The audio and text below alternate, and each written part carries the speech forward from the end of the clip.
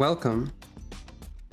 The major, important, super final Splatfest, or at least the final currently known Splatfest of Splatoon 3 is happening in less than an hour.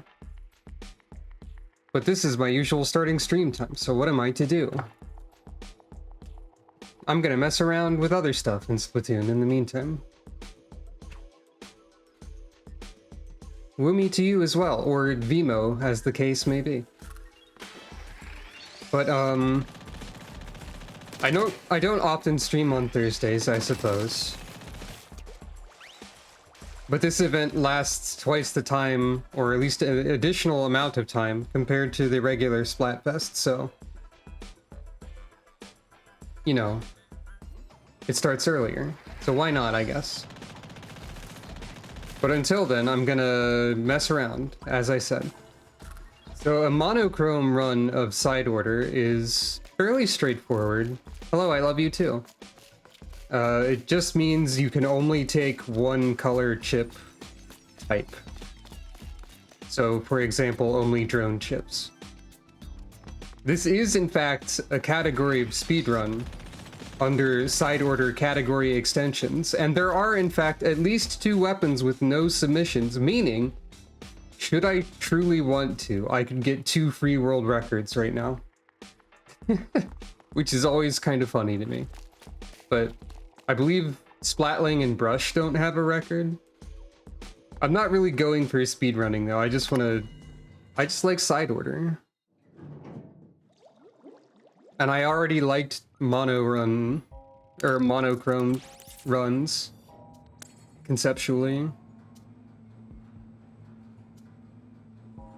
So we're not necessarily trying to be fast, but if we happen to be fast, it'll just occur.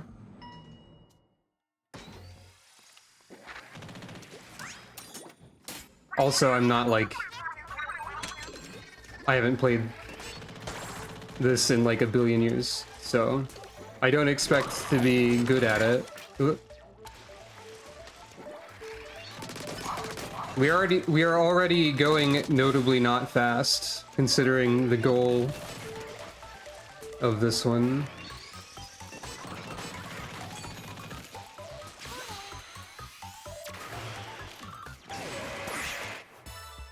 But I did like side order a lot. Also, this goes on in-game time, so it is not necessary for me to keep a timer or menu super fast, I don't think.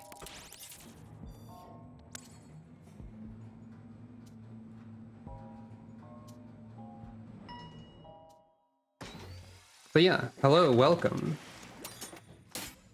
I believe the fastest in-game times for weapons that do have a time are typically around like 12 minutes, though charger runs for side order are always way faster for some reason.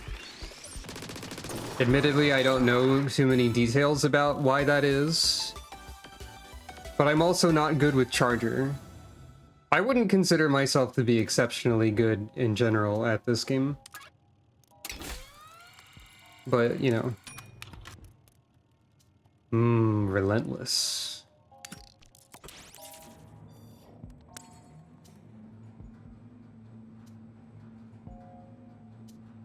I'm probably better at the single player than the multiplayer, so...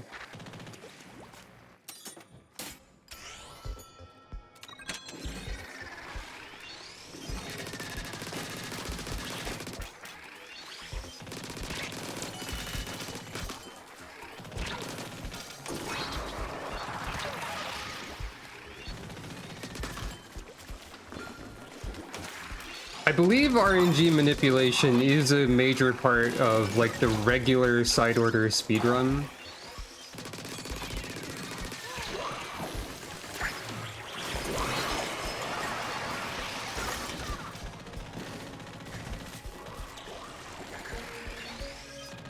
Though I am no expert. I mean, some of the world firsts are just because it's a category extension that nobody has submitted to because it's not super popular to do the weird niche categories.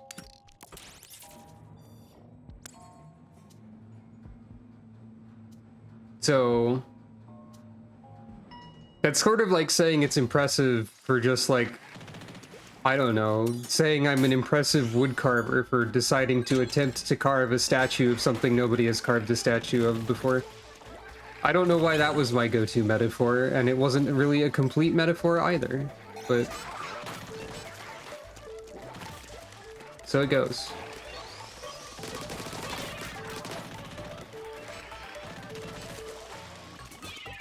I don't remember what these funny fish, rocket fish, wheel fish think about Splash Wall.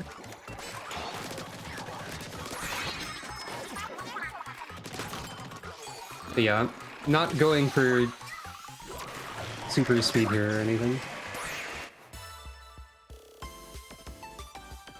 Yeah, it would be difficult to find a subject no one had carved before, I guess. And yeah, I guess wood carving is probably in my brain because of Rodna, at least in part.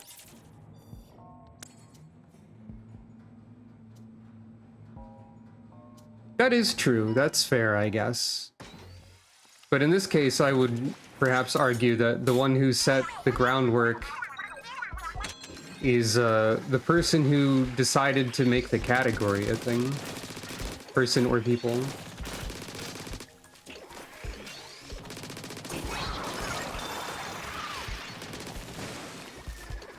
I suppose laying the groundwork is a multi-person job, so I would have to take some credit.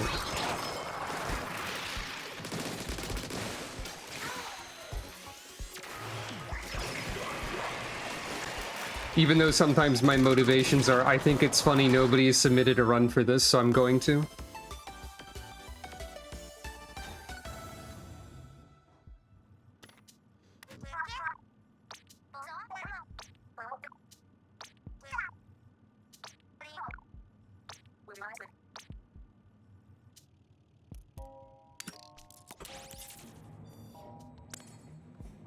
As you can tell, the palette color I've chosen this run is green.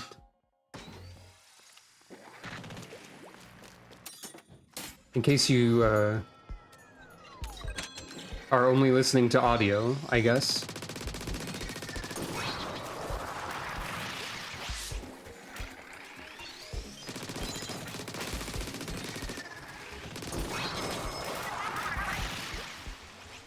Yeah, like I don't know any speedrunning specific techniques, like if there are those.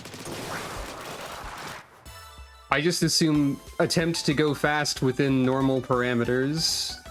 So if there's any like speed tech, I don't know what it is.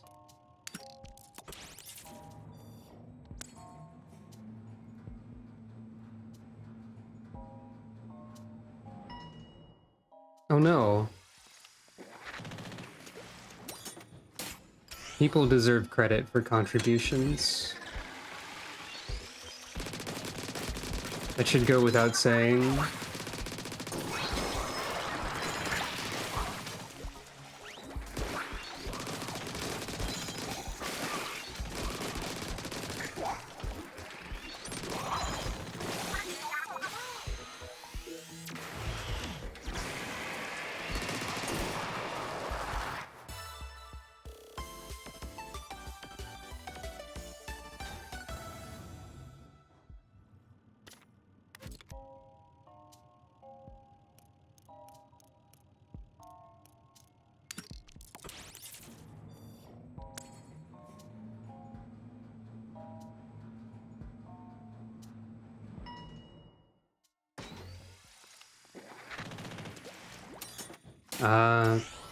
Yeah.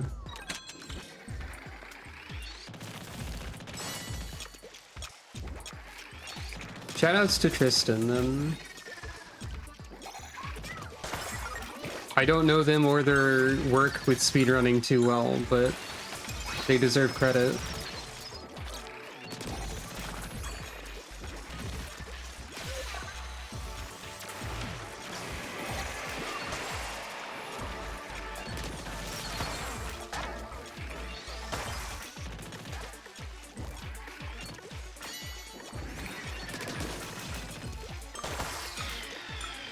I hope side order is like the first step towards making more like Splatoon spin-off types of things. I've talked about that before. Since I am easily stressed out by multiplayer shooter as a genre, but I really like the world of Splatoon, I hope they make more Splatoon things that are not multiplayer shooter. And like, I feel like this counts. It uses the same basis, but it's definitely a different game mode than the usual.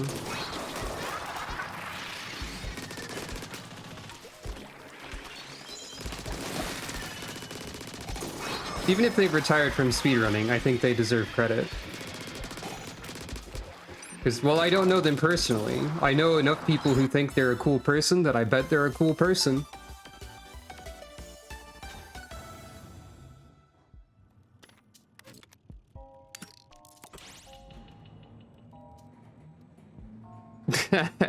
I see what you're doing there.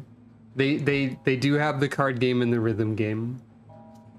Though they didn't bring Squid Beats back in this one for whatever reason. But, you know. I've said before, I think something that's in like the style of an XCOM or Mario and Rabbids type of thing would be good. And like a natural fit for what's present in Splatoon already.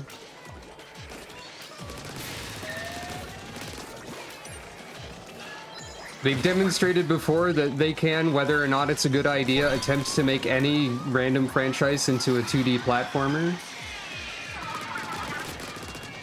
I don't see why Splatoon couldn't also be a 2D platformer. As long as it's not Hey Pikmin or Chibi Robo Ziplash quality. Which I've heard are, like, mediocre, I think was correct.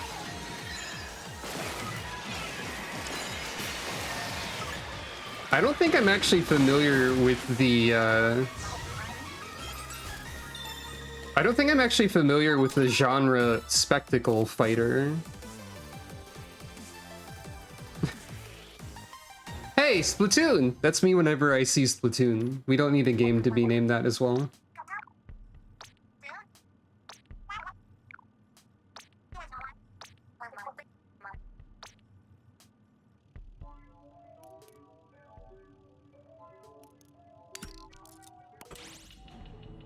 Bayonetta and Devil May Cry are spectacle fighters. I think I've always heard them referred to as character action games, which is kind of a silly phrase, really. Oops.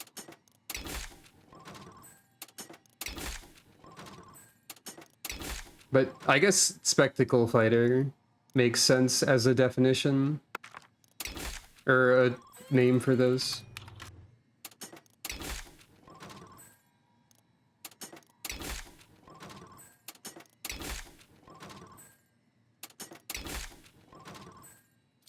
What if I just filled my entire palette?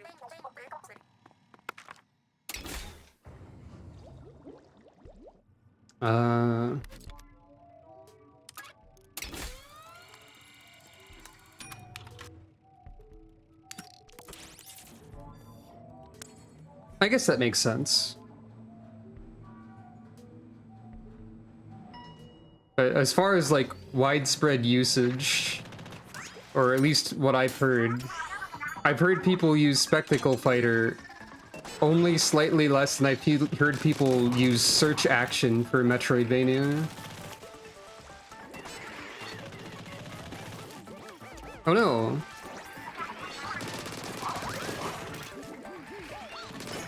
I haven't played Smash Bros. In a while.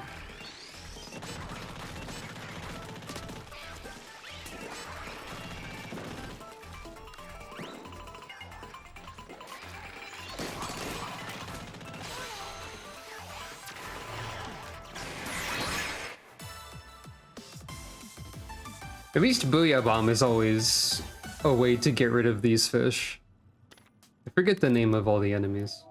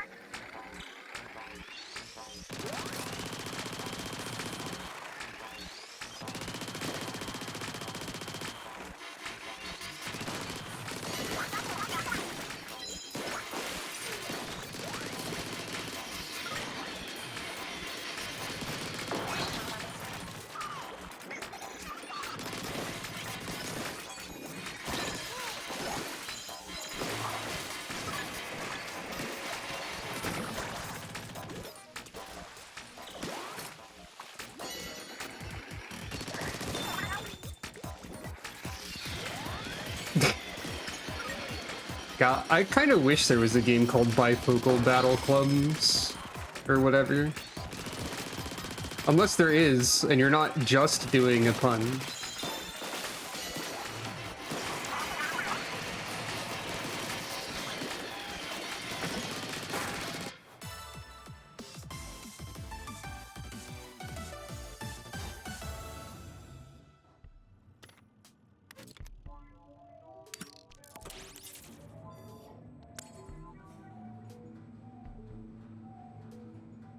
Oh, also, if you weren't aware, the other side order category extension I submitted runs to previously, mostly because they were first submissions, was sus%, where you have to make your palette look like a little amogus. It was very silly.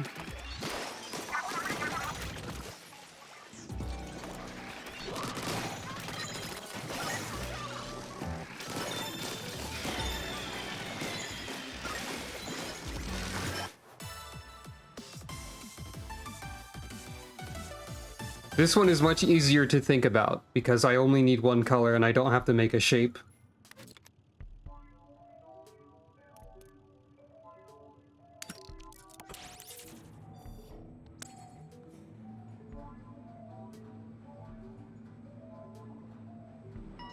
Yeah, beat 'em up and hack and slash are a different kind of game than character action or spectacle fighter, I think. Though they might have some shared DNA, yeah.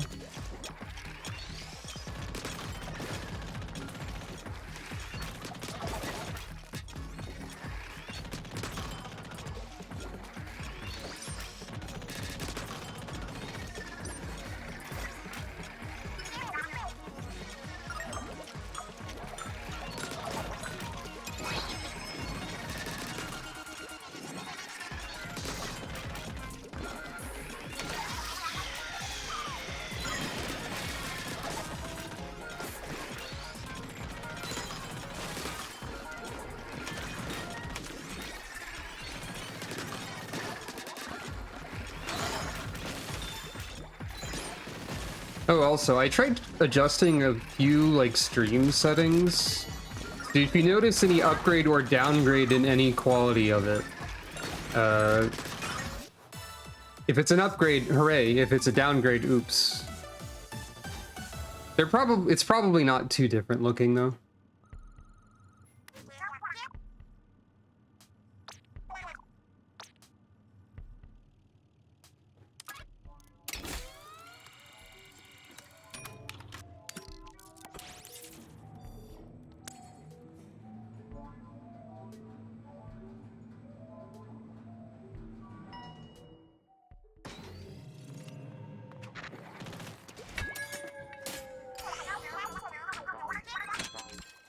The bifocal battle club joke, or a different one?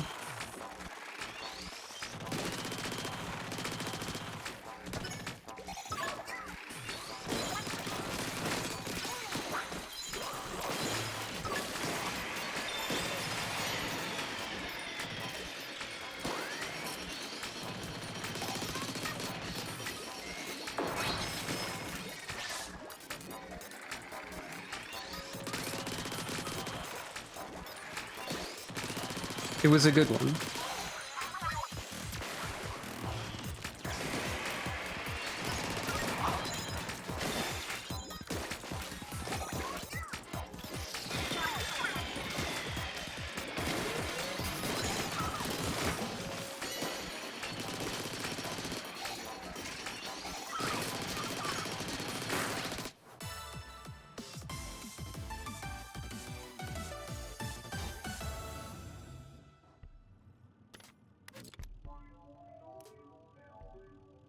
I'm a little worried about going to vending machine corners lest I run out of green things to get, or money to reset floors with if they are not green. I already went and bought like a billion things at a vending machine, so I'm just gonna be careful about it.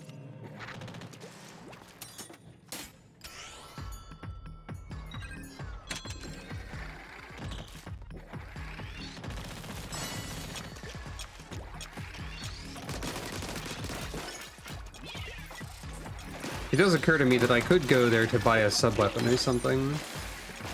So I haven't been using the wall.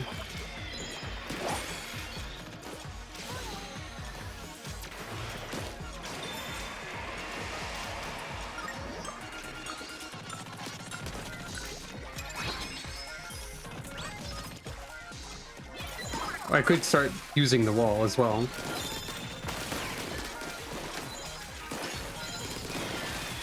By the way, if anyone has any requests for weapons I attempt to wield during the Grand Festival portion of the stream, I'm about equally not great with most of the weapons in the game, so I will take requests if you want. Just don't expect anything incredible.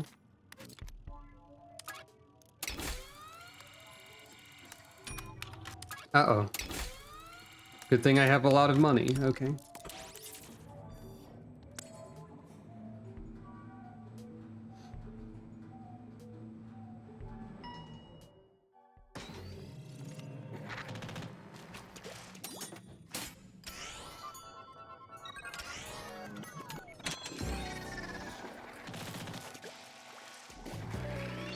I'm glad you think so.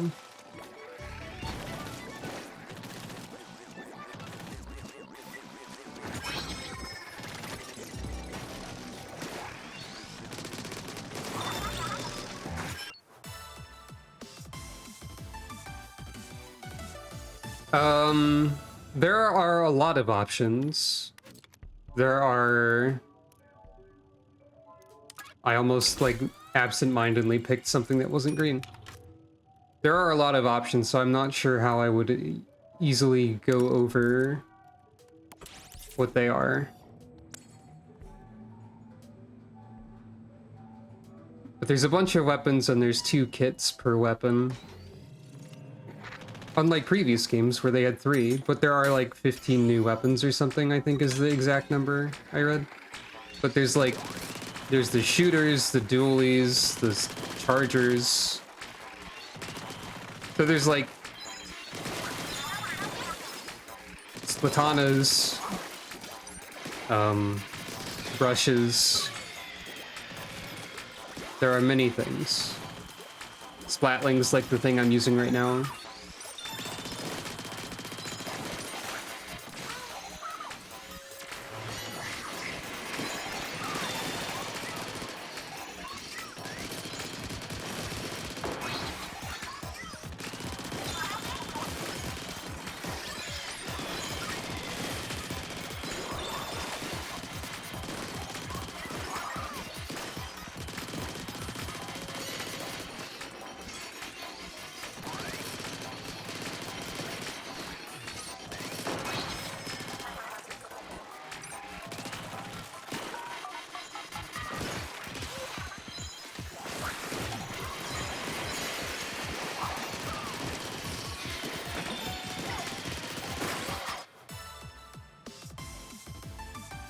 I will say that of all of them, chargers are probably the ones I struggle to play with the most, because those are sniper rifles.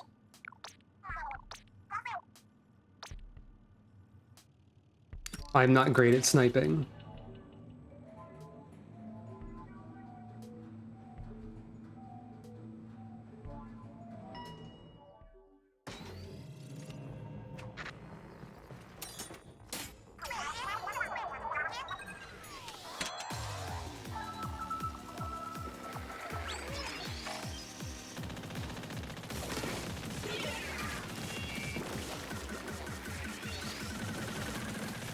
Attempting to fight parallel cannon here is a great example of how well I can aim at other players.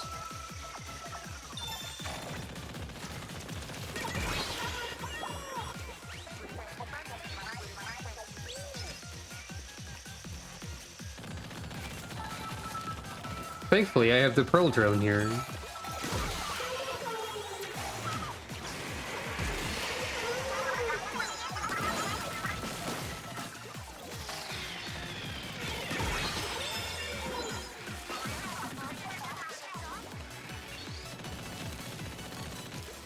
Also, I think this is one of my favorite songs from Side Order.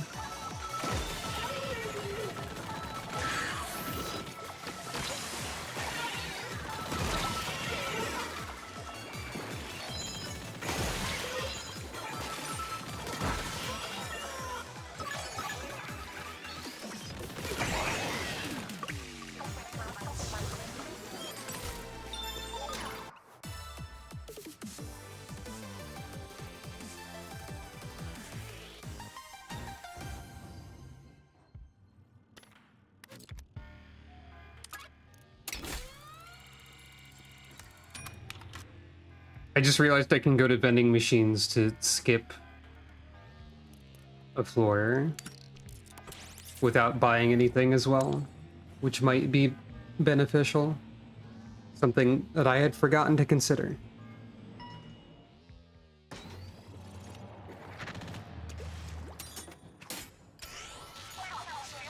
Also a way to save time.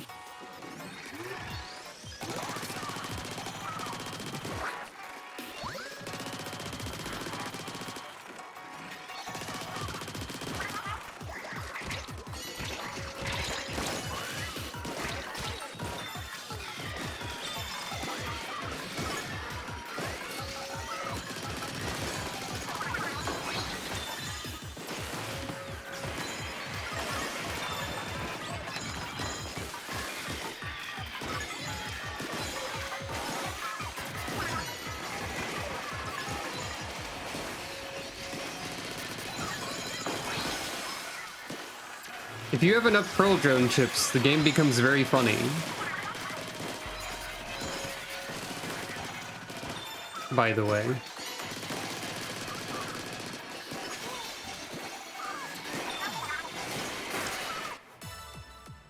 Thank you for the ban on the cheap viewer bot. I wasn't able to do that while playing the video game. So many people want me to buy cheap or best viewers. But it's always one or the other. It's never the best cheap viewers or cheap best viewers.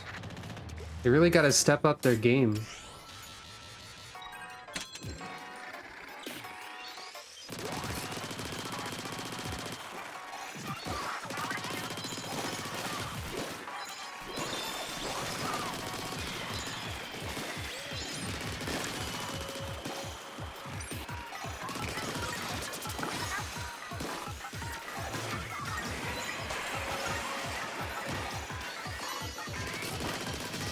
I'm definitely not choosing the fastest, like, missions, given all these, like, turbine ones I'm selecting. So, as far as speedrunning goes, I'm not really trying to do that.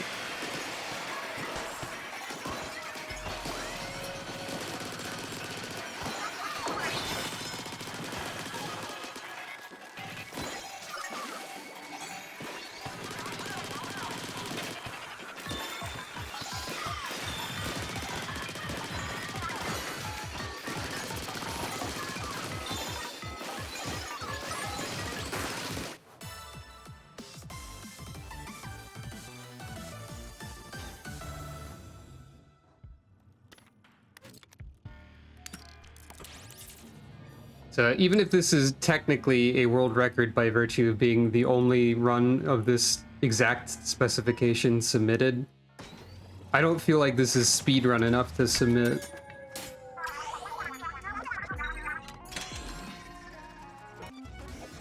It's mostly just for fun anyway. I mean, so is speedrunning, ideally.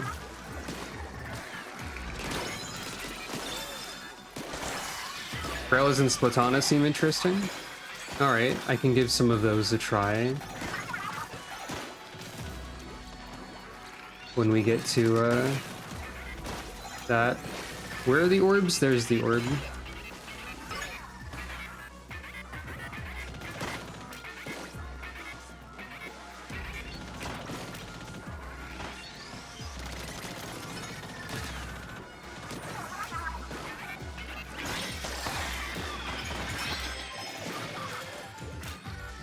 There's the orb. And this orb needs to go over there. Okay.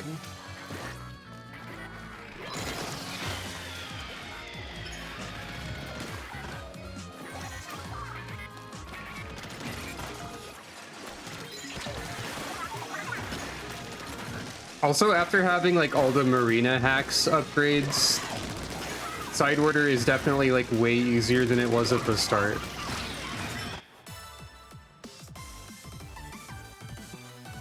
So it's a very sort of like, it becomes rather chill, I suppose.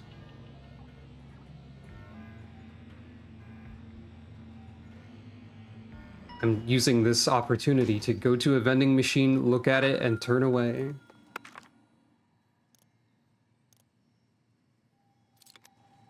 Goodbye, vending machine.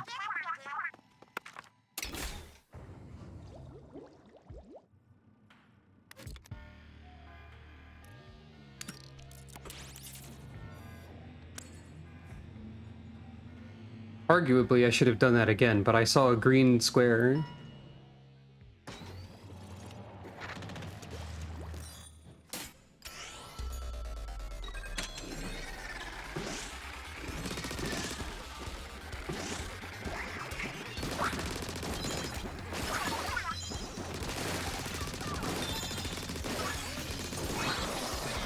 In the context of side order, you are Agent 8.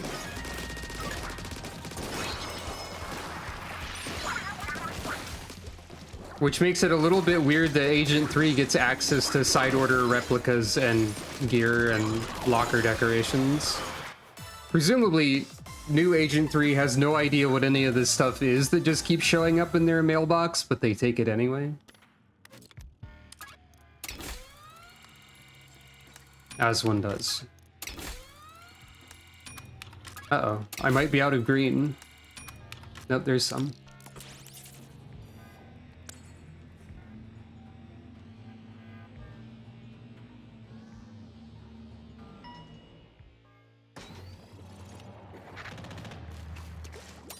They might be friends. 8 is semi-canonically friends with 4. In that there's promotional artwork of them sharing an apartment, I think.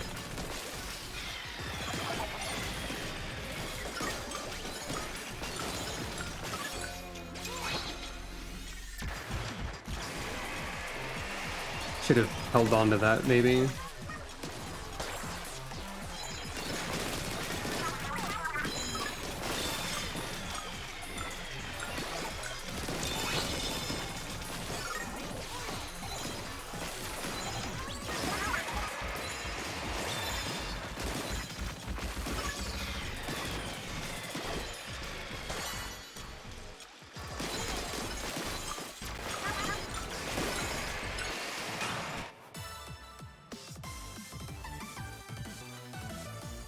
Oh, I got a better clear time on this one than I had, apparently.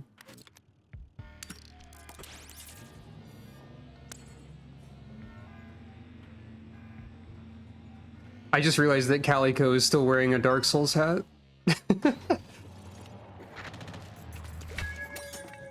No drone! Oh, frick. Well, I forgot that that was a thing that could happen. My entire build!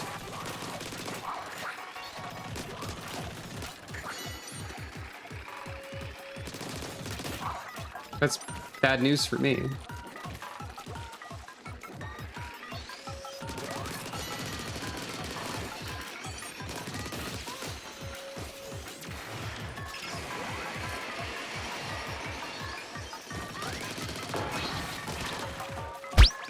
Dodge roll. Parry. True.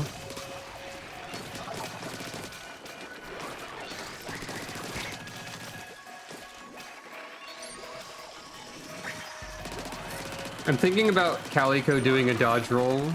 I think it just looks like her static PNG image rotating, and that's it.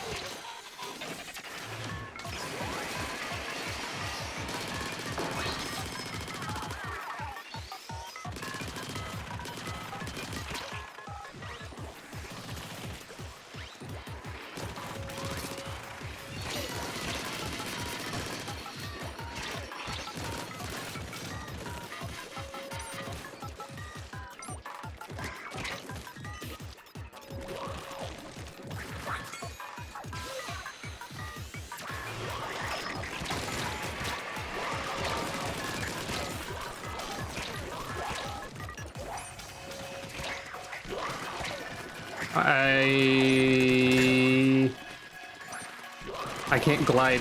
I'm dead. I'm not dead.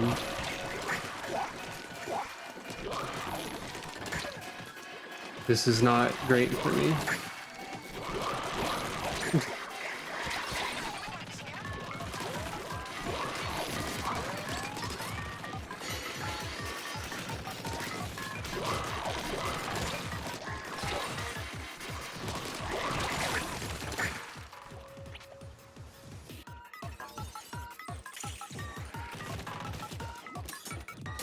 I forgot about how they could just remove your entire wait.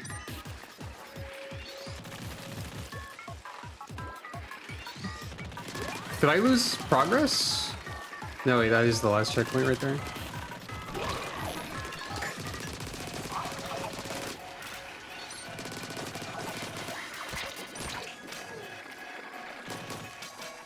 Also, Splatling is uniquely terrible at dealing with this.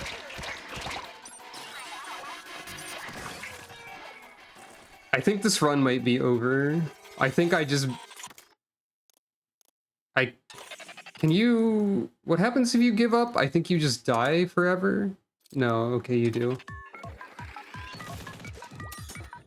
I think I got RNG'd to death at the end.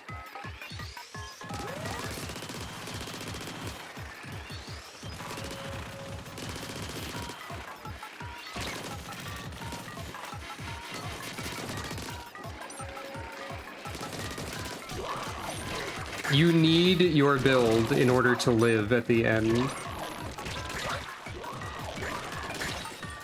Yeah, we're done. I don't think you can back out of a mission. I forgot I had a wall.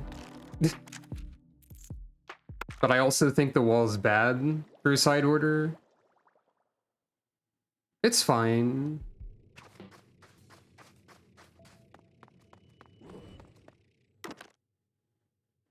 I don't think you can back out of a single mission. You can like save and suspend or give up the run, and that's it.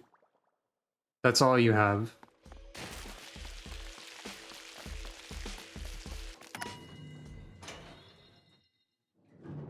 Fortunately, I think drone is one of the only things that can be... Drone and like maybe luck are the only two that can be like super compromised by danger, I think.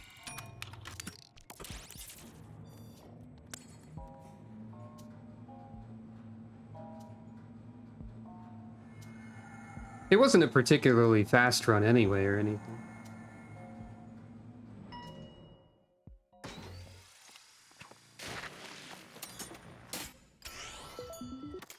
See, save and suspend, give up. If that's what you mean. There's no other options.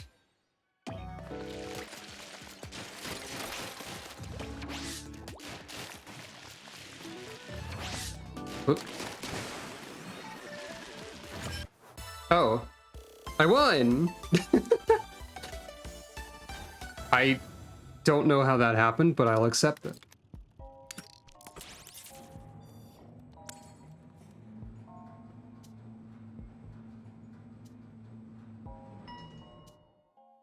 Exit from the starting platform? Oh.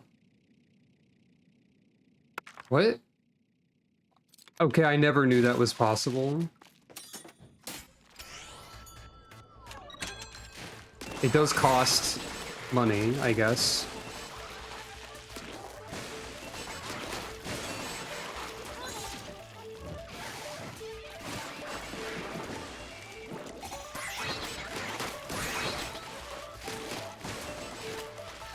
I had no idea.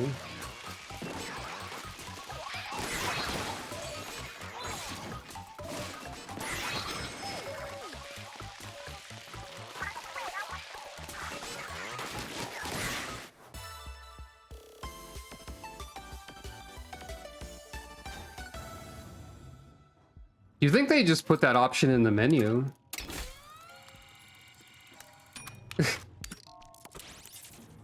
Wait, mobile drone charge won't do anything for me other than be blue because my drone won't be able to do anything if I only take blue.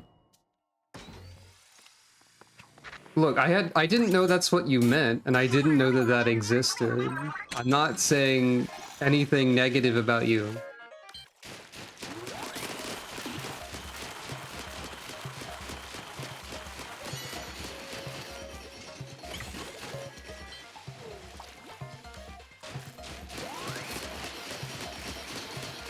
I'm doing single color. It's just that the shades of blue are more different from each other than the shades of green, visually.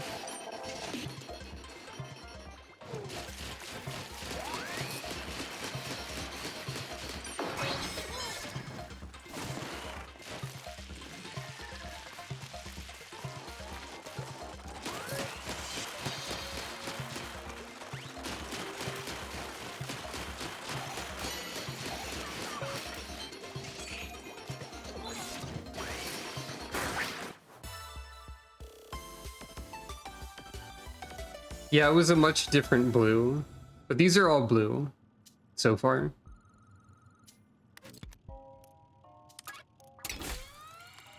I don't need mobile drone gauge. That was a mistake on my part.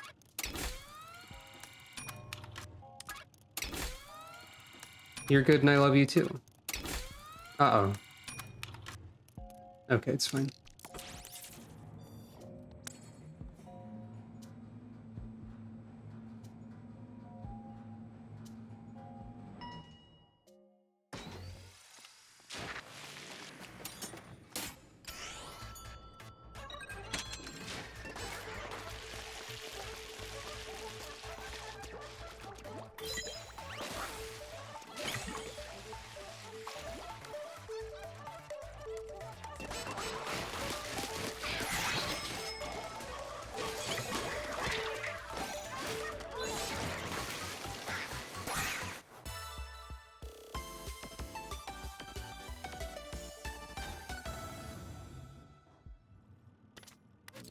No, this is purple.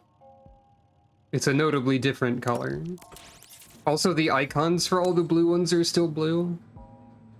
I don't think the individual icons have different shades.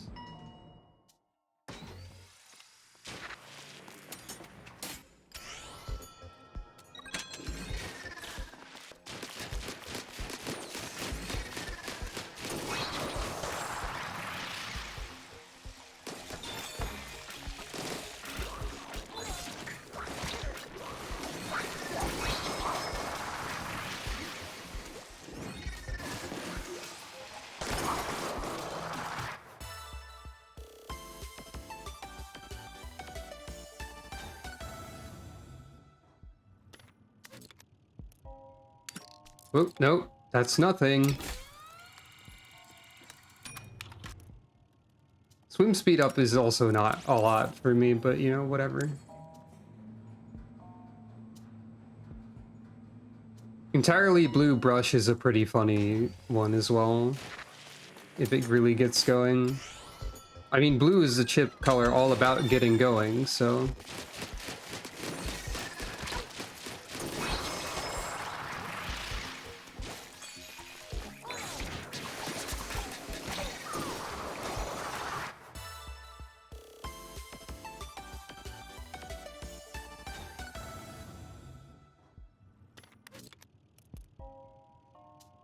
Squid attack is not really helpful for me either.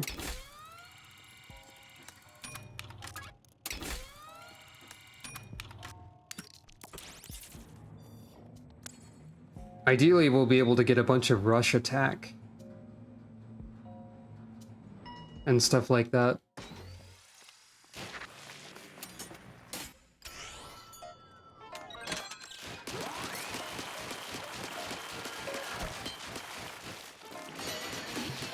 I'm calling colors blue because the game says they're blue.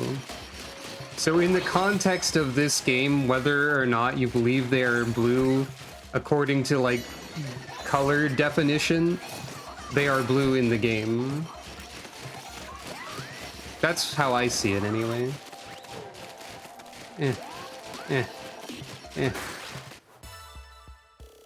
If the game says they're blue, then in this game they are blue. Even if they're not blue.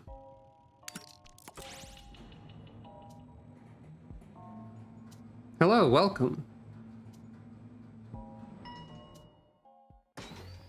Just doing some shenanigans in side order before the festival begins.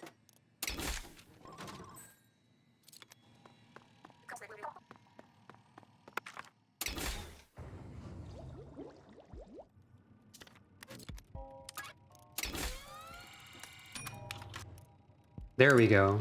Now we're getting somewhere.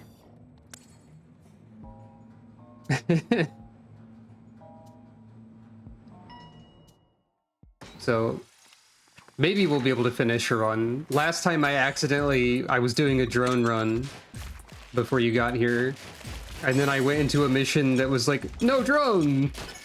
And then I was completely owned forever because I didn't know you could leave the door to like go back to mission selects until Isa told me about it.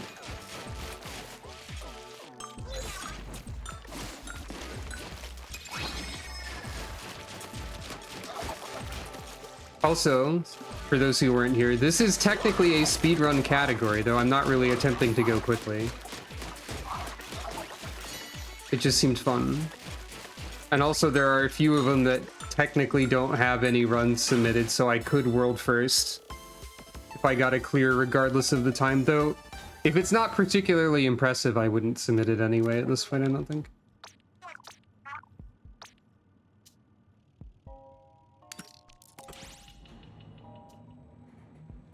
Yeah, right now is all blue brush, or whatever counts as blue in this world.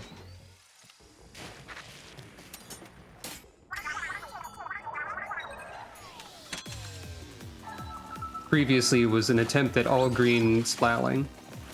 I was also saying, if anyone has any like not recommendations, requests for what I attempt to use in multiplayer, I'm willing to attempt whatever.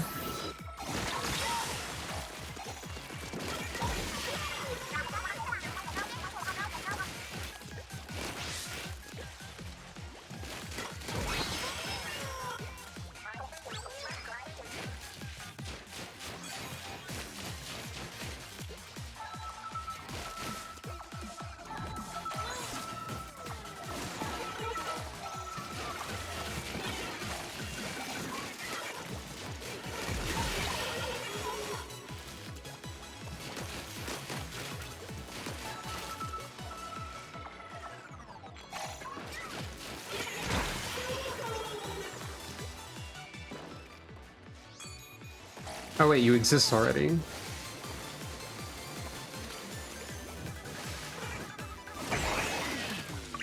Direct hit.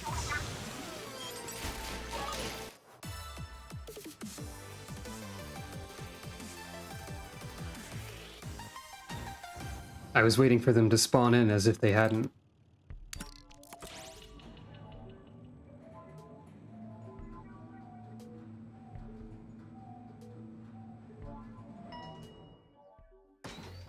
Yeah, it's pretty fun. I guess I'll buy Squid Attack.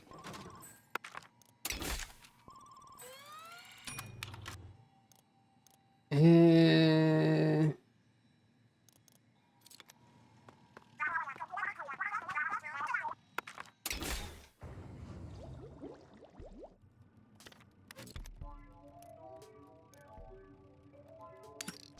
I mean, swim speed up never hurts, though it's not incredible. Crab Tank deploys a crab tank that has two firing modes. It has like a rapid fire that like shoots more rapidly as you shoot it, and it has like a grenade launcher style fire as well.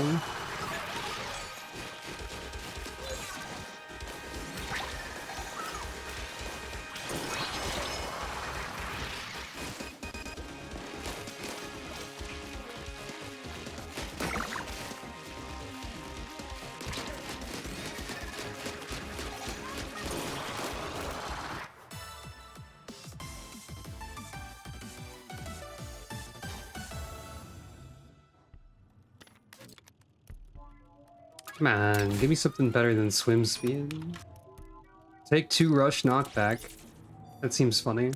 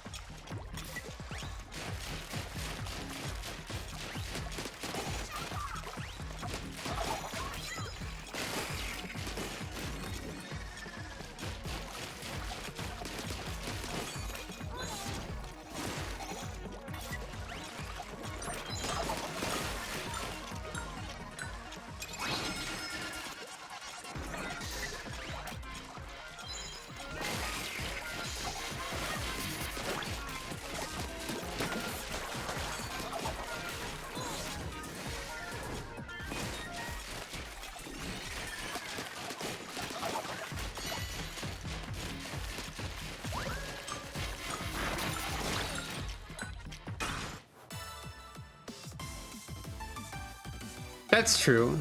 I mean, you can throw the Ultra Stamp as well, so that does technically as well also in I just said like a billion extra words, but the Ultra Stamp has a ranged button. But I see what you mean.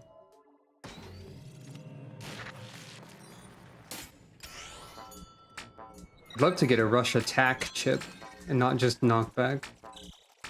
And also like several of the other blue chips that haven't been showing up.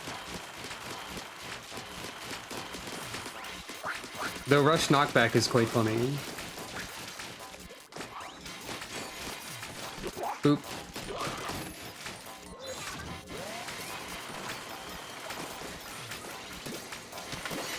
I think the Ultra Stamp also counts as a rush attack. I mean, it should if it doesn't.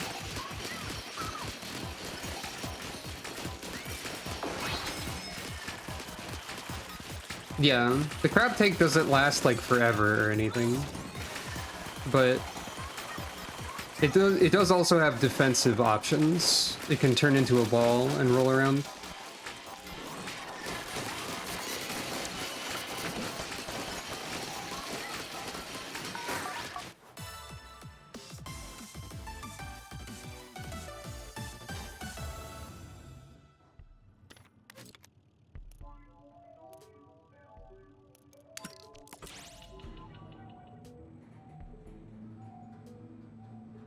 I'm gonna have to change Calico's hat. I don't think she has a Splatoon hat available. There it is.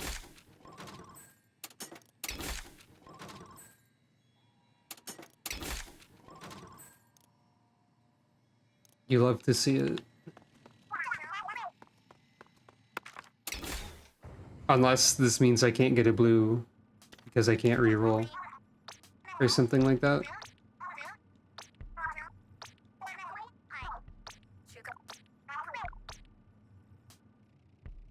Nope. Even better. A very important and good one.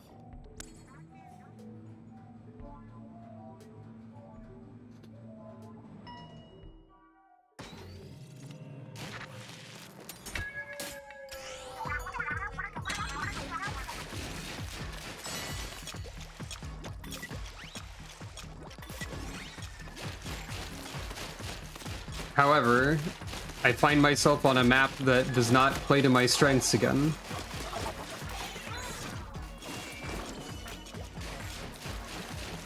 Now, if I had remembered the name of every map, I could have avoided this. I suppose.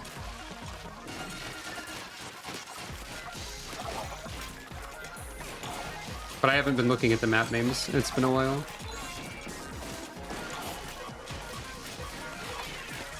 Oh wait, no, this is fine. You can knock these back.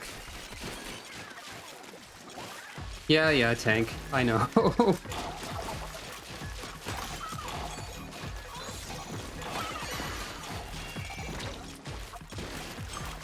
Also, it's not terrible trying to hold this zone anyway, so... I will keep checking vending machines for a better special. Potentially. Run speed does not apply to when I'm moving around with a brush, but it might still be helpful. Also, the Grand Festival should have started by now, but I'll at least make an attempt to complete the run.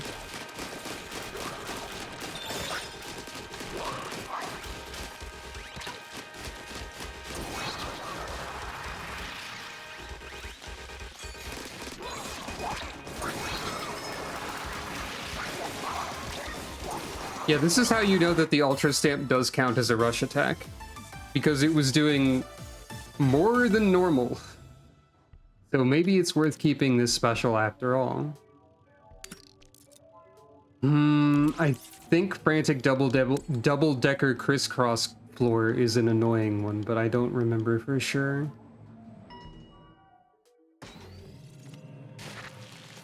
Oh wait, no, it's only a little bit annoying.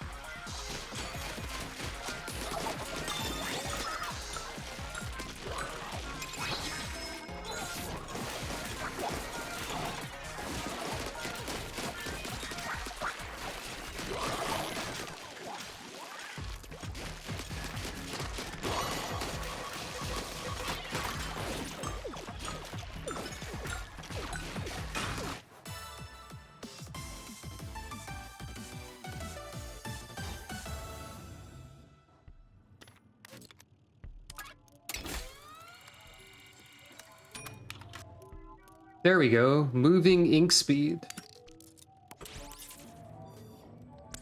Want more of that.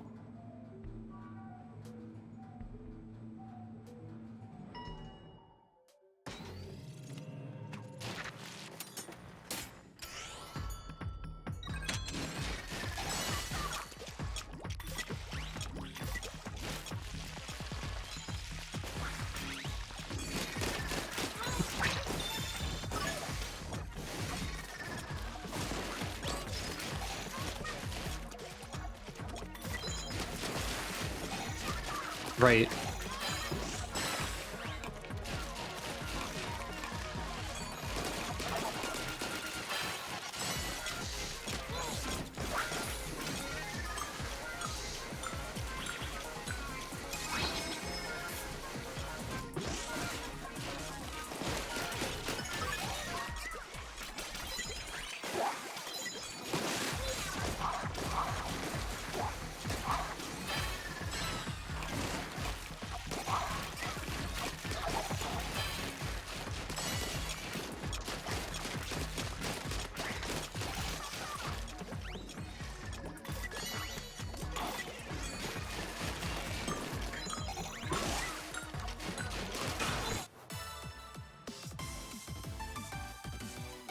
Not too bad.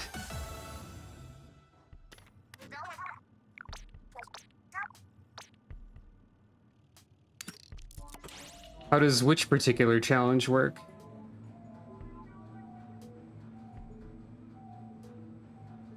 You mean like the holding a zone one?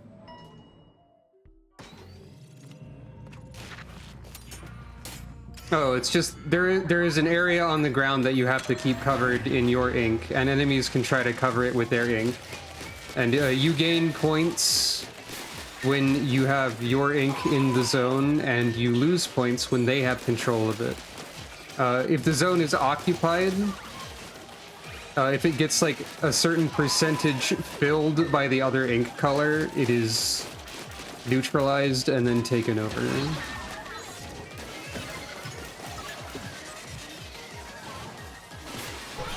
This is also a PvP game mode called Splash Zones.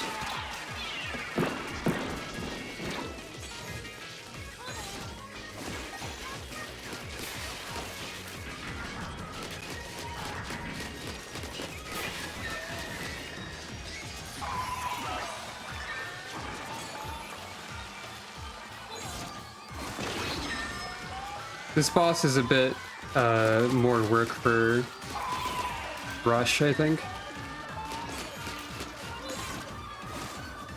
Probably.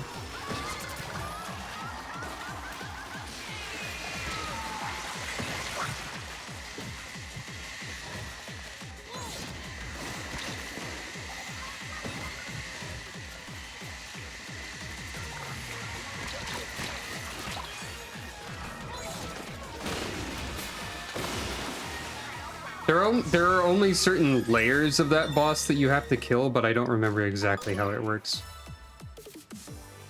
But yeah, basically like King of the Hill.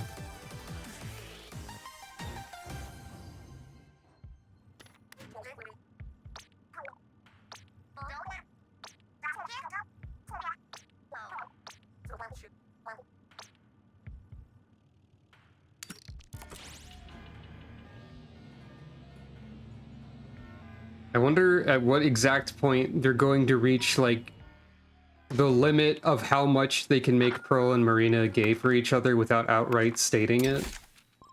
Is there a limit to such things? Maybe we'll learn about this eventually.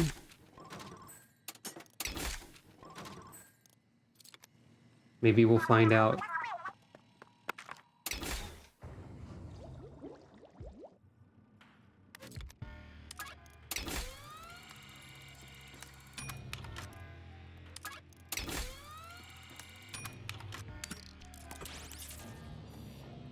Obviously, it would be nice if they outright said it, but they're not going to, so...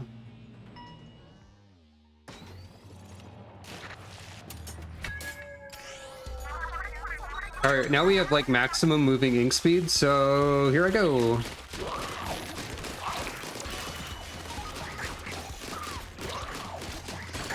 Oops, I fell off the world. That was not what I intended to do.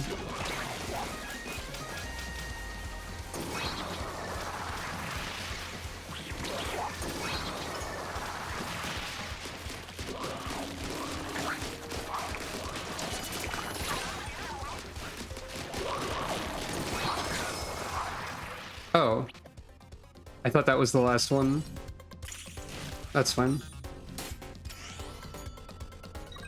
It is possible to fill your palette, at which point mission rewards just become the meta currency that exists. Okay, so we have a problem again. And it's that I don't do any damage. Really.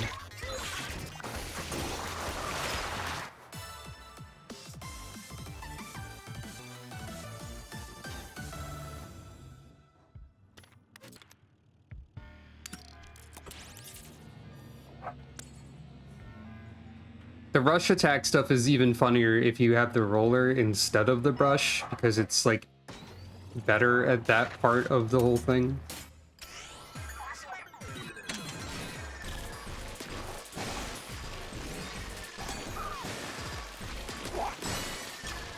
However, I will say that this particular mission is well suited to my build. Oop, I missed.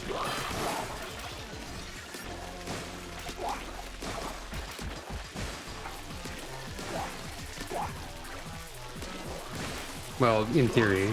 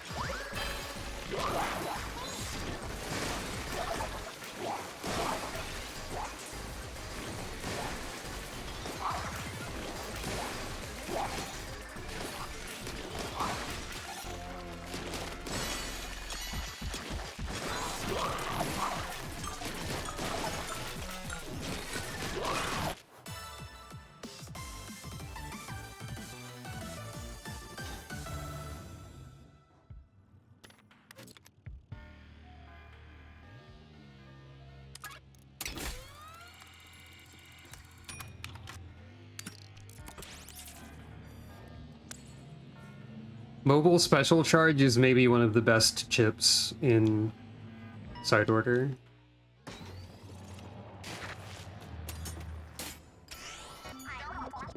It'd be even better if I had like Booyah Bomb.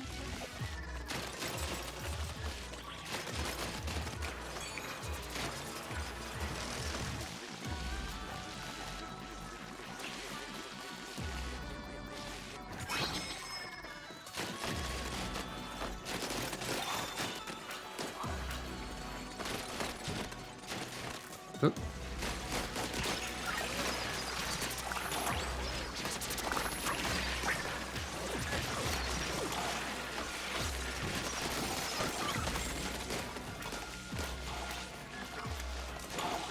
I've lost track of the orb. There it is.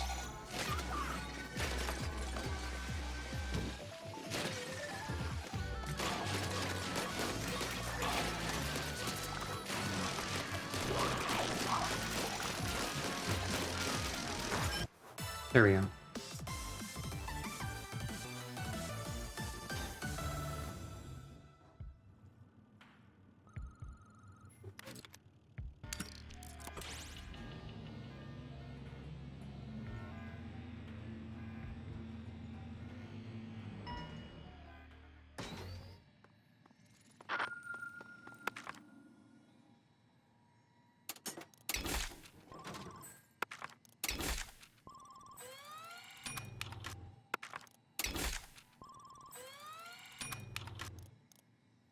Nah.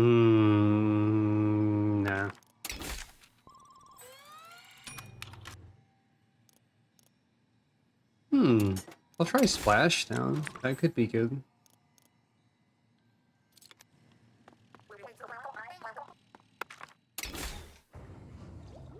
Constant triple Splashdown might be alright.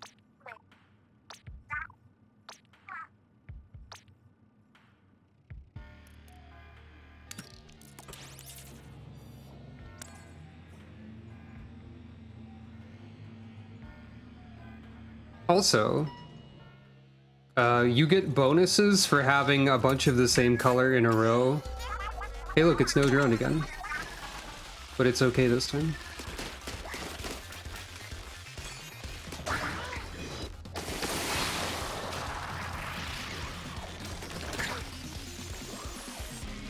So, like, this is the way to get a high score as well.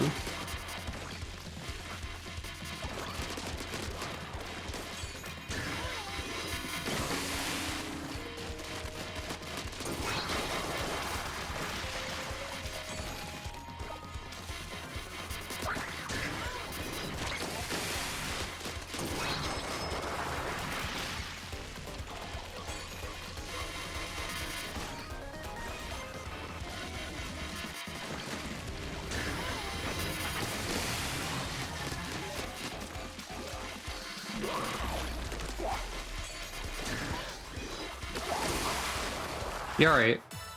Now we're in there. Mobile special charge plus moving really fast with a brush that can't run out of ink because you have mobile ink recovery, plus a special that's good to spam, is what this turns into eventually, and it's quite funny.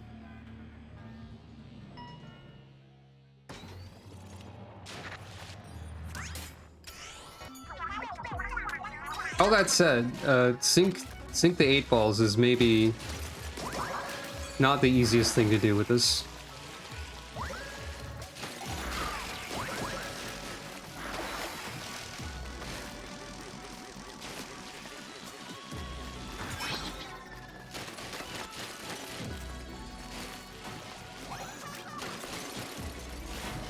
Actually, I take it back. This is the best I've ever done on that particular Sync the 8 Balls mission, I think. Yep.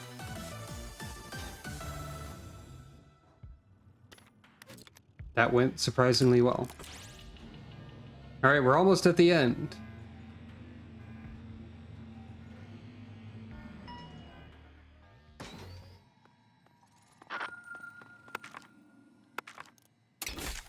There's the crab tank for range, but I won't take it.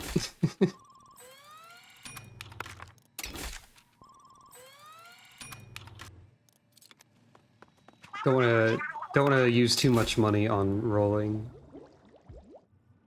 In case I need to roll the last floor, which I do. Just give me a blue. I'll take anything. There we go.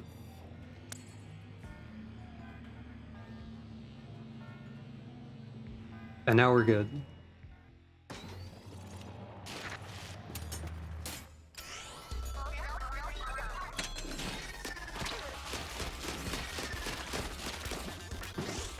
Actually, this might be one of the more difficult things for...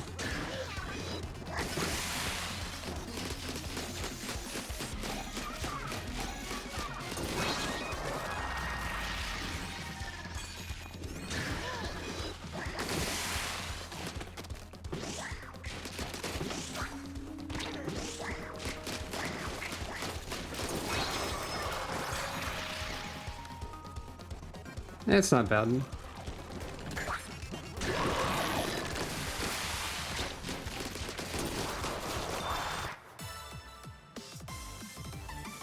If you have certain kinds of builds, it is sometimes possible for even floors like that to be over in 10 seconds without you even knowing why.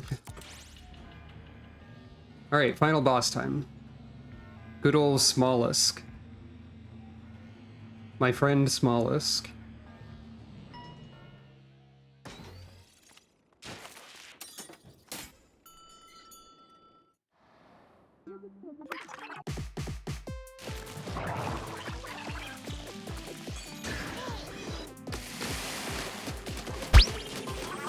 Yeah, yo. I'm the tallest of mountains, I am the roughest of waves, I'm the toughest of terrors, I am the darkest of days, I'm the last one that's standing, don't try to stand in my way, cause I've been up against better, just take a look at my face. Cause if you're messing with me, I am a dangerous weapon, I am the sharpest of blades, I'll cut you down in a second, cause I was born in this pain, it only hurts if you let it, so if you think you can take me, then you should go and forget it. And after all this time, you're back for more. I won't stop until they know my name, so I'll take what's mine and start this war, I'm coming at you like a tidal wave, tidal wave, tidal wave. When everything you know has come and gone, you are at your lowest, I am rising higher, only scars remain of who I was, what I find in the ashes, you lose in the fire, when there's no one left to carry on, this is an illusion, open up your eyes and, this pain, persists, I can't, resist, but that's what it takes to be infinite. Yeah, so look around you, and tell me what you really see, I never end, and that's the difference in you and me, cause when your time is up, and everything is falling down, it's only me and you, who is gonna save you now. So look around you, and tell me what you really see, you live a life, and that's the difference in you and me, I have the power, let me show you what it's all about, it's only me and you, who is gonna save you now? Who is gonna save you now?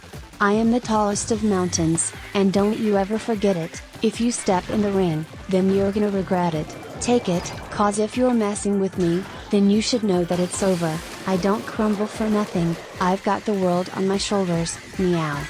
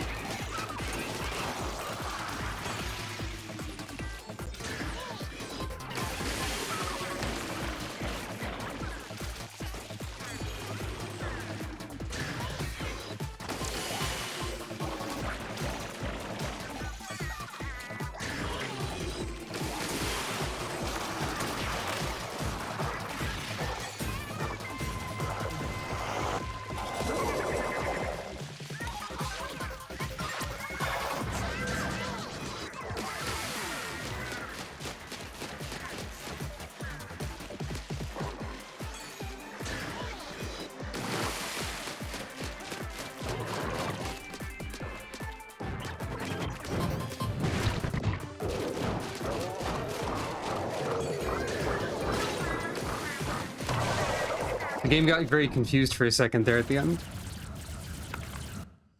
Hooray. 20 minutes is definitely not a speedrun time. But it was still fun.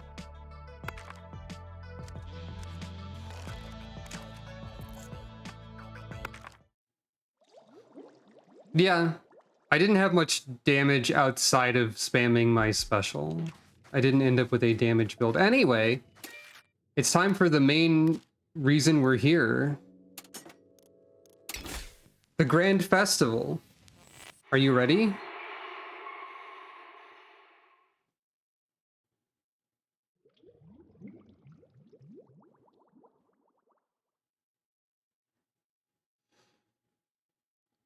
I don't know if I'm ready.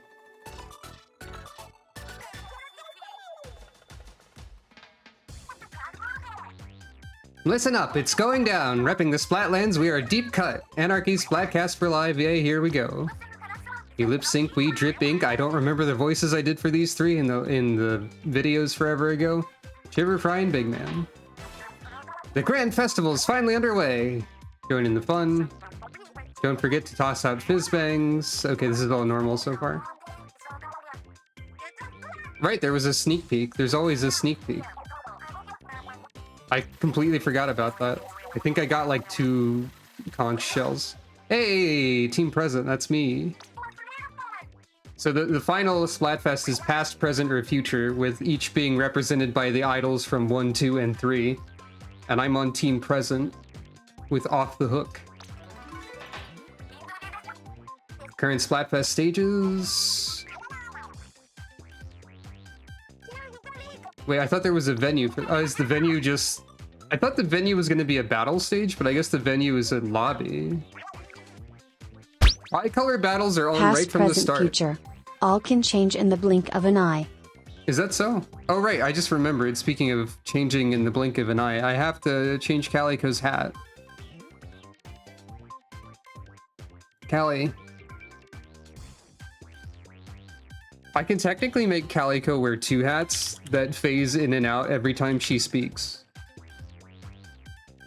What do we have? We have a Rappy on your head. We have the Etrian Odyssey Gunner hat. We have a Witch hat. We have a Devil Joe. We have a flat cap and glasses.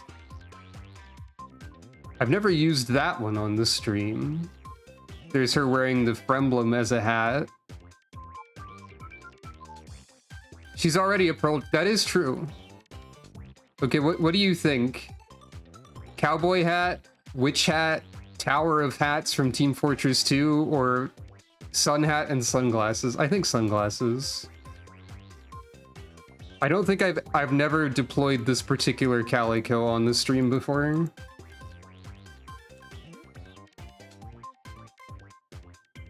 I think she gets to be Vacation Calico.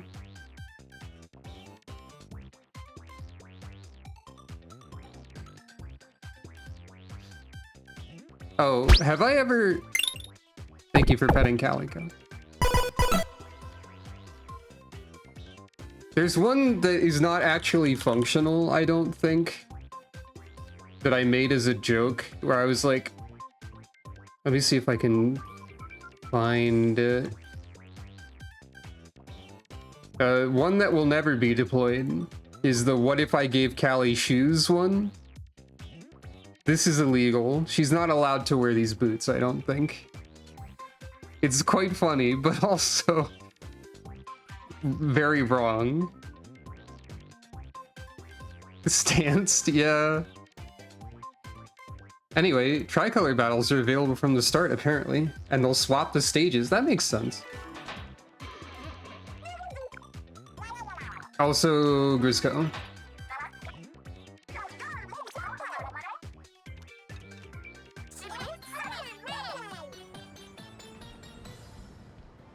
But the important thing is that there's a bespoke lobby for this.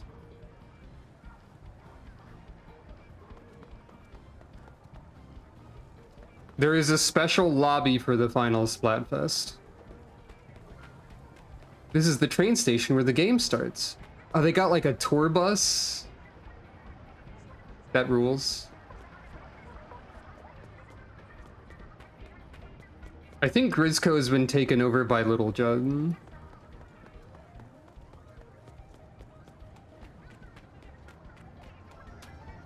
We gotta explore the lobby thoroughly.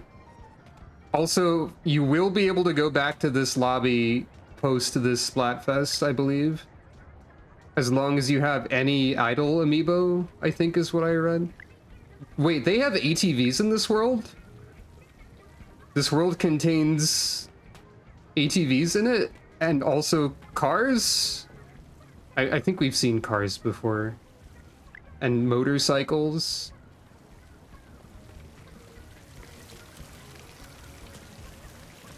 Oh, this doesn't actually get on my clothing.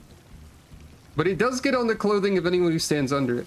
Oh wait, there's also different... Oh wait, no it does. There's also different emotes specifically for this. We can make ourselves do the dances.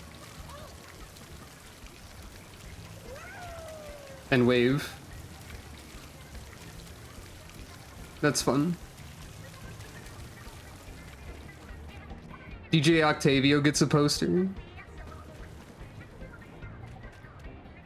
DJ Octavio gets to exist in the world? He's going at it. Oh, and Cuttlefish is there too. They're friends now. I wish I could talk to him. Oh no, I can't believe the Marie plushie exists in the game as well.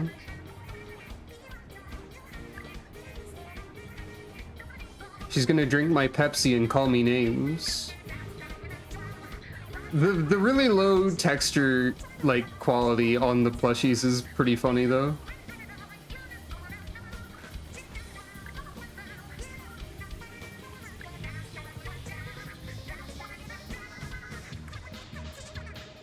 Guess who also gets to live in the world?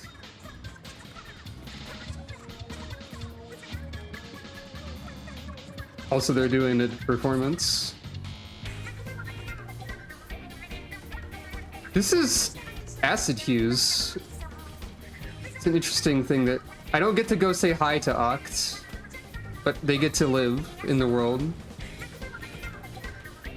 Also, this venue will change repeatedly as the thing goes through, I think. Hey look, there's Marina's computer with the Pearl background. And a little Pearl plushie and a little Pearl standee. I wonder if, like, who's performing rotates. It sure freaking does. Oh, they're doing the live concert versions of songs, I believe. Specifically.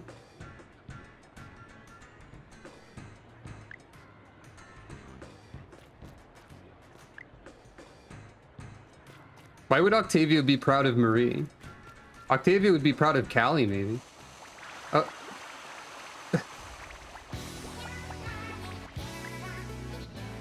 I think they're doing all the live concert versions of the songs and maybe the choreography as well.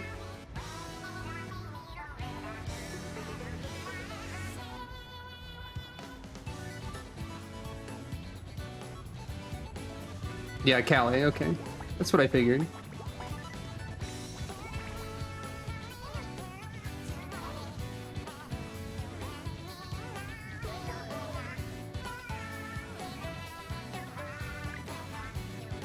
Wait. Who's this? Who's this man? The mustache drumming jellyfish? That's new. Wait, are these jellyfish meant to resemble any of the actual live band performers, I wonder? Okay, probably not. But I feel like I remember one of them having a hairstyle like that.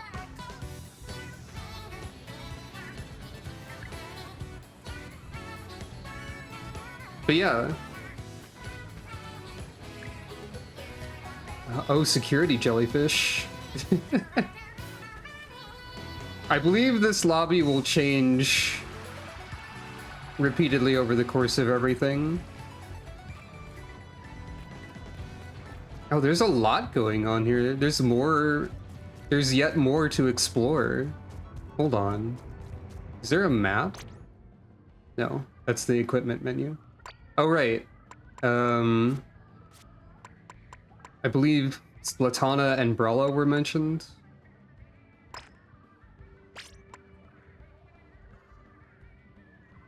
Wait. I'll try a Splatana. Wait, there's multiple stages. They're rotating through different stages. The jellyfish is everywhere, though.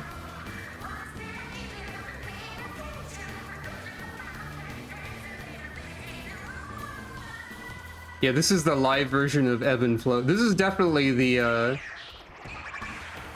yeah, Marina goes wild on the DJ table for a second. Yeah, this is definitely like the live concert choreography and stuff too, I think.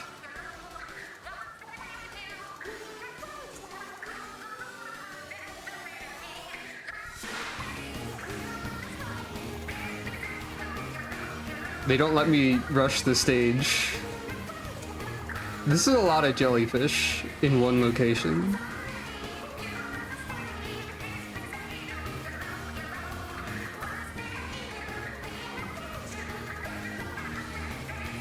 Pearl and Marina are great.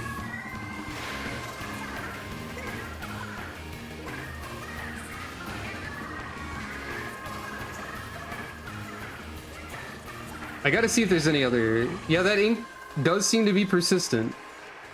Even between regular and squid, or octoling form. This is a VIP section? That says VIP, clearly. I'm not allowed. Hey, what's this? Is that like a set list?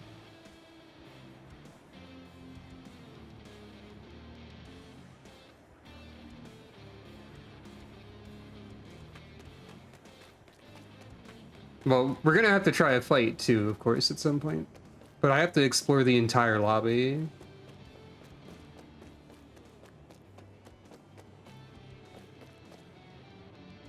Yeah, you'd think New Agent 3 would get... Oh,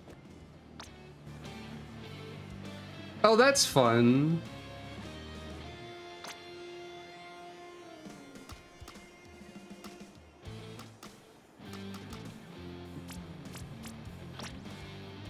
You can take pictures. You think New Agent 3 would get VIP access? Calamari Incantation? There's no way you can run to this stage in 10 seconds, so probably not. I think that's just using the default photo mode features. So... the timer is just a leftover. They do be clapping.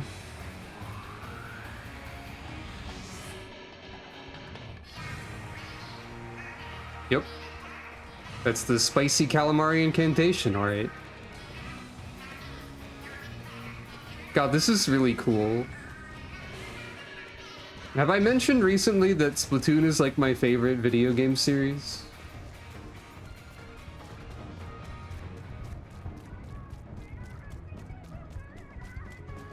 Are there 3 stages? Or just 2? Because I feel like I hear 3 different things going on.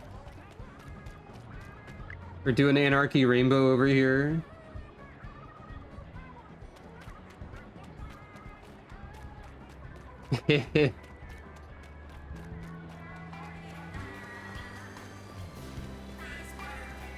Okay, there is a 3rd stage. Hey, wait. What the heck song is this?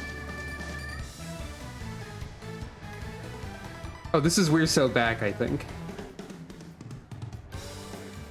It is. Hey, think about this riff for a second.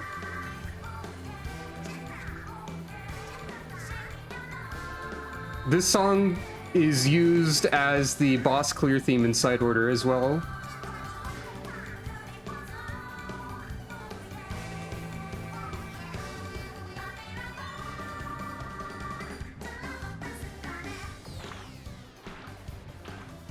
I misread that as saying Team Revenge somehow. God, God, imagine the Splatfest where one of the options was revenge. Oh, there's merch. So, as far as Splatsonas go, I guess I've got 2 Splatoon OCs at this point, at least. One of them being the character I'm playing here, who I elaborated on a little bit. You remember the April Fool's stream where I had the Splatoon voice filter on and debuted this stream layout? That was a good time. So we've got Sarah, and I also made a sanitized Octoling OC at some point. I wish they'd let you play as one of those.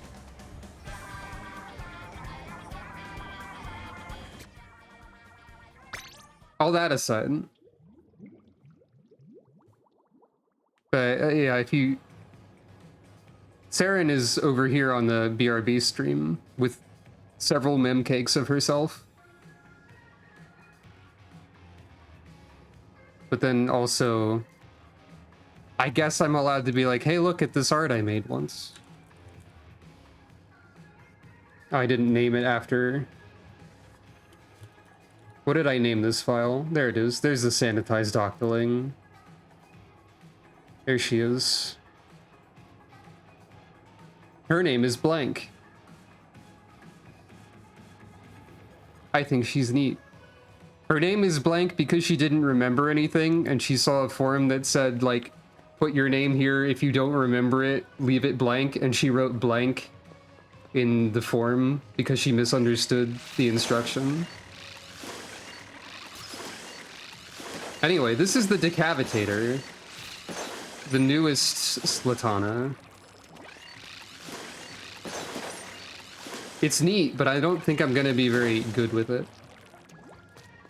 It looks like this whole place is a little bit different too.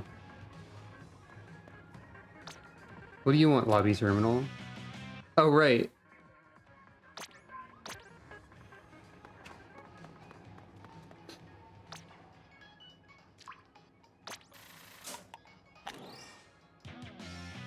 Praiseworthy slow starter. We love Regigigas around here. Oh yeah, my locker that I haven't edited in 15 years or whatever. It's pretty good.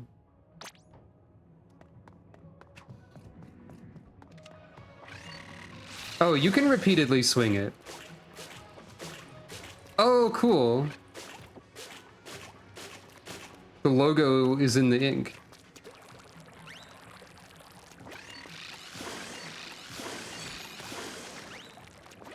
You can repeatedly swing it, but I think it is more efficient, generally speaking, to... Well, unless you're at point blank, maybe. But like the gimmick with this one is that it can do a really large dash.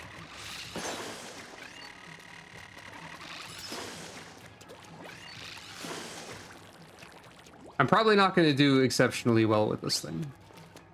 Also, all of my gear is currently set to come back and respawn and stealth jump, I guess. Saren will never use a different victory pose other than I'm really cold and awkward.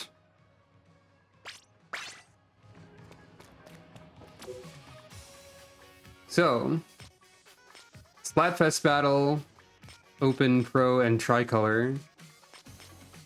Let's just start with some open, I guess.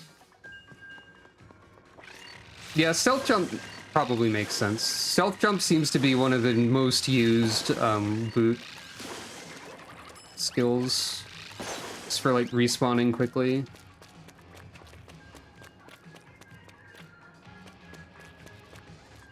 There's ads for the Grand Festival too.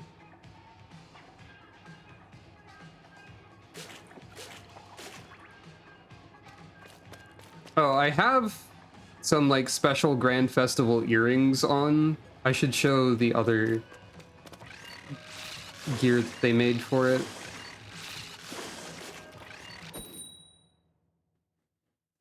Also, there was a special big run, right, where you defended the Splatfest stage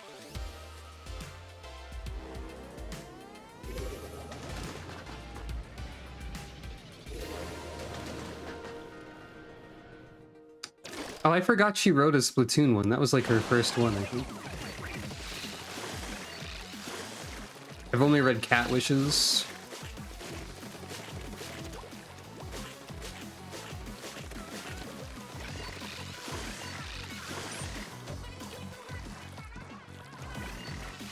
Classic Till Depth Do Us Part.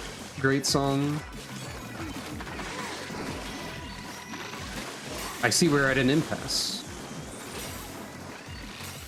Yeah, there's two of them.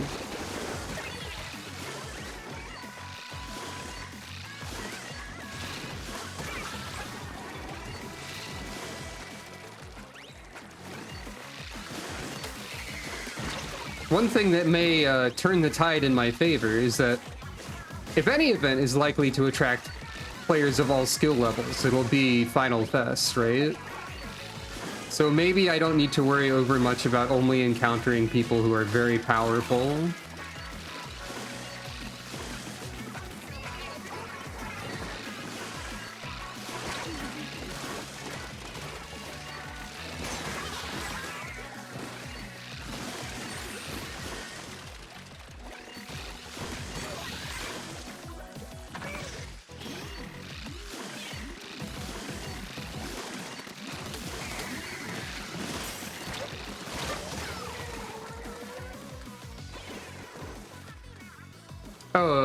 You can see what my team is on the top.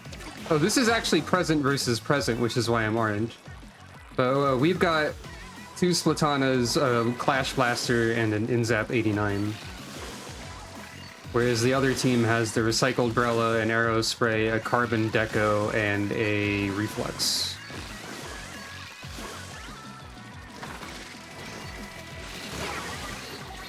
I don't know what happened there.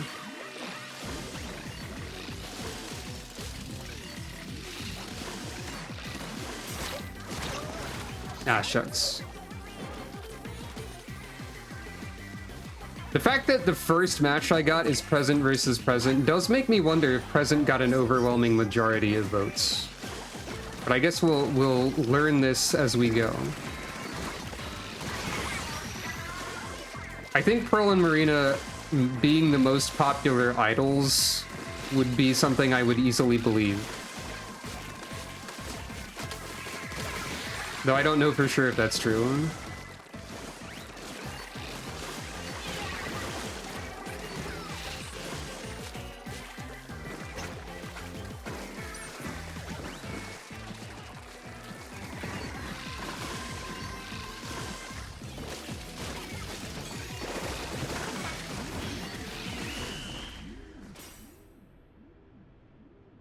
Oh, the 30-something was the, there's a... Part of the Splatfest scoring is like who's won the most conch shells prior to the Splatfest. Also, we get the Splatoon 2 victory music because we're on the Splatoon 2 team. And a different little graphic here. But yeah, the sneak peek is who wins the most conch shells, which is a... Oh, this is like a variant of the difficulty thing. Oh, it goes into... That's really cool. I inked the least turf.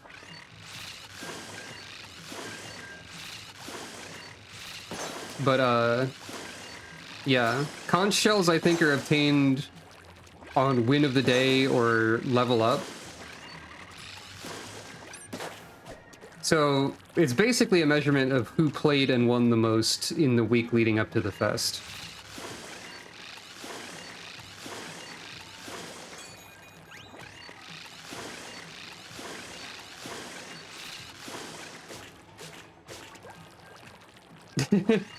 Yeah, great team names. Also, you mean Saren. I've named myself after my character in this game. Excuse you. Ah, we're fighting the future today.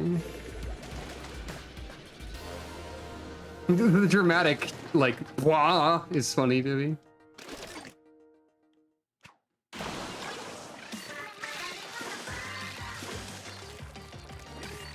This is a more recent Splatfest theme.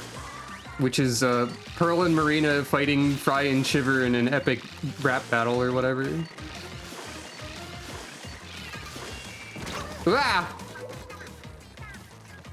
That's fair. I'm not actually annoyed. I'm just joking. The ink looks pretty cool in this.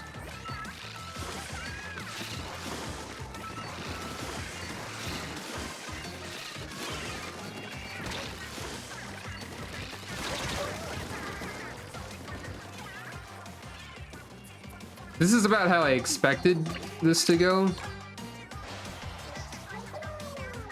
Yeah, Marina's really nice in the rap battle lyrics. It's quite funny.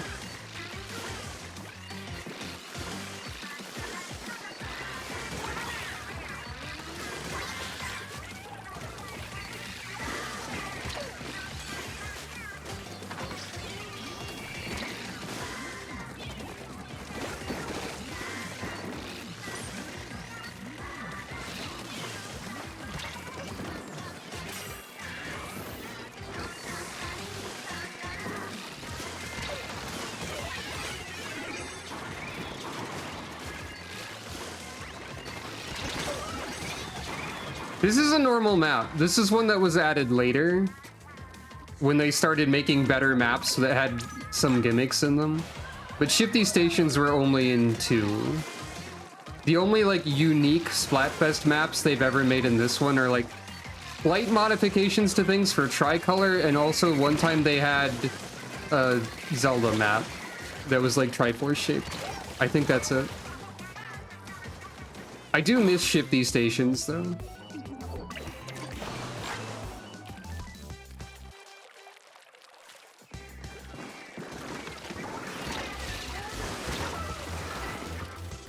Ow.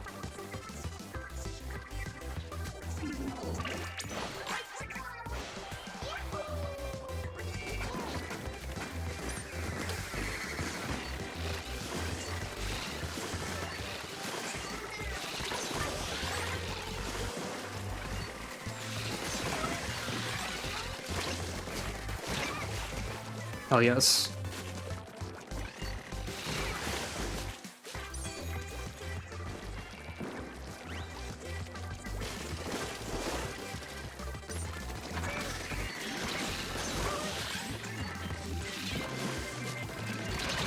Ah, shucks. I think we still win? I think we won. I did at least one cool move in there.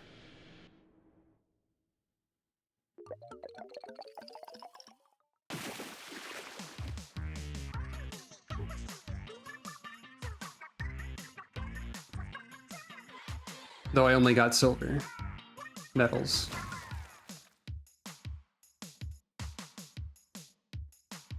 Let's see if I can manage to use Umbrella effectively as well.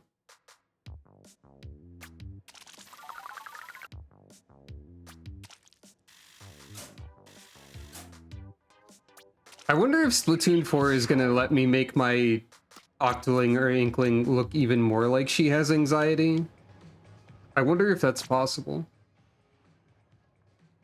Oh, all the idols speak up. Team Present just won 100 times battle. So all of them are newscasting. Give it up for our peeps. So if anyone else has other requests, I'm willing to take requests and stuff too. God, I wish they had buffed the undercover Brella even like a second time ever in this game. Also, the variant undercover Brella has the anti-sensory issues button on it, so I can never use it. They only slightly fixed the splatter color screen, and I'm glad we haven't seen one yet. I could still use undercover as a bit, because it's fun. But the newest Brella is the recycled Brella. Oh, there's a special in this game called Splatter Color Screen that, it makes a big ol' moving wall, and when you run into it, It changes the color and makes audio effects to disorient you. And when it was first introduced, the way it changed the color was like basically flashbanging you, and it made it like really hellish to like look at. And they fixed that, so it basically just grayscales the game, and that's like okay. But the audio experience is still a problem, and they never changed it. It makes everything like very crackly, and like the intent of the special is to disorient you and make it difficult to tell friend from foe and like where things are. But what this actually does is actually cause problems for people that exist in reality trying to play the game.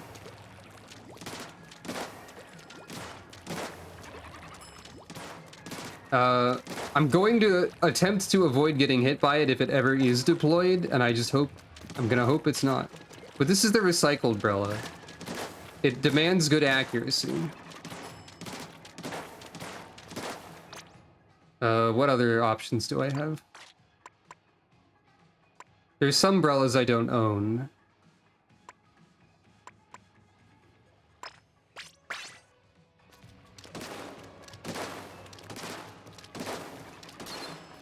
Good old tent.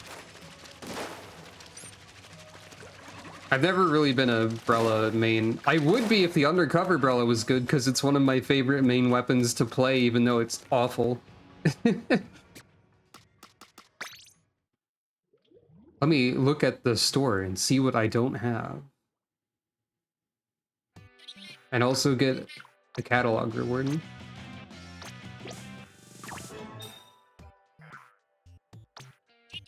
Yeah.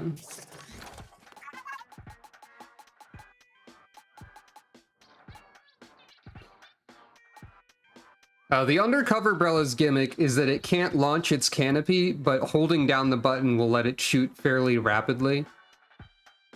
And that's basically it. Unfortunately for it, it doesn't do very much damage, and the shield isn't super strong, but you're allowed to... It's the only one where you're allowed to have the shield up while you're firing, also. The closest thing Brella's mapped to is shotguns, but they're not really one-to-one with that. Okay, so this is Auto Bomb Inkjet. That might be alright. I'm not good with the Inkjet. This is Toxic Mist Triple Splashdown. Yeah, there's the Undercover Sorella with its villains special. Only villains use this. Never use this. Splatter color screen is still to the point where in competitive organized Splatoon that is not organized by Nintendo, you are allowed to specifically mark yourself as opting out of splatter color screen. Not that it is considered... Oh, we get a little song title for what we're near. I didn't notice that. Splatter color screen isn't really like meta or anything, but you can specifically mark yourself as please do not use it in a match against me.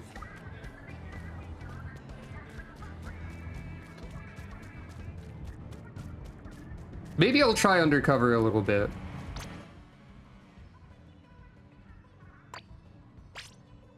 But, right, I was gonna show the other Splatfest specific gear.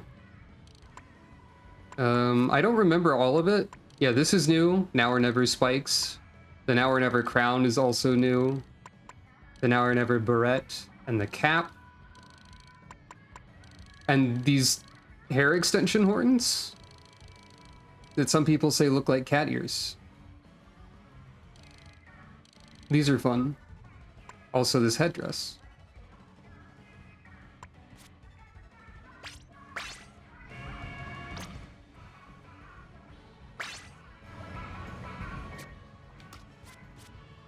Oh right, I got a splash tag icon or something.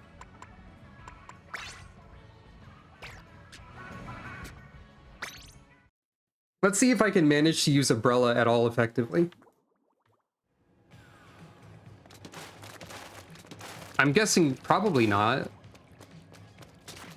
But yeah, like normal Brellas do this. This is the standard Brella, well, like the variant of the standard. So you can either have the shield up or be firing. And if you hold the shield long enough, you launch it.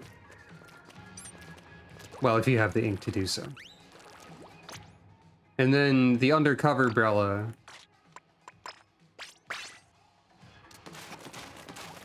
does this. The problem is that it, very slow kill time for a Splatoon weapon. And also the sub-weapon and special weapon choice for both sets of undercover umbrella, pretty bad. Like mines are always kind of okay, but undercover umbrella is probably not a weapon that wants to rush in and do this, because then they're extremely vulnerable to being shot to death. So they have a little bit of an issue. As far as Splatter Killer's screen goes, I don't think I own any weapons that have it. Because I didn't buy any on purpose. But, like, I could only show you what it looks like from the perspective of the one using it. Yeah, it seems like that's the intention, though that doesn't really super work in practice. Especially because, well, for most of the game's life, Splatoon 3's maps were significantly lacking in having flanks. Which was a common complaint that people had, I think.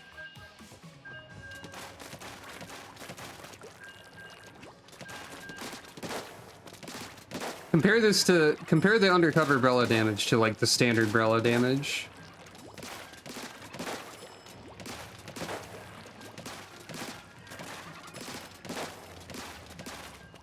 Except it would be more impressive if I could aim reliably, but I'm not the best at aiming. Especially moving targets. I hope Splatoon 4 has an option for, like, a battle dummy that acts like a moving player that doesn't necessarily shoot you, but I want to, like, practice against I want to practice against, like, a bot that mimics player movement a little better. Anyway, this battle has 10 times the points on the line, which is not great for me picking Umbrella arbitrarily. We've only been getting deep cut music. They added a bunch of extra music to the Splatfest lineup, I think. But we've only been getting, like, standard Splatoon 3 music so far, or Splatoon 3 Splatfest music.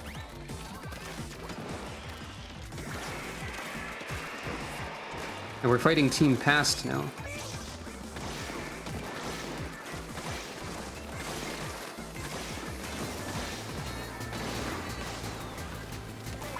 I'd like to think that I did some splash damage to any of that team.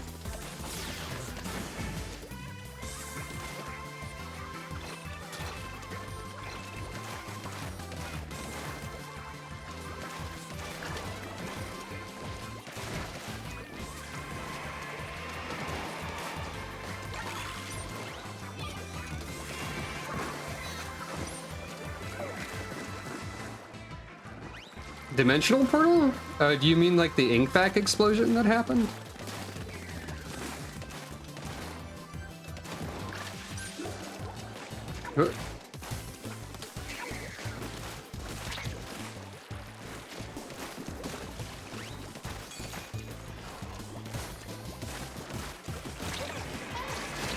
That was foolish. Goofy Gavin! I got by Goofy Gavin. I can't believe this. At least I've got Fart Smello on my side. Ow. Get him, Autobomb!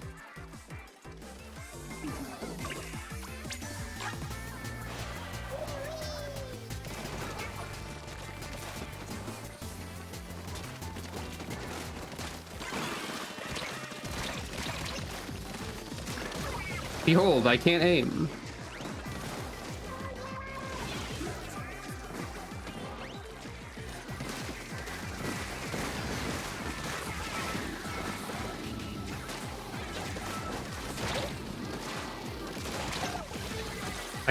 I hit a shot there, but one shot ain't gonna do it.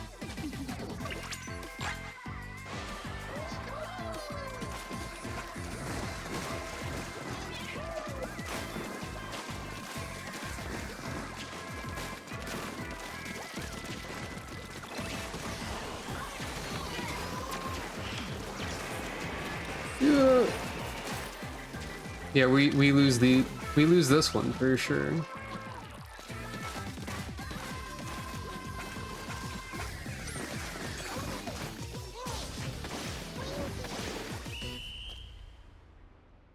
I'm not a Brella user.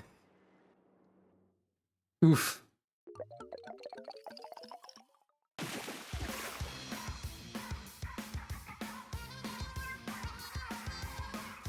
Well, this is what it sounds like if you lose on Team Present, I guess. Unless that's the... No, wait, that's the Team Past winning theme, I think. Maybe? I'm not a Brella user. Gets 3 gold medals. I guess the rest of my team wasn't doing great. Maybe.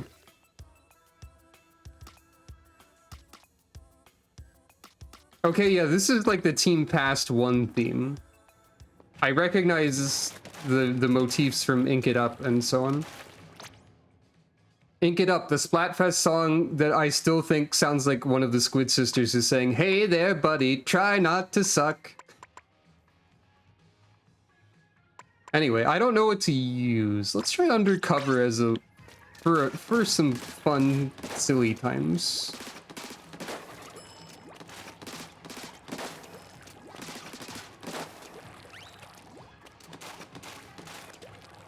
I love interpreting Splatoon nonsense language as English.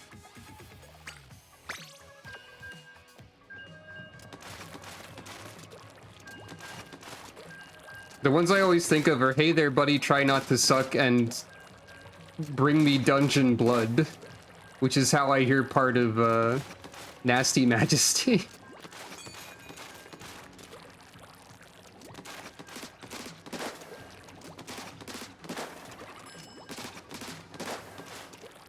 I don't know why I like the Undercover Brella, even though it's bad, but I've done okay with it in the past somehow. Perhaps people just don't know what to do about it. Present versus future. Everyone is using their splash tags correctly.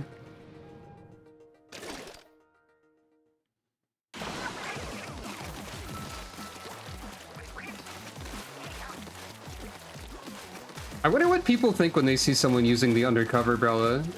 Do they not think about it too much? Do they go, "Oh god, no"? Or do they think, "Oh god, no, parentheses, this person must be godlike if they're using the Undercover"?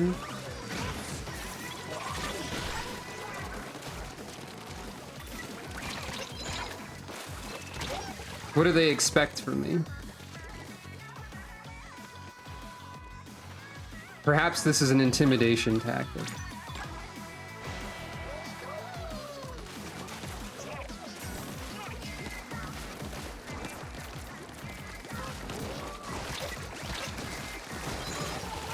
I think this Splatfest goes on for like 4 days or something. Maybe 5. I'd probably like to, like, ideally I would like to stream this multiple times because I care about Splatoon a lot.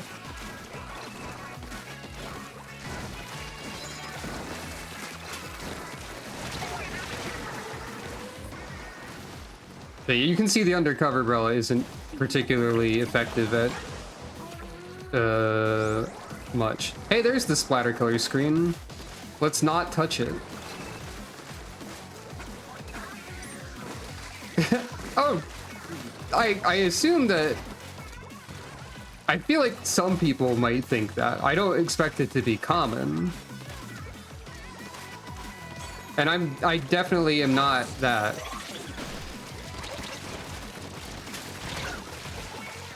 Yeah, difficult to hit with difficult. The shield doesn't block that much. Doesn't do that much damage. Doesn't have a good kit. Undercover is consistently ranked as a bottom tier choice. There was a time period in Splatoon 2 when Undercover was top tier. And that was only because of its weapon kit and it being pretty good at paint support. Like, it's not bad at painting turf. That's like the one thing it has going for it, really.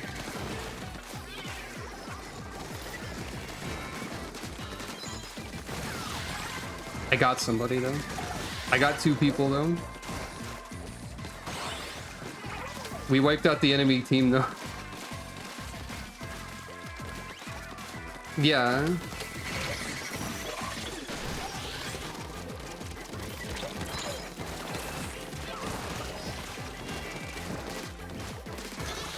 What the heck is happening?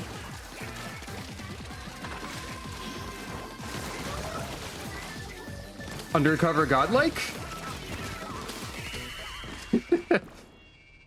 I managed to accomplish something with it once. I'll take it.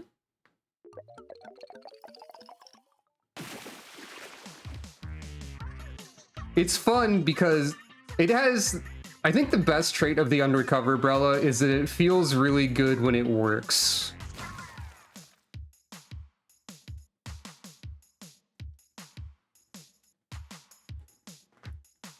It's like the argument people make for like difficult video games being satisfying when you win.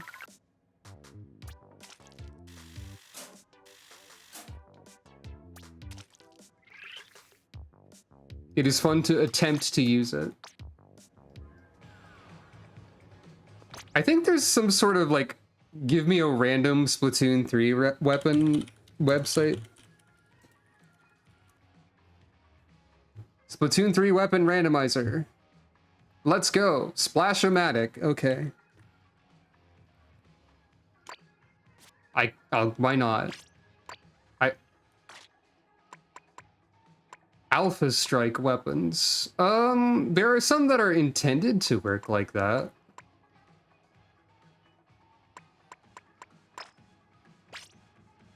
And like,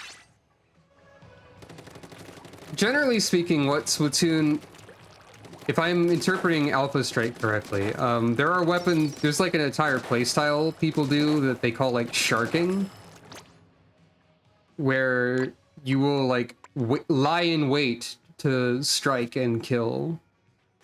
And like rollers in general are pretty good at that sort of thing because you could like hide in ink, and then when someone goes up, you can just go bap and they explode. Also, rollers are pretty good at like shooting people over edges sometimes. So there are weapons that have that sort of role, I think. But I guess I'll use this Splatoon 3 weapon randomizer to dictate what I use, unless there are other requests. The Splash-o-matic was meta for a while at the start of the game. I was also convinced that rollers were irredeemably broken during that test fire, I think. It's not true. They aren't. Rollers are quite counterable. And in fact, rolling over people is the least effective way to use a roller. It's a very last resort sort of situation. Gotta do my aiming drills, hold on.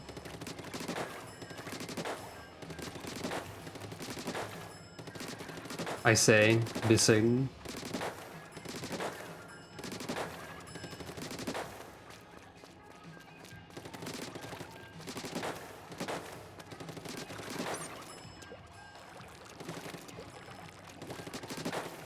I burst in the fight with your opening. Yeah, I feel like... Yeah, rollers have that sort of role, haha, on occasion. But like generally speaking, you could almost argue that anything can do that because like the kill times in Splatoon are fast for most things. Like this just like these have the same amount of health as a player. Dead. Dead. Dead. Dead. Like if you have correct aim and you get the drop on someone, you can basically just destroy them with whatever you have in most cases.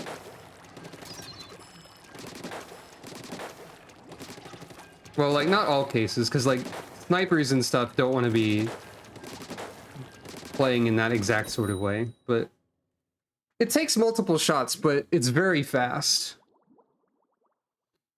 Stealth and like situational awareness and stuff. Tricolor. I guess since, oh no, the G-Man is here. I guess since we don't know who's in first, we're just gonna get random defending teams. The situational awareness component might contribute to why I'm not great at Splatoon.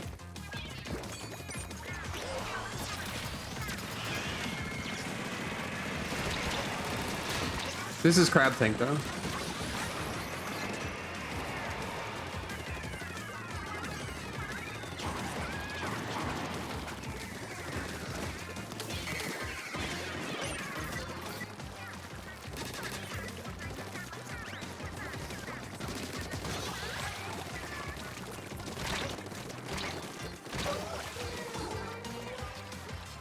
Yeah, it deploys like a small vehicle type situation.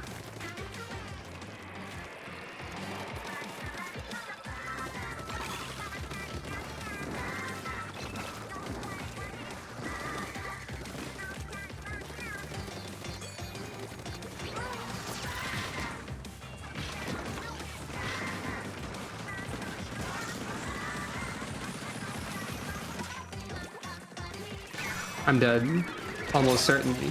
But it's always worth trying.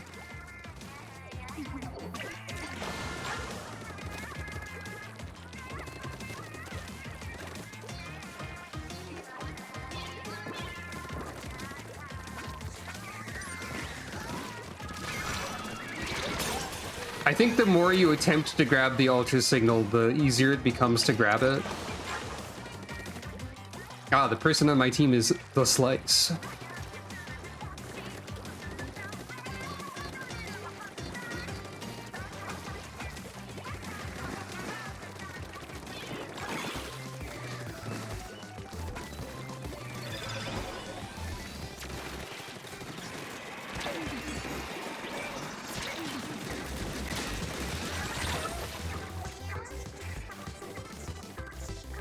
Seems like the defending team has a good situation going on in Hammerhead, maybe.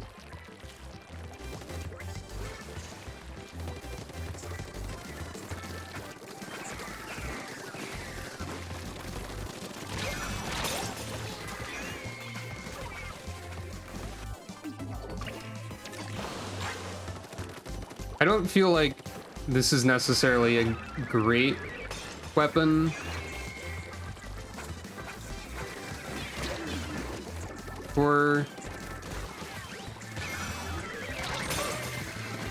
Oh, we were in the lead for a second somehow.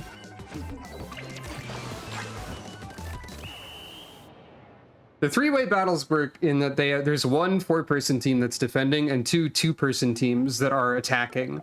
And the attackers are allied together against the defender. If you collect the ultra signal, it deploys like it deploys an invincible turret that constantly sprays your color of ink. If one of the attackers win, both of them win. And you're still attempting to have the most turf covered.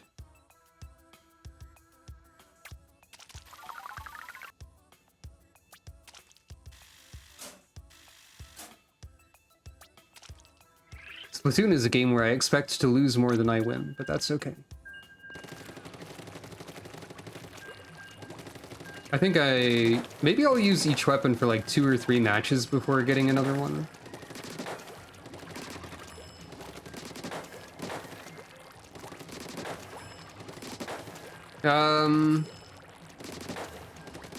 No, you don't really get anything special for having a certain percent over the other teams in any instance in this game. Other than like you win, probably.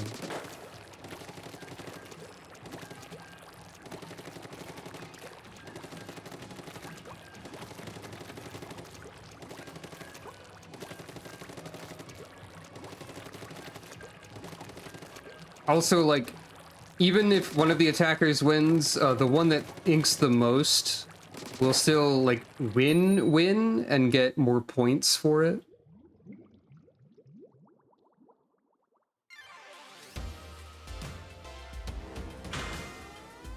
I wonder if Present has more people on the team than the other two.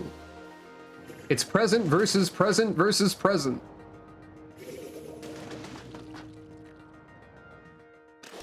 Granted, I don't know how many mirror matches the other teams are experiencing. Huh. I could have sworn I read that they added like the old Splatfest themes to the rotation, but maybe they're just being played in the lobby and not actually. Present, present, present. All can change in the blink of an eye. Maybe there aren't actually like new Splatfest battle themes at this time. Maybe there will be in the later part too. What is past, present, future all can change in the blink of an eye from?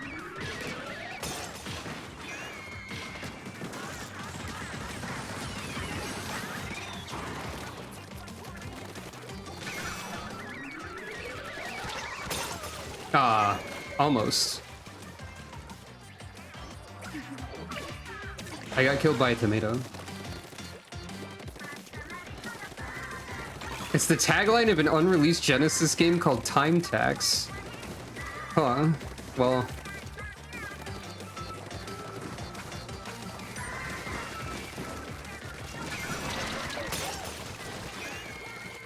Ah. That does explain it.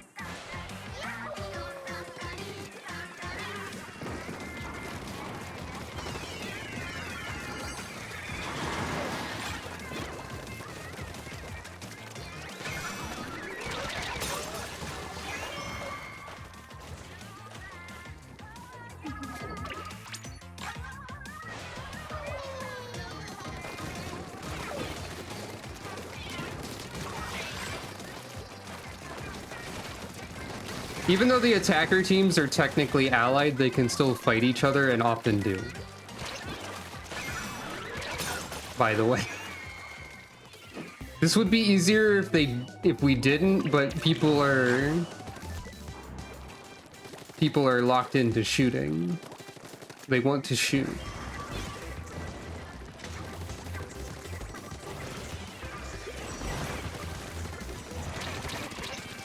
No, I'm on your side, technically. I was shooting you too, though. So, like, I can't blame you.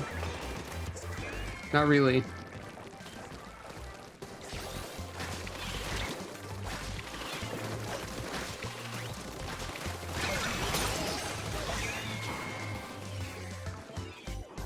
Yeah, this one seems more difficult for the attackers so far.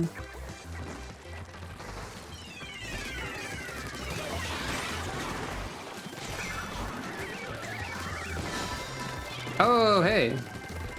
I mean, we're at the end of the match, so it doesn't really matter. But green got the ultra signal. You can see it's over there spraying ink a bit. They might have taken it at the end there because of that. Almost.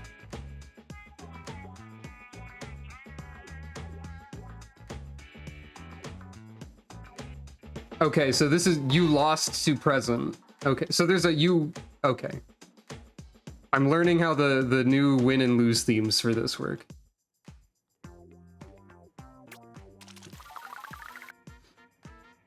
Oh, that's the Nasty Majesty motif there. That's fun. All right, next weapon. Custom E-liter 4K scope. Oh boy, here we freaking go, everybody. Time for me to suffer. Do I even own this? I don't think I do. I have 4K scope, but not custom 4K scope. All right. I will obey the whims of the random number generator. As a joke. As a bit.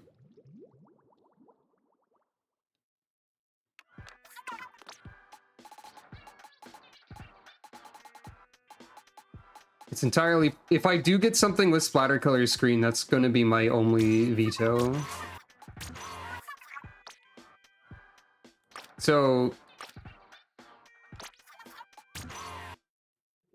I'm not good at sniping.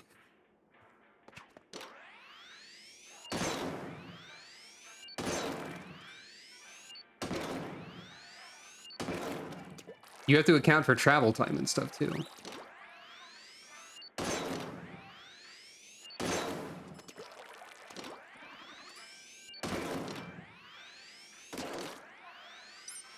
And the scope weapons do, like, zoom in as you charge. That's the bit with them.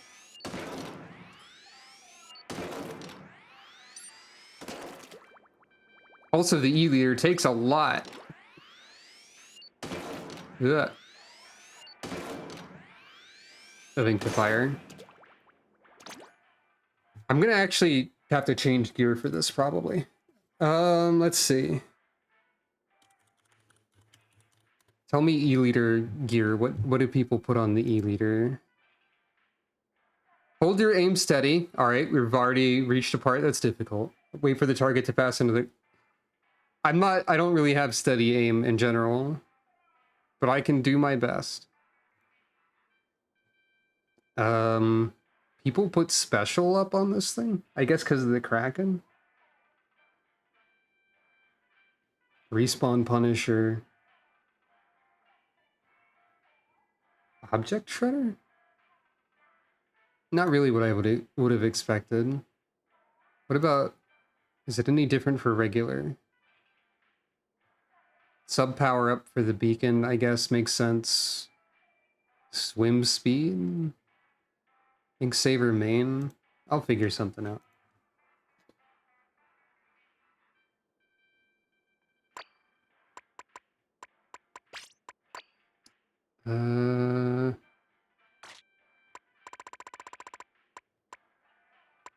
All right. Time for the funny hat.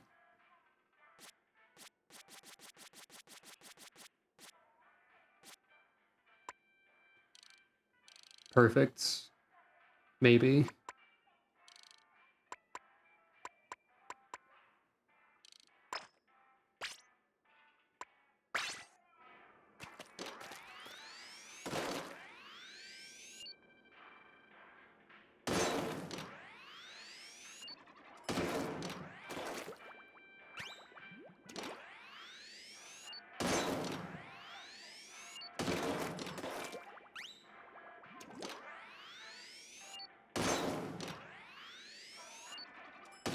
Too early.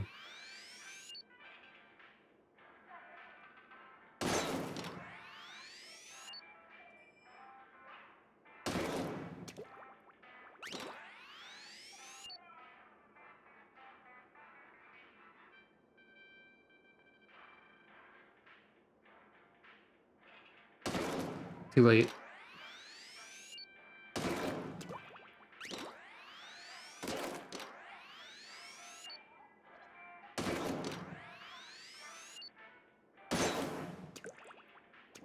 Yes, there is a sniper that's designed more for ink coverage, though it's also good at anti-personnel. And they, even though they recently nerfed it, it's probably still meta. It's the Snipe Rider. So, the Snipe Rider here, the gimmick of this one is that when you charge it up, it has multiple shots.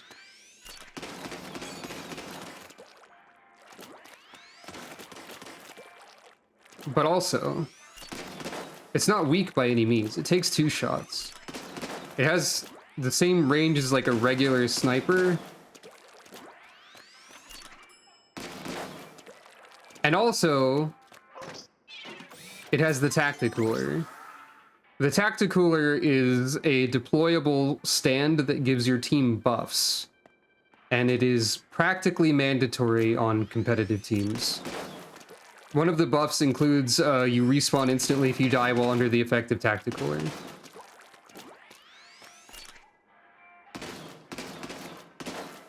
God, I'm so bad at aiming with these.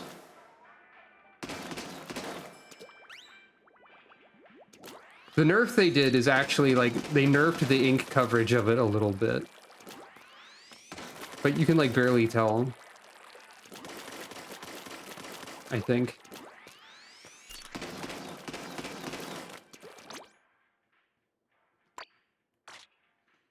Anyway. The game has told me to suffer, and so I shall. Or rather, the internet has.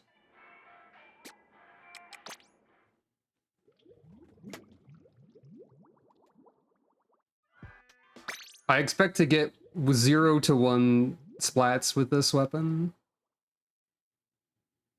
I'm sorry, Team Present.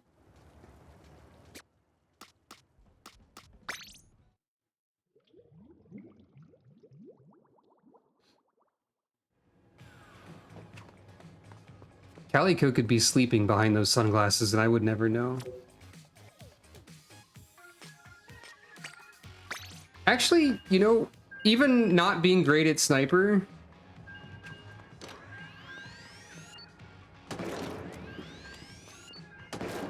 with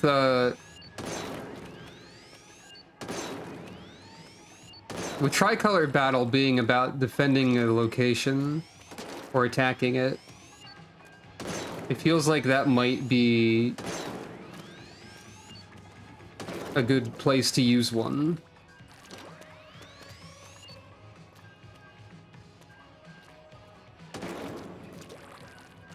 Yeah, E-Liter has the most damage per hit and also the longest range.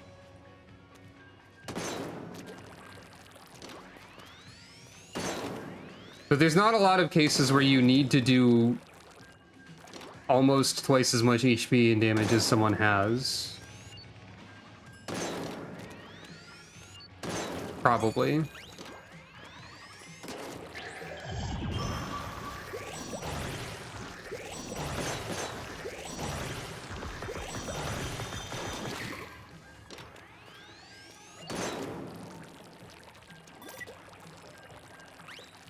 I can also place beacons and turn into a Kraken.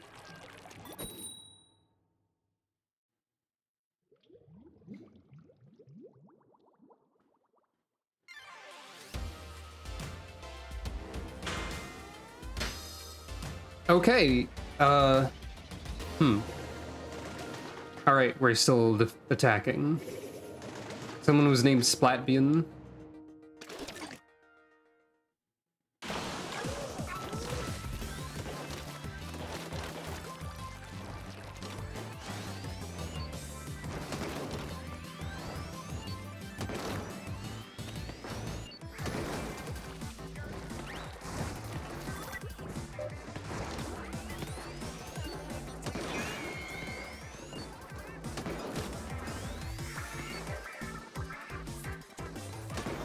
I definitely could have gotten that one.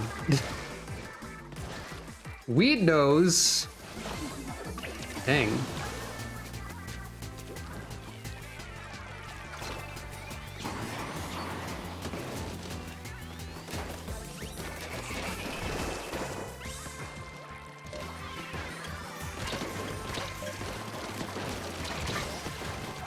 I got bamboozled.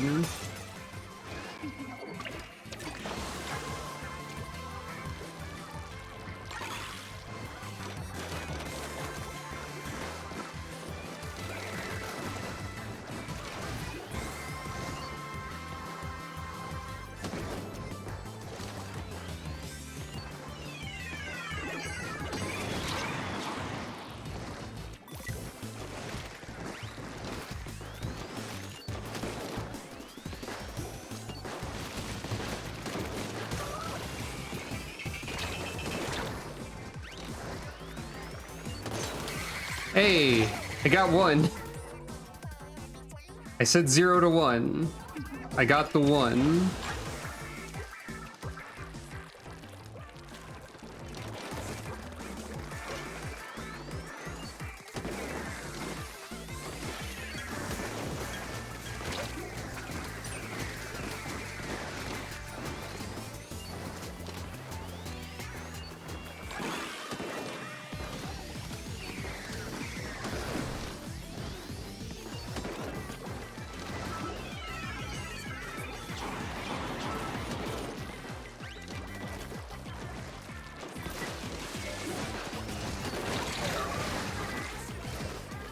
I think that the addition of the scope is also causing a significant problem for me.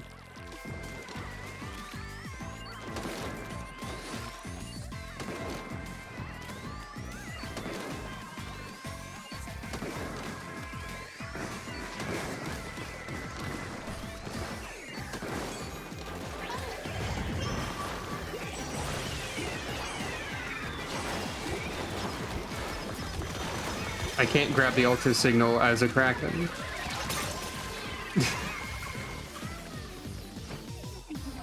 I mean, of course you can't. That would be really silly.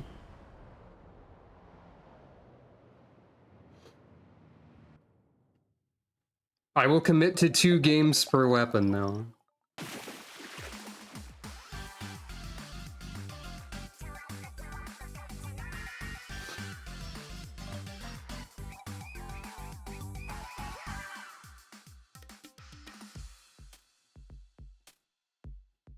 Yeah, for sure. Did I get any medals? Like, number 1... What do you mean overall splatter? Don't lie to me.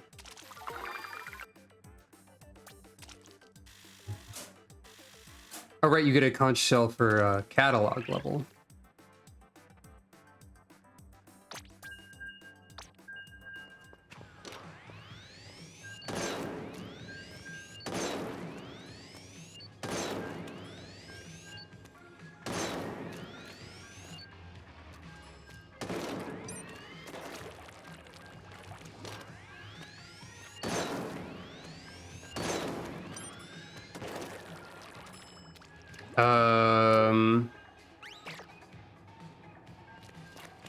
I don't know what the second medal was.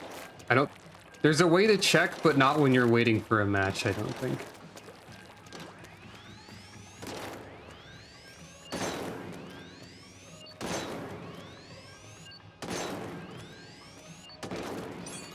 I missed a stationary target. I'm the best sniper! Favorite target? That means I was targeted the most, of at least out of the people on my team, so. This time, no matter how effective my sniping is, present wins, so that's fine. Oh, I'm the defender this time.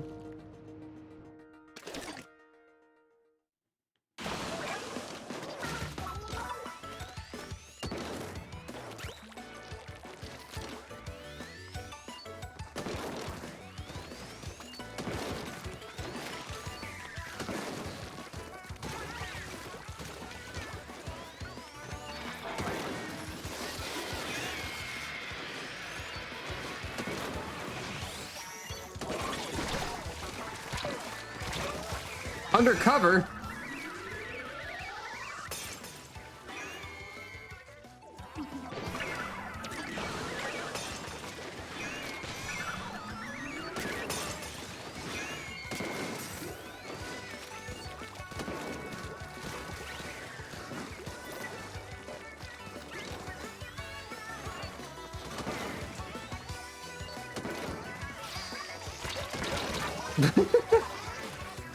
Trying to snipe somebody with the scope when they're in point and blank waving a paintbrush around. Not terribly effective.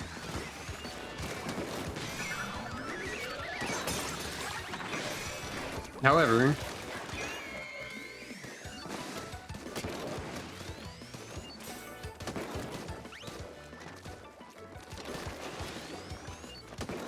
past, present, future, and how it might influence the next Splatoon. That I have no idea.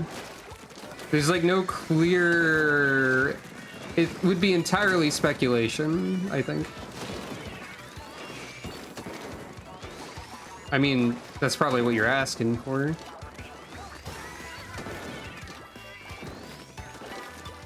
I can... The only like patterns I can think of that might relate to how this is like the Final Fest has affected Splatoon in the past are like either either the characters on the teams will be relevant in some way, but they said they were ending this story, or like it'll dictate some part of the aesthetic of the next one, because this one was based on chaos, and then we had the side order bit that was based on like the order part later.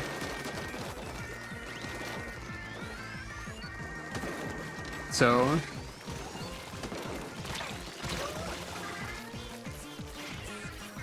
it's impossible to really say because they've made it sound like Splatoon 4 will, if there is one, I assume there will be, would be a departure from the story we've seen so far. Like, this was the end of a trilogy, story-wise. So, unfortunately, I have no idea. Yeah, that's probably true. Alright, what weapon do I have next? Glooga Ghoulies Deco. Alright. I don't think I own that one either.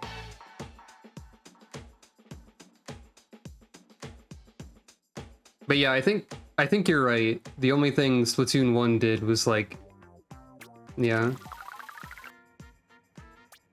I feel like it'd be really weird if they did a Great Turf Wars game, considering that that one is like, that seems like it'd be way more serious. That'd be like an Advance Wars Days of Ruin for Splatoon, which is a very funny statement.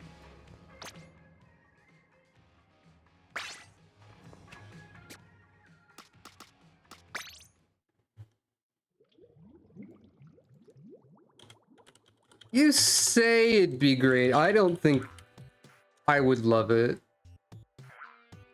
I think I'd be concerned or skeptical. Hey, speaking of a funny headset, I guess I got one. What do people do for Glooga Ghoulies Deco? Probably die? Build names for Glooga Deco include trying something, not sure what I'm doing, just maybe, banana.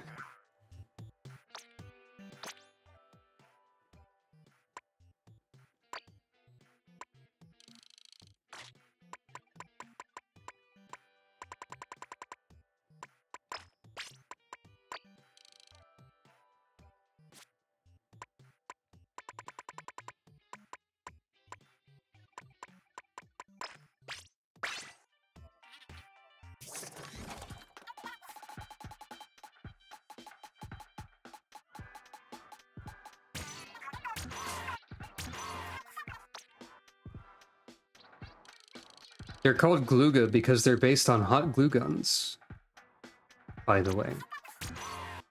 So I think the deal with Glooga Dualies is that they're like, yeah, they're really slow,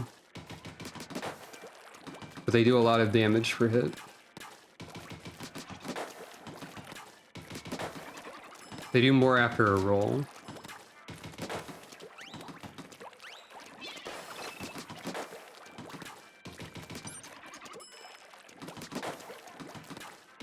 They're also not very ink efficient.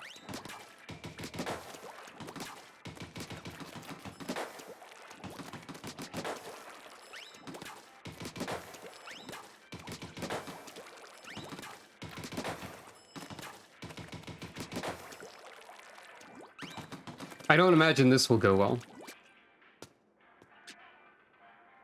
Yeah.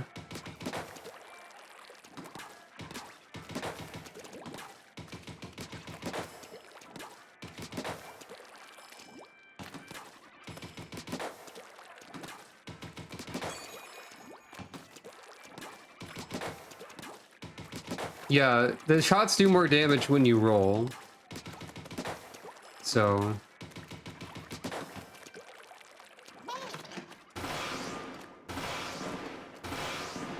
Trizuka also got nerfed recently.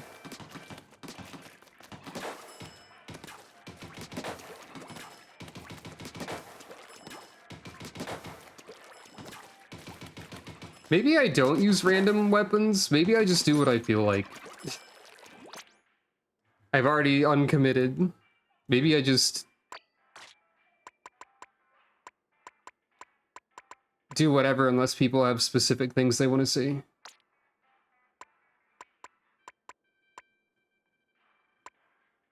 So in this case,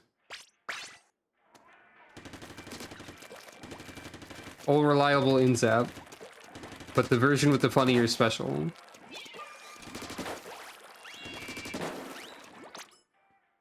The paint buckets are neat. Regular slosher is currently considered a meta weapon, I believe.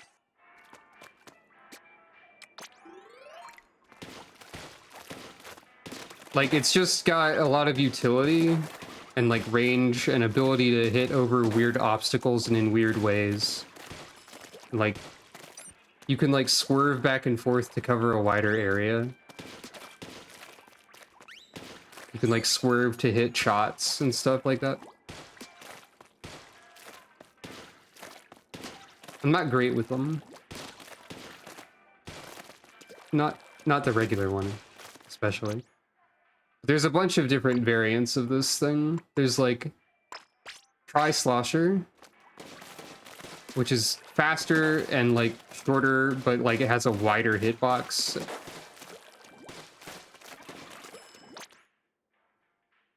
Actually, one thing I wanted to try more of was the Explosher, which is... it's a grenade launcher.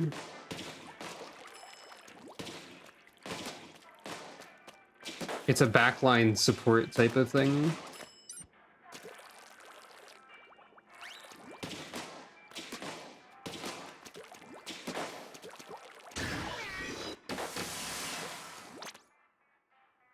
I think I probably want Ink Saver for this.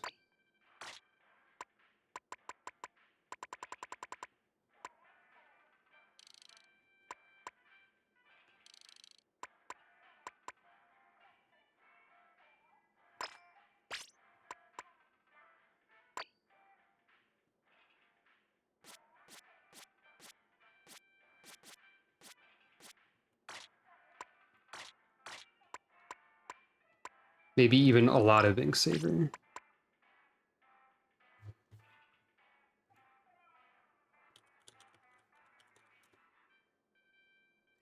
I can't type.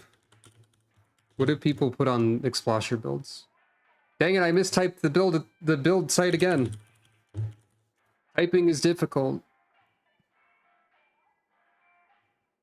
They call it typing of the dead because when I try to type, I die. Question mark.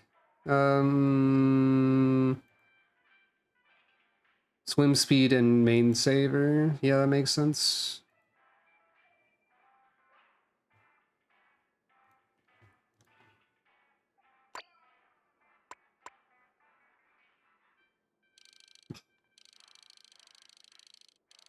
The audaciously bright shoes and the beret is a strange combo.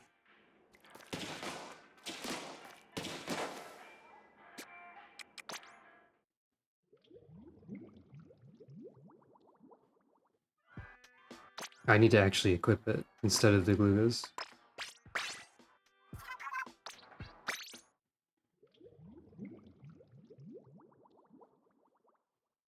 Is it?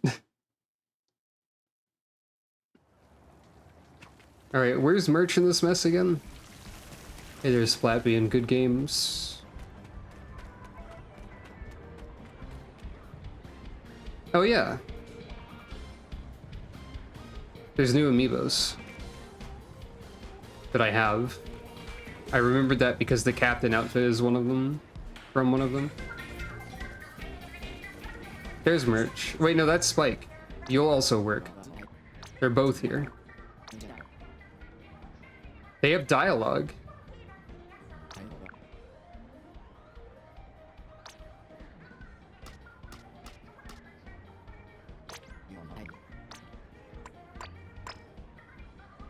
Okay, I have enough to put another thing that's useful here.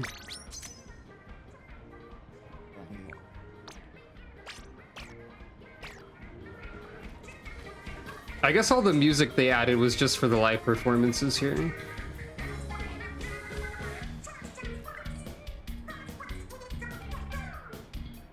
They're having a great time. It doesn't show the song name this time.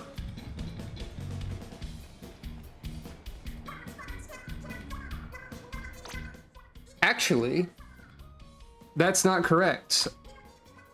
There is a barefoot option that I don't have. I don't remember how it's acquired, but they do also have like flip-flops and stuff. If you really want that. If you're going for that sort of thing, that's pretty close. But there is an option that's just like an anklet and no shoes or socks. I don't remember how it's obtained or if it's currently available. Actually, there's a new option that's just that with one of the amiibo.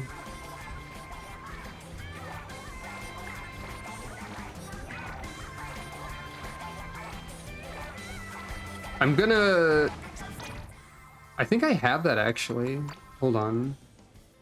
If it's tied to the amiibo, I also have Marina's funny heels that look strange on a player character. Let me look through here.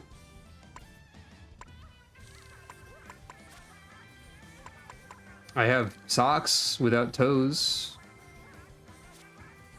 but I should have it.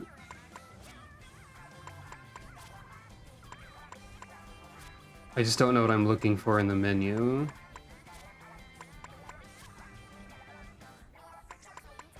Oh, I know how to... If I sort by brand, that should help.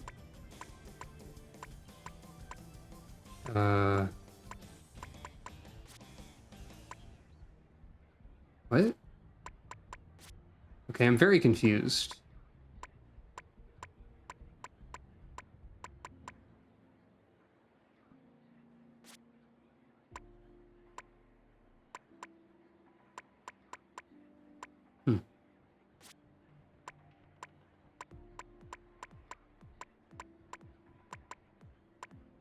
I feel like I'm missing something here.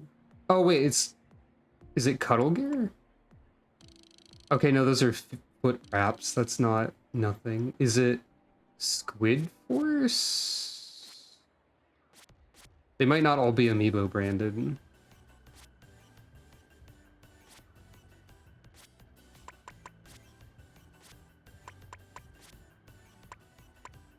I could have sworn that the thing you're looking for is something I obtained recently. It's not those. Those are actual shoes still.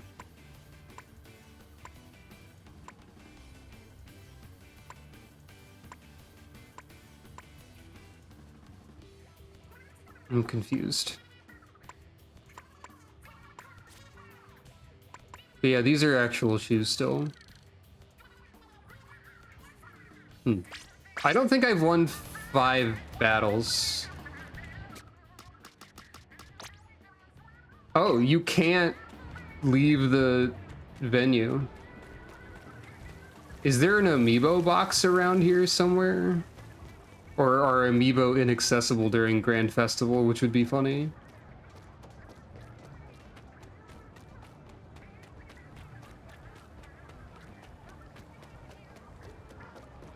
You are not allowed to leave. Never mind, you can... Wait. There's a go elsewhere button, but... I mean, that's probably the case, yeah. Even if I could get to the amiibo box. There's the post box.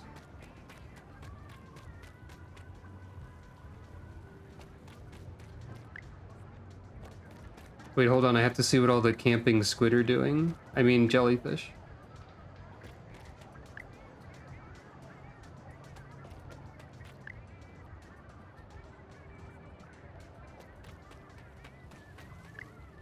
There's one on the motorcycle, poking it.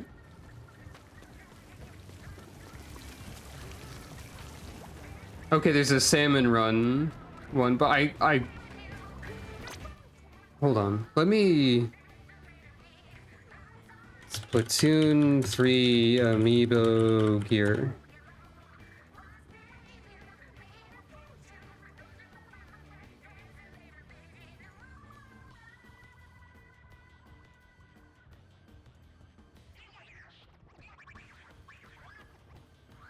Okay, I was just misremembering. But yeah, the friendship bracelet, I guess, is Salmon Run. The survival foot wrap replicas are what I was misremembering as not as being barefoot. But yeah, the newer amiibo are Alterna, Squid Sisters, and Side Order Off the Hook. So you can get the side order Pearl and Marina outfits, and then you can get the torn up hero suit and the captain's outfits from the main game story mode.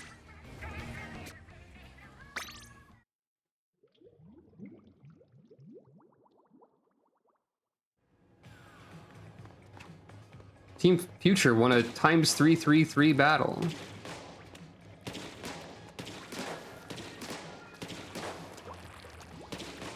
Even though I chose past, if like these are dictating the aesthetic of a future game, futuristic Splatoon would be cool, I think. Like if they were entirely based on aesthetic, then present would be like, keep doing what you're doing, gang, I guess.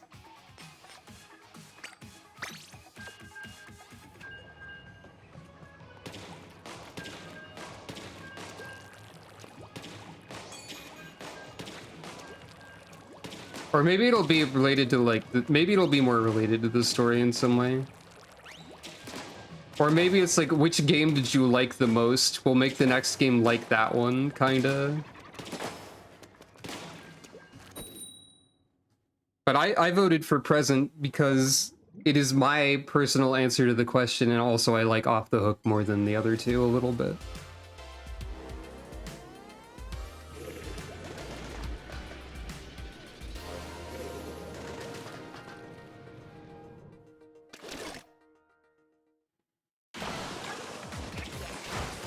Oh, hey, there's Acid Hughes. All right. They did put it in the rotation.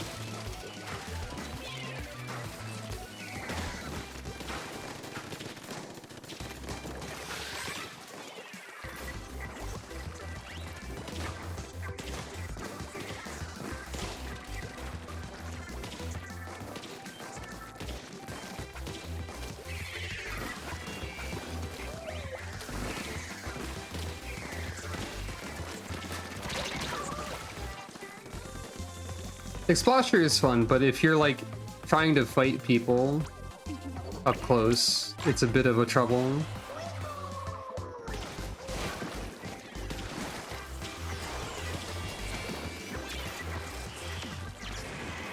Oh, I actually got that caught on the splash wall. I don't know if that was good, but it was cool.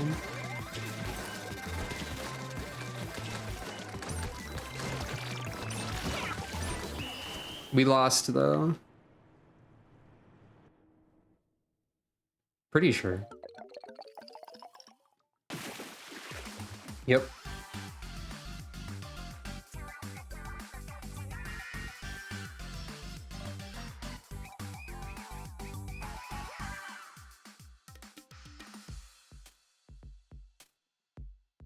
It is often difficult to say. There are a lot of people who will, like, blame their team for losing. I find it is often difficult to tell if I'm the problem or if my team wasn't doing well. Or, like, if both of those are true. Well, the maps are different now.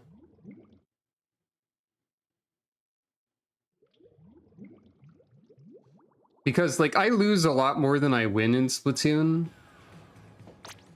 But it feels like that happens even when I do well, so I'm not really sure. Let's try a regular explosion.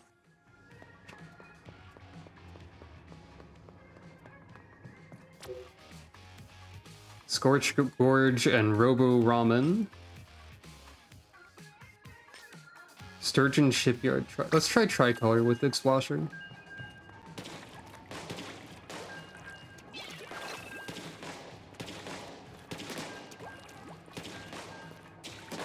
Like, I know that I'm not good enough to carry a team, so...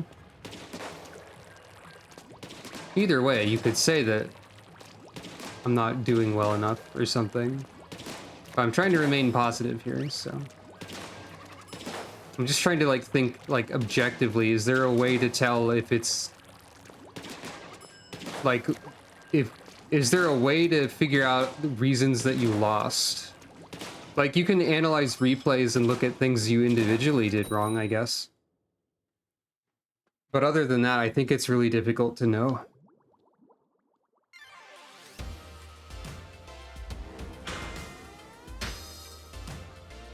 Defending.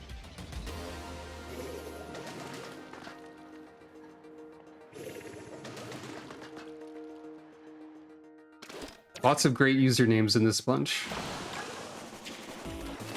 Oh, hey, Ink Me Up. How you doing? Hello, Enderlord. How you doing? I was saying hello to the music and to you. There it is. Hey there, buddy. Try not to suck. Not the actual song lyric. Oh, that's where the ultra signal goes? Okay.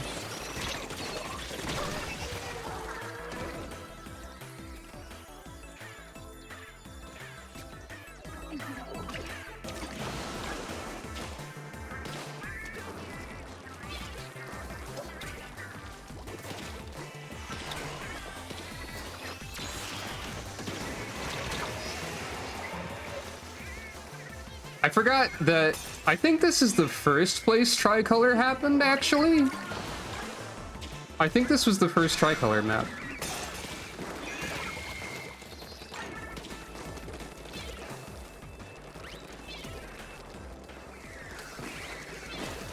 But it's quite chaotic.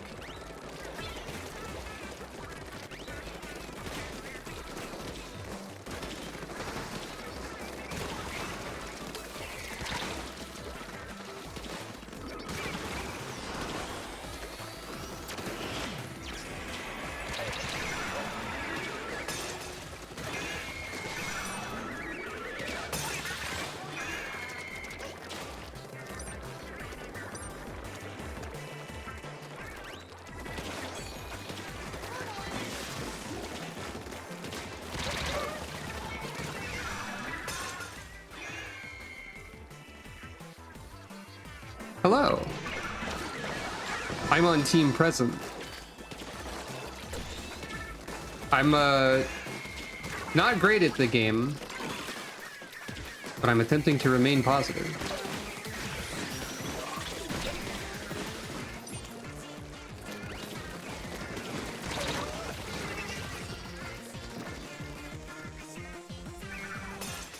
Is it gonna be time for me to break out the arrow spray again? Ah, beans. Well, we've handily lost this one.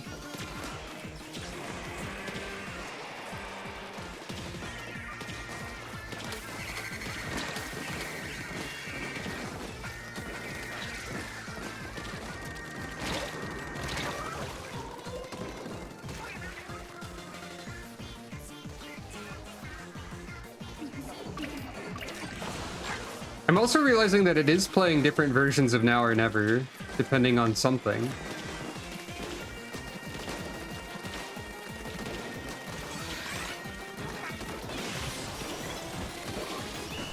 Explasher is fun, but difficult to use for me. Someone's charging their Booyah Bomb over there for the rest of the time.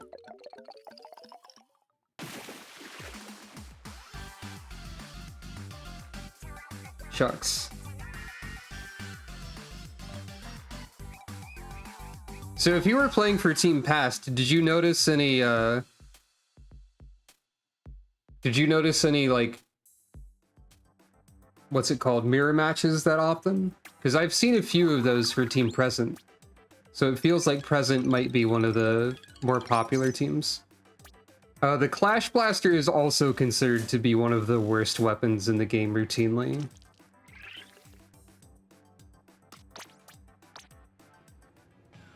No mirror matches so far. Okay.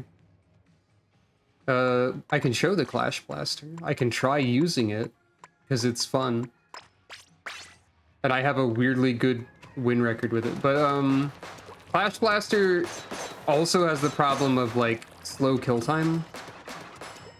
If you don't make direct hits. But even if you do make direct hits, this is slower. It also has a pretty short range. And other blasters are often just, like, better, I guess.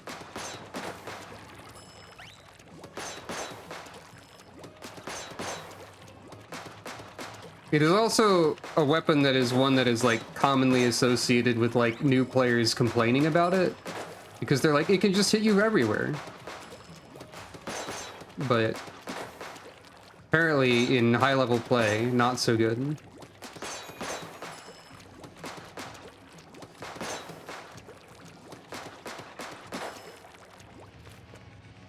What's the Clash Neo have? It's got super chump and curling. Heck it. It's probably worse than regular.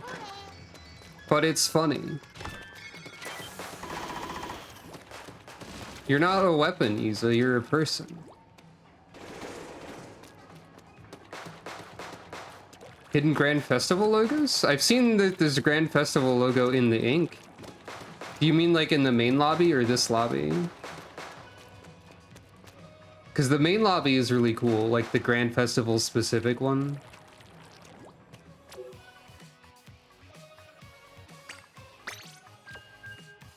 Hidden Grand Festival logos in this lobby? Huh. Oh, do you mean, are they like ones specifically uncovered by ink and that's not in the ink in the way that I thought it was? If that's the case, then I have seen them. I just don't remember where they are. I mean, aside from this one. If there's more than one of them.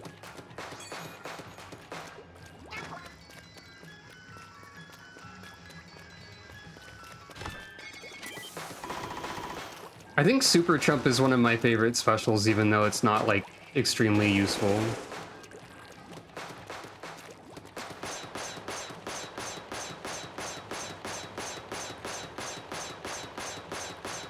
Also, Inksaver main might not be useful for Clash, but I'm not sure.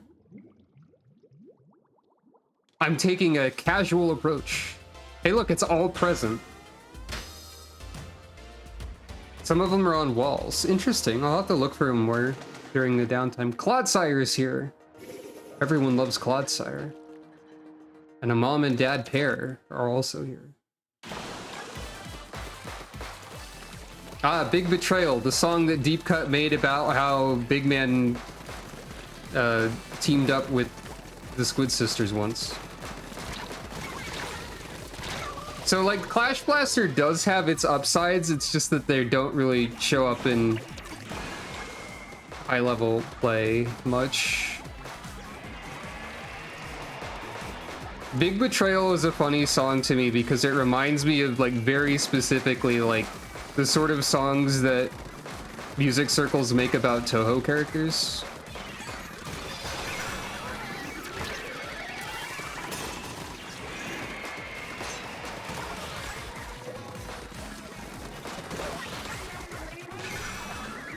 Oh wait, I'm on the attacker team.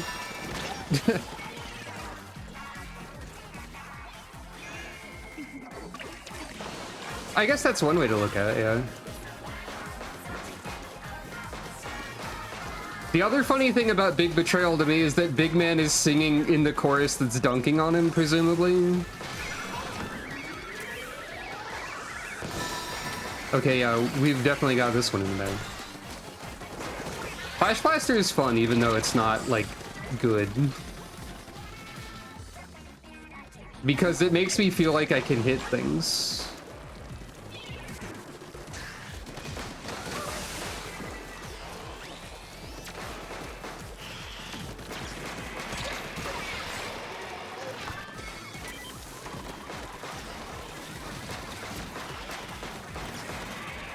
Oh, that's Steph down there. Flash Blaster, probably another reason it's not very good is because it's very good at letting people know where you are.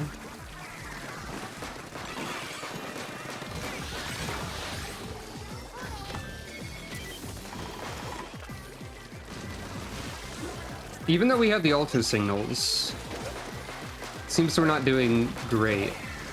Also, I just stood in the death rain for a while. I don't know what convinced me that that was a good idea. Sometimes you just love to stand in the death rain, I guess.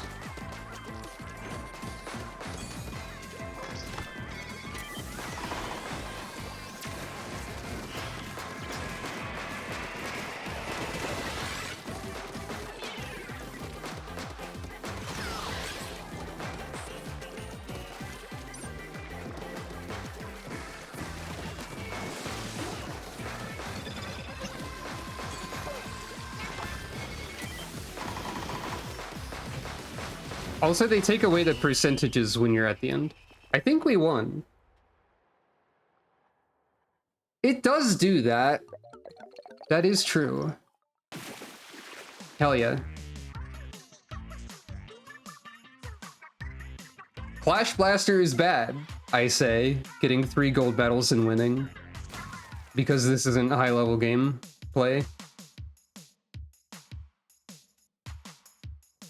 I hope they make Clash Blaster and Undercover better in the next game. There are people who are saying that this festival is clearly like the end of all Splatoon for the rest of time or whatever.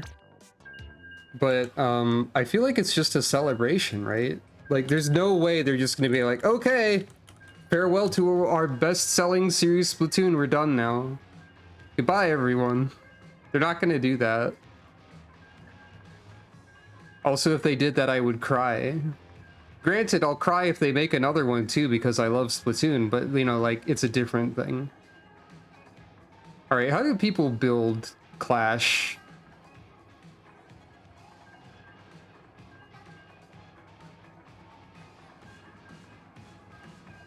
Quick respawn and comeback. Special charge, swim speed, and... yeah, makes sense. Yeah. Happy cry. Exactly. And Nintendo does like money. Even though they don't... look, it's all present again. Okay, yeah, between this and your anecdotal evidence, Pixie Volt, it sounds like Present might have some of the higher team numbers going on.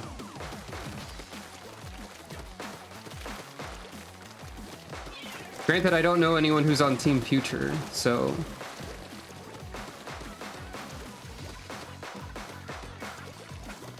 don't know of any anecdotal evidence from that one.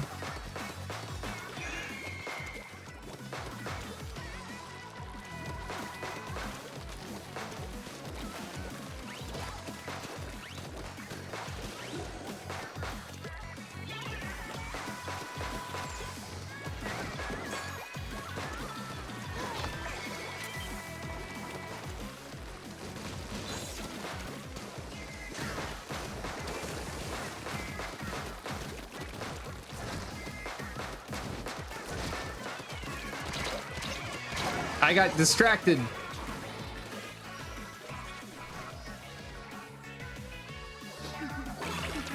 Not counting rollers or brushes, what has the most area coverage or largest explosions? Well, area coverage in terms of like painting power There are weapons in like all of the classes that are better at it.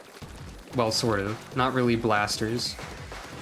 Some of the best painting weapons are like the arrow spray shooter, even though that's not very good at fighting, so...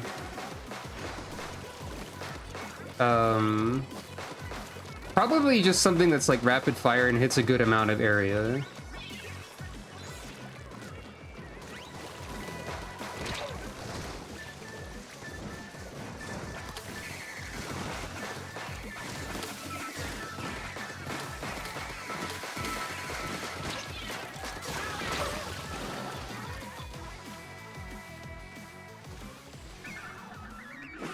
Area coverage is very useful, but like it can't be the only thing that you do. I think in Splatoon 2, like paint support was a more common role that people took. I'm not entirely sure on that.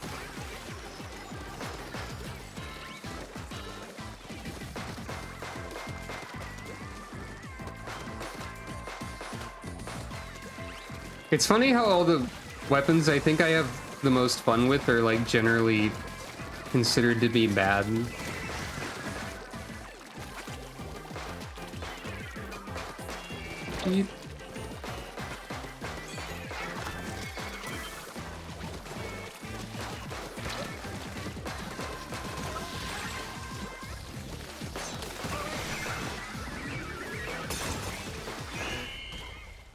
Coverage per shot.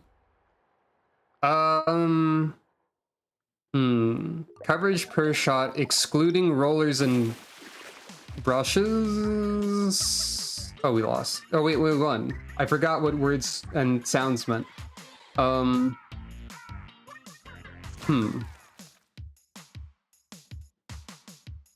Probably some of the sloshers, if you're talking just like per single shot.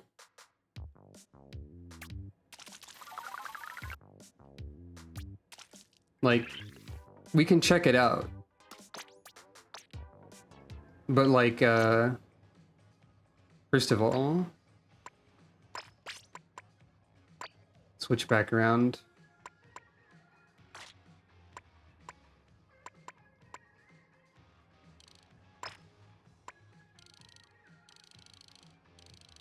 How about some very colorful cycling shoes? Okay, well, in that case, let's see. There's stuff like the Explosher, which is like not a bad amount of coverage per shot. There's stuff like a regular bucket. I think the most coverage per shot is rollers, though, by far, even though you said to exclude them. I'll get to what I mean by that. There's a new stringer that's... like, it's got a pretty good amount of coverage in some capacity.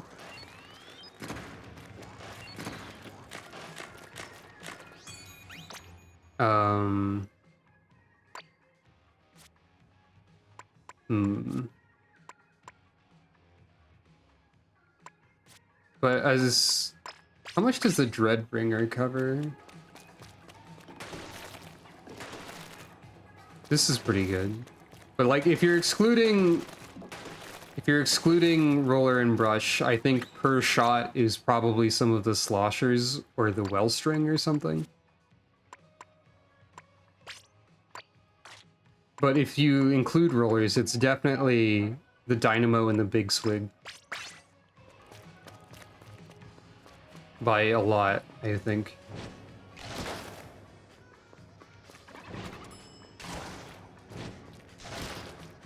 Okay, that's not, like, incredible. Maybe the Big Swig, though.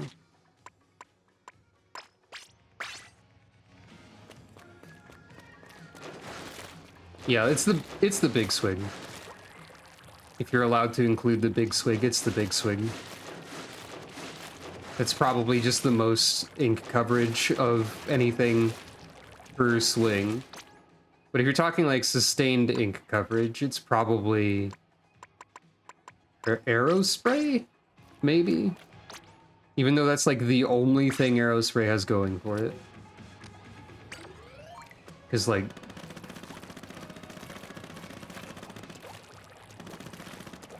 But like a single shot. I mean, I guess even the single shot with the arrow spray isn't terrible, but... You know.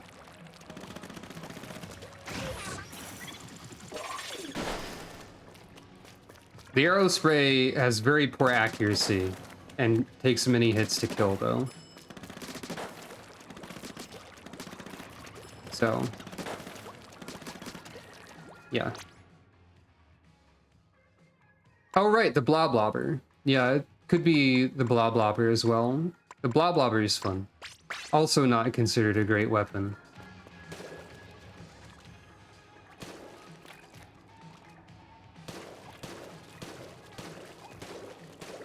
But I do like it.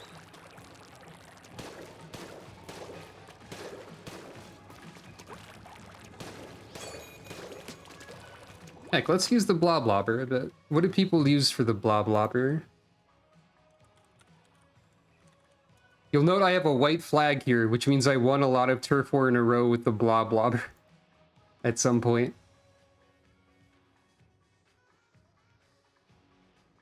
Yeah, there was a patch note, something like that. They really like saying lob and blob a lot together in a row.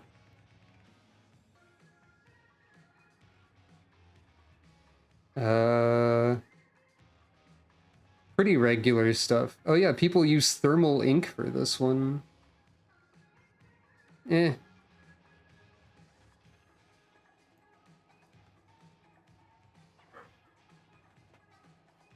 The pattern with the good or not good weapons is that I enjoy the bad weapons and don't enjoy the good weapons. Biggest one is the wall behind the copy bot. Alright, I'll take a look.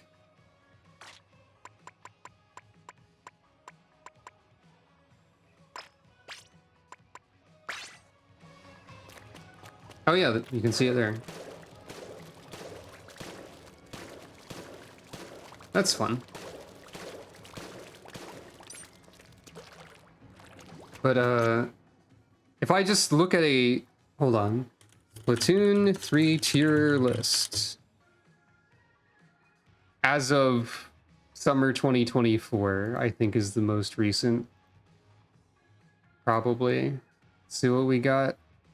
Yeah.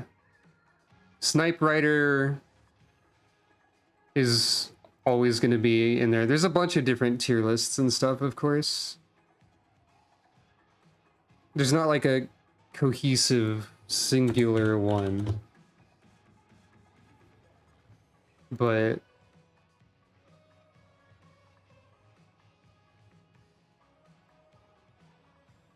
the one I'll always remember is the Snipe Rider, or Pencil, is in meta tier, S tier.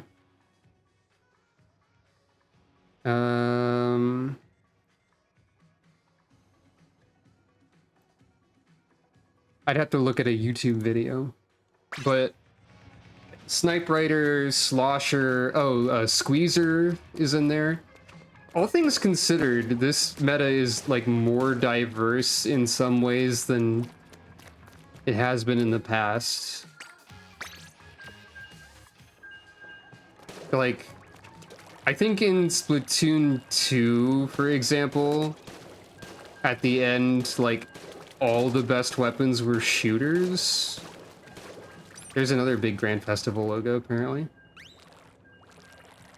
Seems to be the same size as the one behind the copy bot. Roughly. Maybe? Looks like it, yeah. But yeah, like in Splatoon 2, I think at the end all the best weapons were shooters, so it was only like one weapon category. And like, I think right now the best weapons are considered to be like the Squeezer, the Snipe Rider, the Slosher, the Ranged Blaster. It might be those four are like the big four.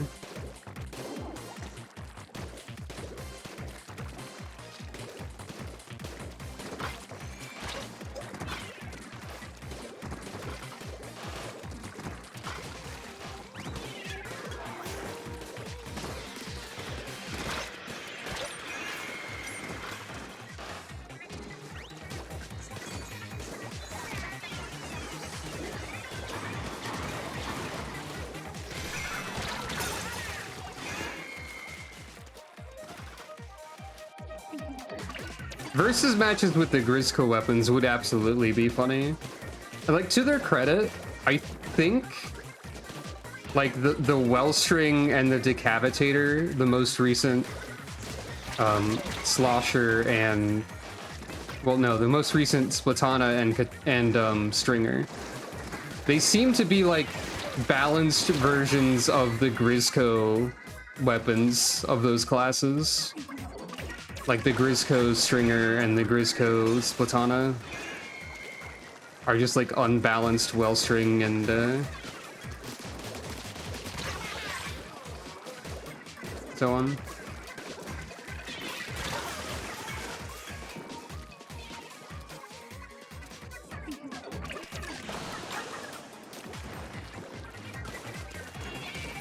So in a way, they like allowed you to use a similar playstyle in multiplayer. Sociable protected species. The titles in this game are quite something.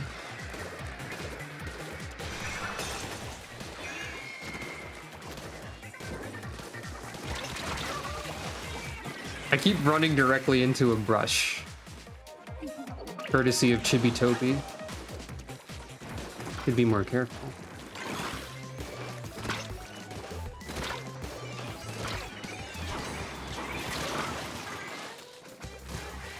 They got me again. They're just like sitting in the same spot and hitting me every time I go there. Which is like, you know, that makes sense. Oh, I killed somebody somehow. Bloblobber is quite funny.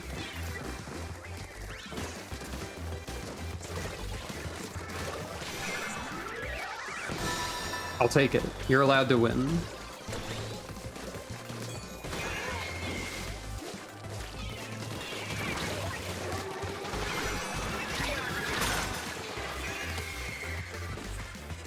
Currently Obsessed with Girl is a pretty good splash tag title.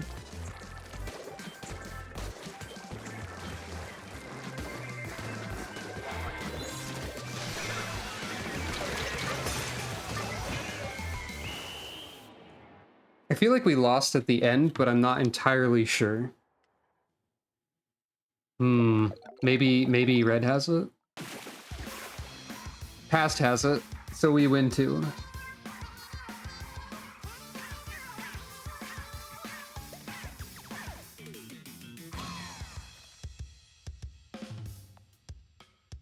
If your allies win, you only do like a stoic arms folded nod gesture. It's pretty funny. Why do I always do best with all the weapons that are allegedly bad? It's quite silly. I don't know why these earrings let me step in ink. Yeah, the Geno pose, exactly.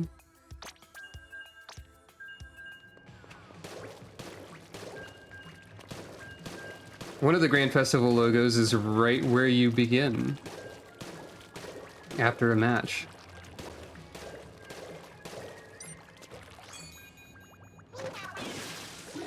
I forget what the Bloblobber Deco has, but Inkstorm is one of my other favorite weapons, so, or specials. I think Deco has like Inkjet? Am I making that up? Bloblobber Deco, Splatoon 3, Kraken Royale, and Angle Shooter. Angle Shooter, the sub-weapon that nobody likes, except for the devs.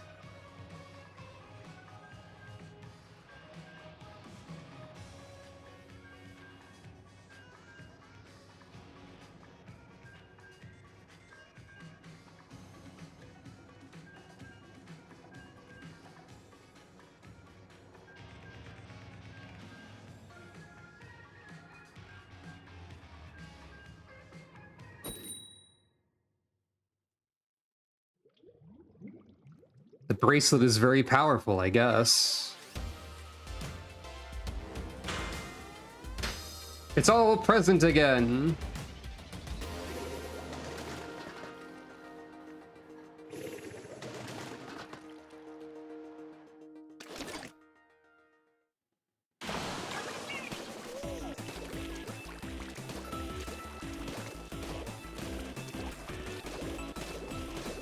Yeah, I think present has the popularity contest. Hey there, buddy, try not to suck. This will never cease to amuse me. My ink! I need that to live and also fire my gun.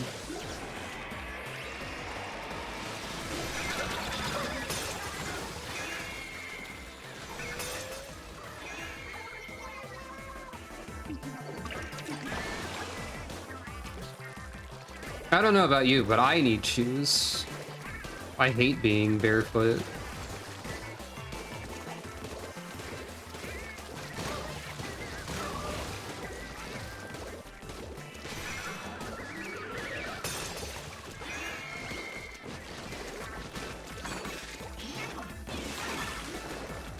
Yeah, I like this theme a lot. Especially because I hear, hey there, buddy, try not to suck as the opening line, which is funny to me.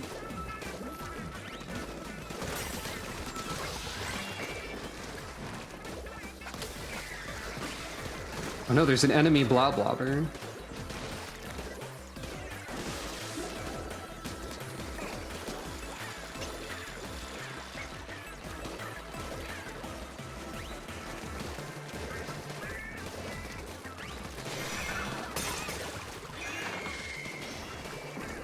You are, of course, allowed to go barefoot.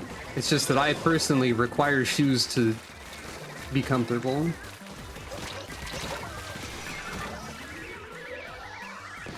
Funny blob.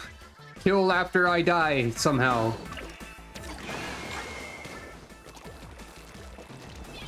I haven't been using the sprinkler.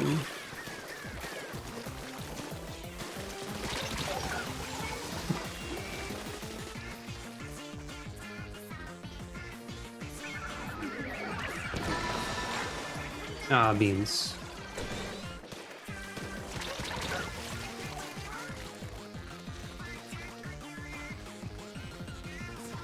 Somehow there's always a brush, like, in my face. Like, it's a universal constant.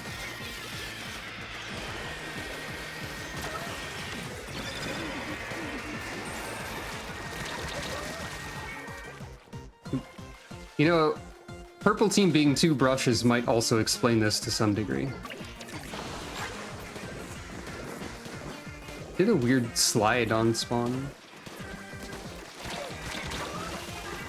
Damn.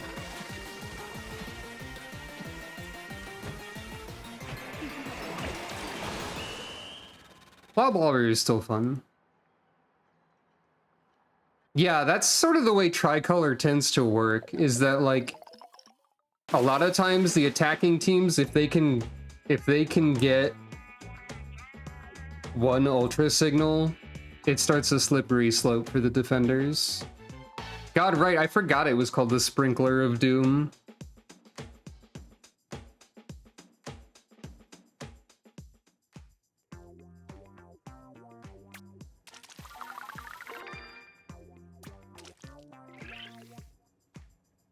Wait. Oh wait, no, this makes sense. I forgot what teams we were fighting. I didn't do particularly great that time. That's fine. The Bloblobber projectiles remind me of Burst Man from Mega Man 7.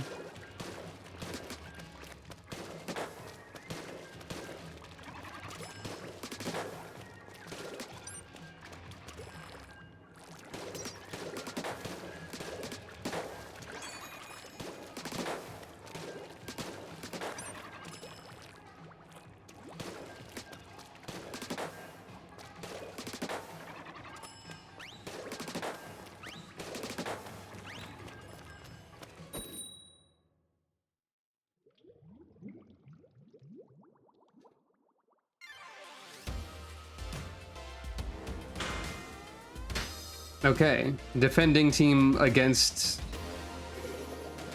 Wow, quick draw on that ban there. We are the defending team against the actual other teams of the Splatfest this time.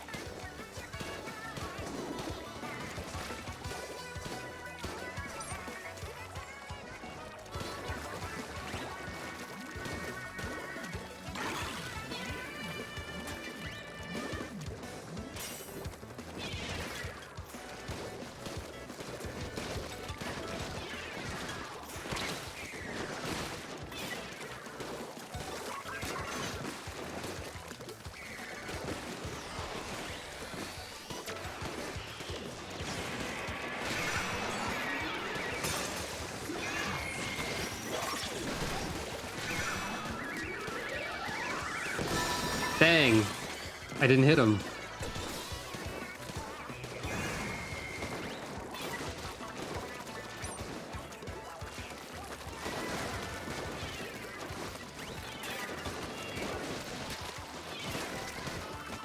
It is a cute song. Also, I still think it's very funny that I accidentally predicted they would make a Phantom Manta reference with Big Man.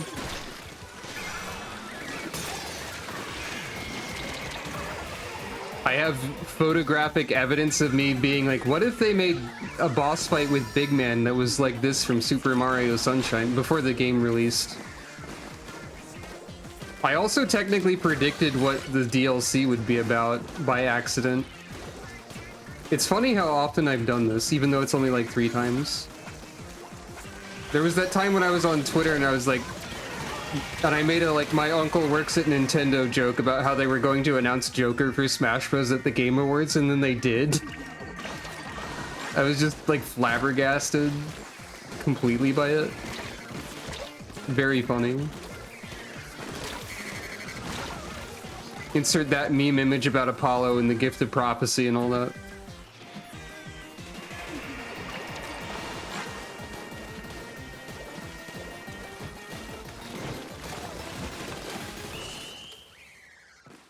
Seems like Team Past has won this one.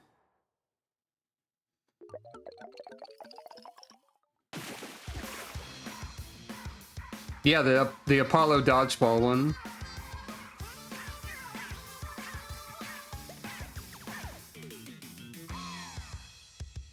Someone's got the tag Cosmic Chaos.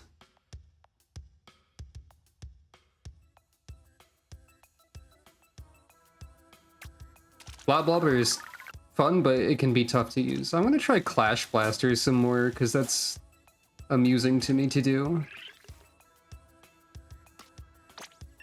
I remember when this game first came out, I was like, screw the haters, I'm gonna use only arrow sprays and have all the arrow sprays on my splash tag, and then I didn't do that. Especially because there's only 2 of them.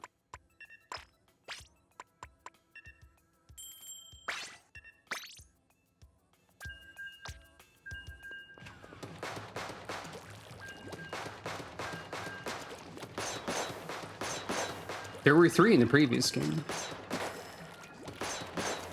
The odds of having 3rd kits for weapons seem pretty low at this point, which is a little disappointing.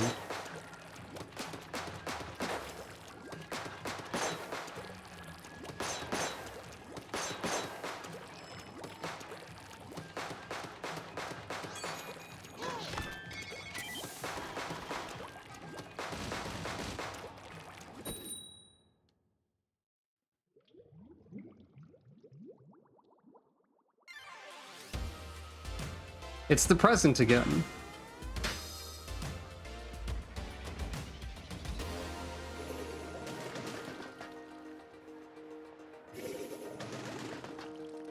Everybody loves Pearl and Marina. This is just a fact of life.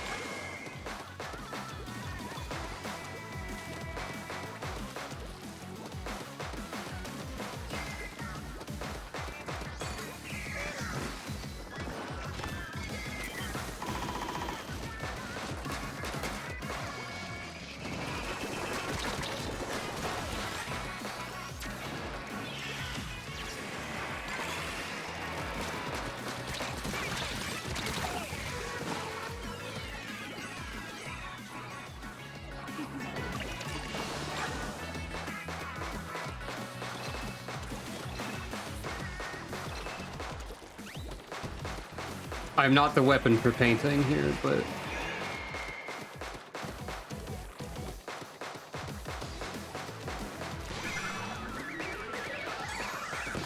Hell yeah. Great job, teammate.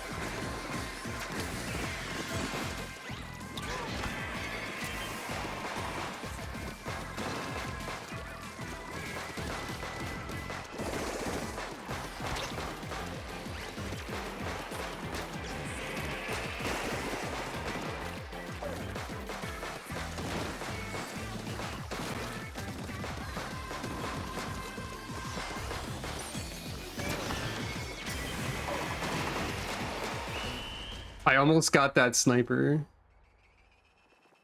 I don't think those count if they explode after the game's over. Hey.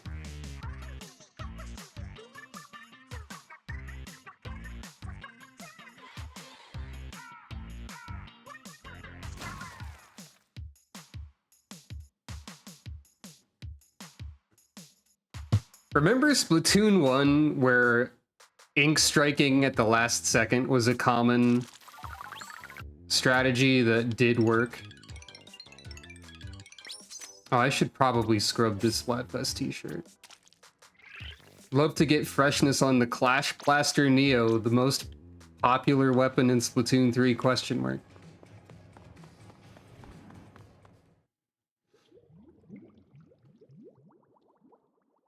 I think the lobby will change significantly at halftime and then at waiting for results, so...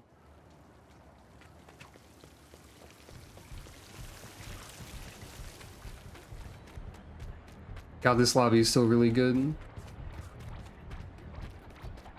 Switch doesn't love it, like frame rate wise.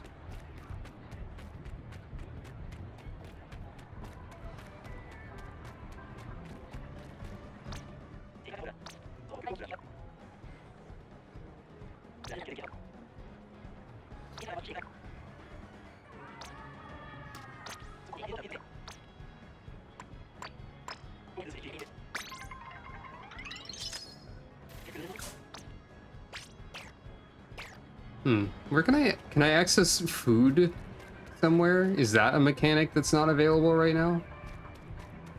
Because I realized I don't have an active food effect. There's like a billion stalls, but...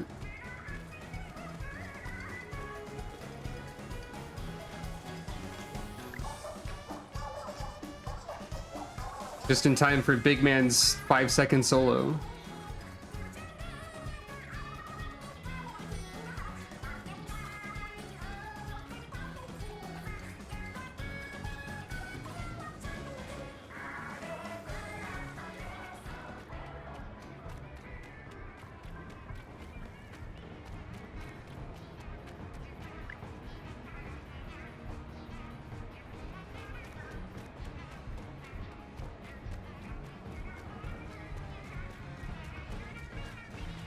Wait, I didn't realize the jellies were actually wearing the merchandise.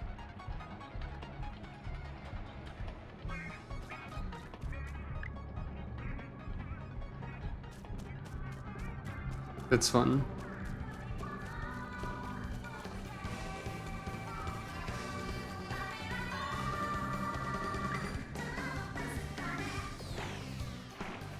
There they go. Marina with her T-tar.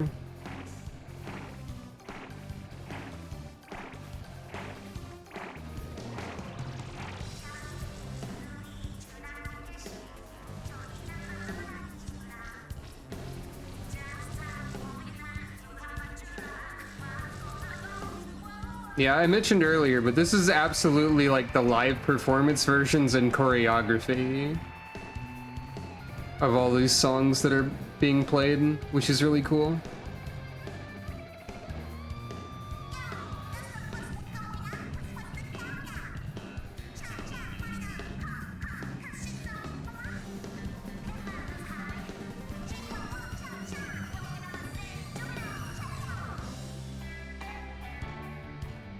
Hey, do you think Pearl and Marina are gay or what?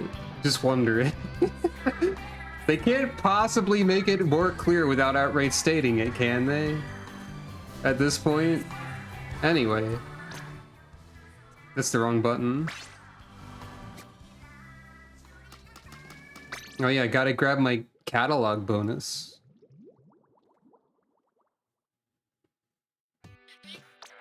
It is. Wow, a generic t-shirt. Okay, it had a graphic on it. Wow, I could buy a fish statue.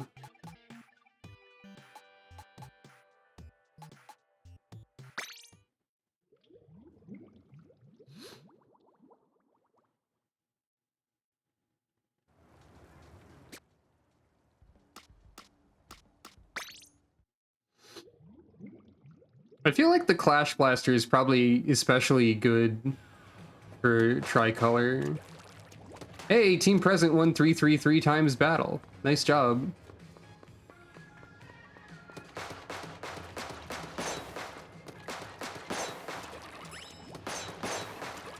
Our squad don't miss, says Pearl, as I look at my gun with like AoE being its entire selling point and like chuckle nervously to myself. I'm having fun with Flash Blaster in tricolor. I should try a little bit in regular too, maybe.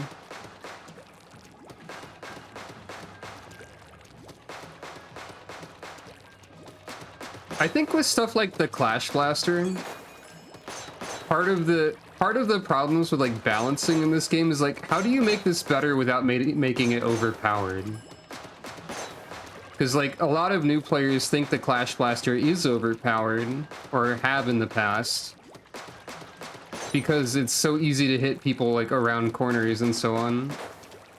Like you don't have to aim, etc. Allegedly.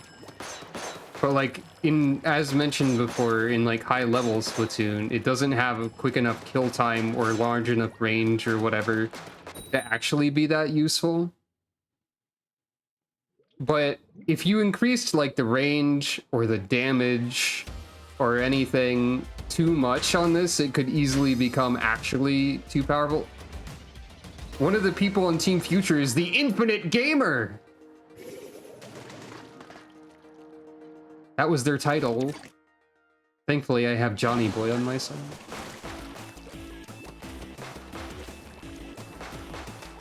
You gotta watch out for the Infinite Gamer.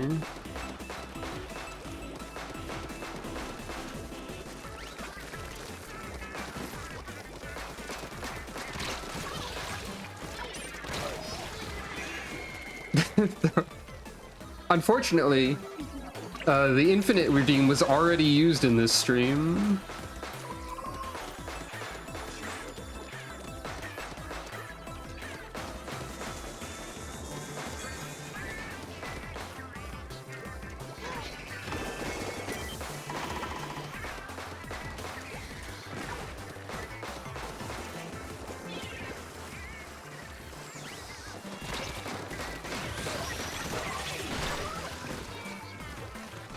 I got two of them. That ain't bad. Doesn't look like I gave anybody an opening in doing so. Oop. Hit the ground. I'm trying not to suck Callie or Marie. I think this is Callie singing right now. It might be Marie. Fake Squid Sisters fan.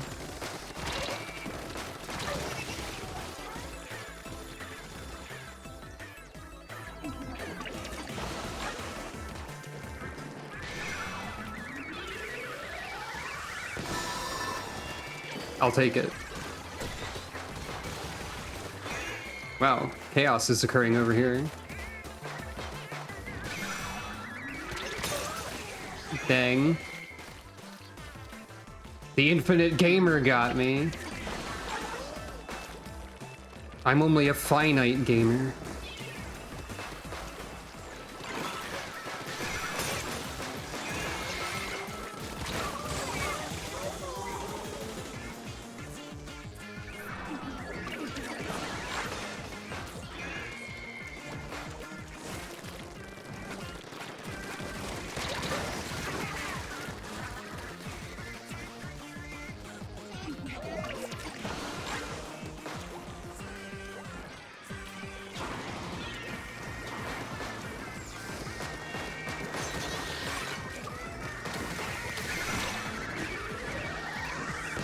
Yo! There we go. Also, there's a unique dialogue for every idol with the ultra signal.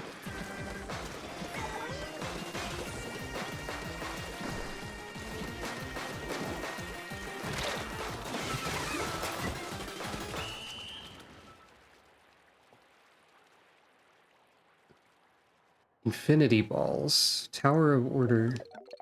Well, those are just 8 balls, but sideways. I feel like I shouldn't get Turf Inker with the Clash, right? Also, that's a cool hood that Johnny Boy has. I think I probably missed my opportunity to have said item, but I like it.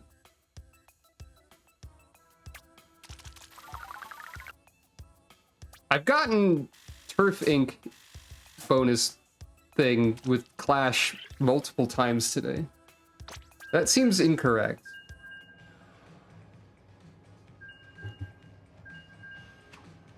It is first out of 2, that's true. Gold medals mean a bit less on an attacking team.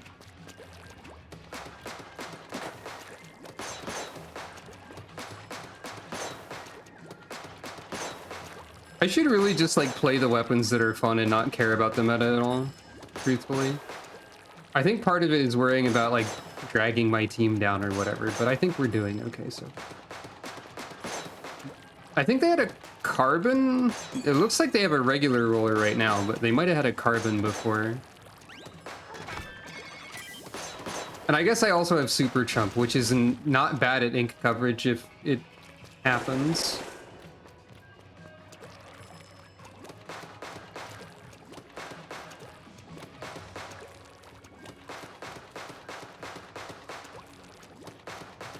Yeah.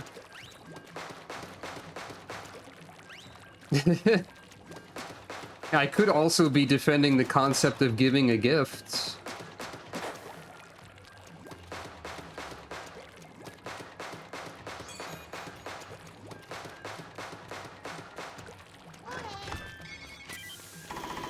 Super Trump is just the most satisfying special to look at. And look at their like goofy little guys, and then they explode and it makes a whole bunch of great noises.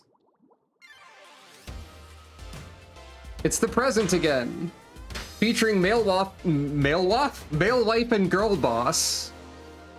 They're both here, and they're on a team.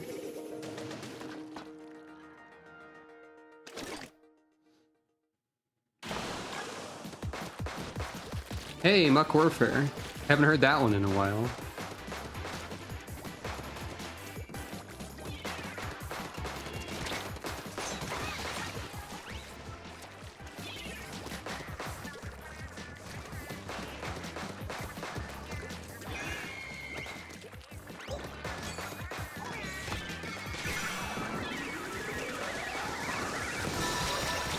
Nice, Johnny.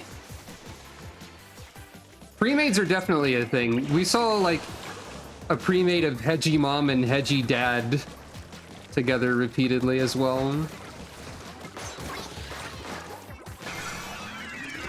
Ah, shucks. It'd be really funny if we could have gotten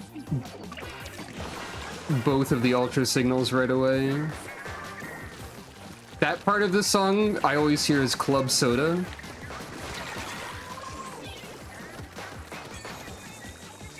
Uh-oh. God, I love Splatoon. Did you know this about me? Have you heard?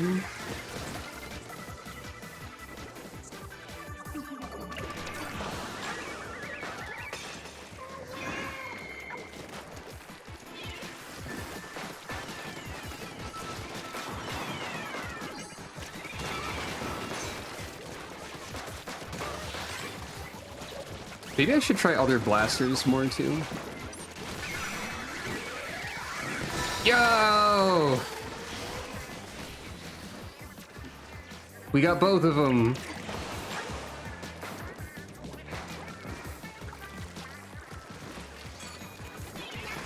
Purple gonna win.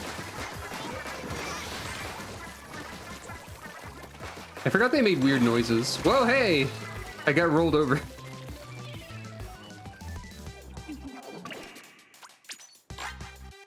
I need to remember that I can teleport.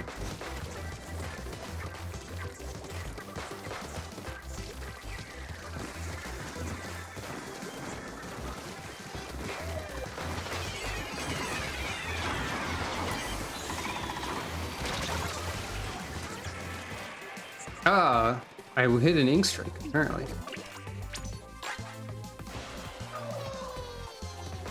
I was wondering what got me. Ah! Sharked! El Zapato!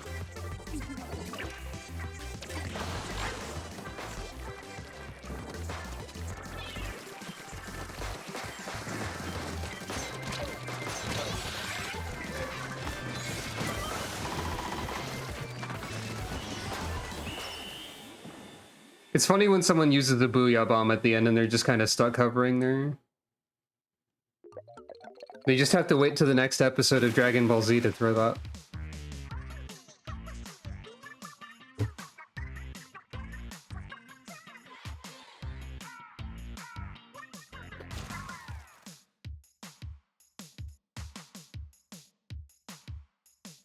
Yep. It do be that way.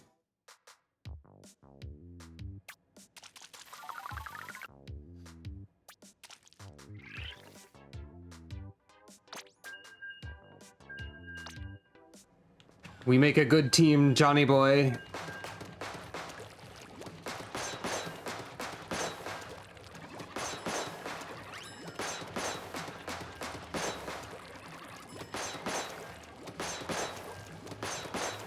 Yeah, I think I've become convinced that Clash is pretty good for Tricolor. Because, like, you have a good idea of where a lot of people are gonna be. Yeah, I've mentioned that before, like, and earlier on this stream too. I really hope they do more spin-offs and stuff. And I've also specifically said I feel like something in the vein of Mario and Rabbids or XCOM would be, like, perfect. So, like, a tactics type thing for sure, for sure.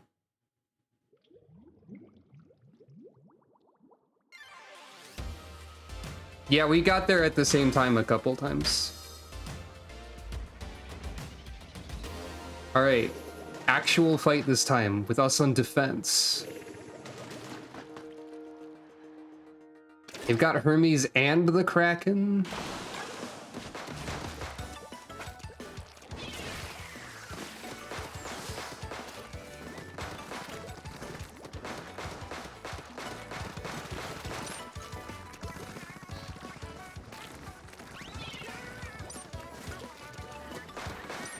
I think if you were super coordinated, that probably would work out.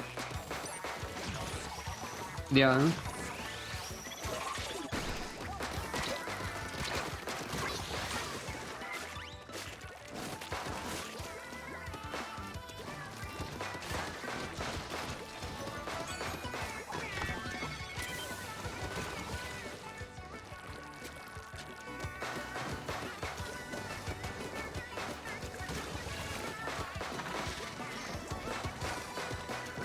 Fence is doing good this time, I think. So far, we're off to a great start at least.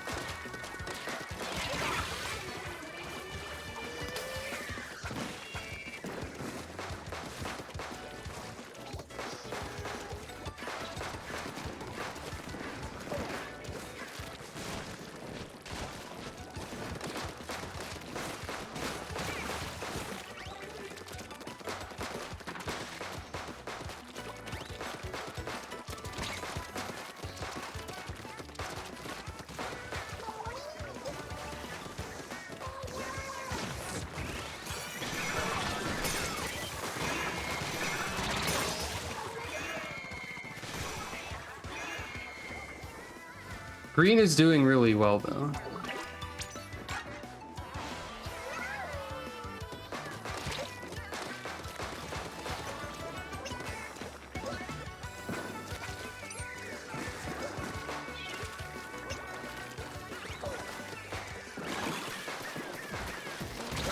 Ah.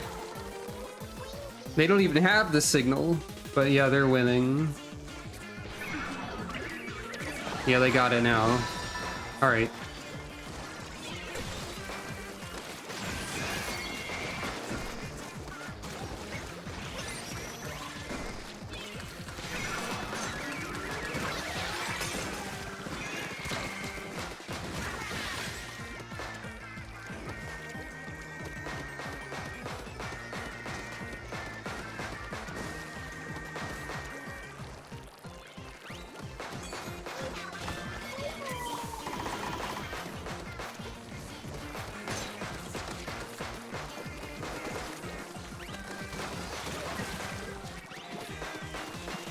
Ah, red's winning now.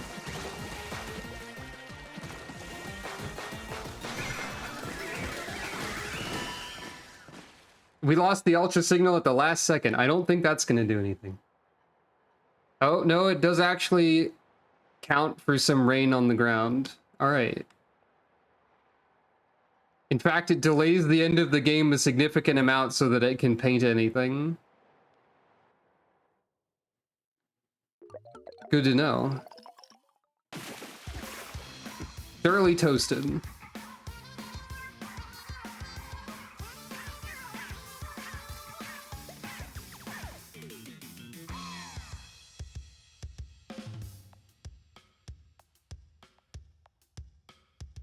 It's funny, I seem to be doing well when it's a mirror match against present, present, and present.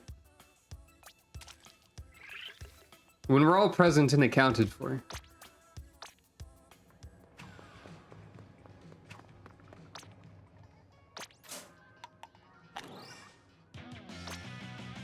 Oh wait, use food tickets here. I forgot.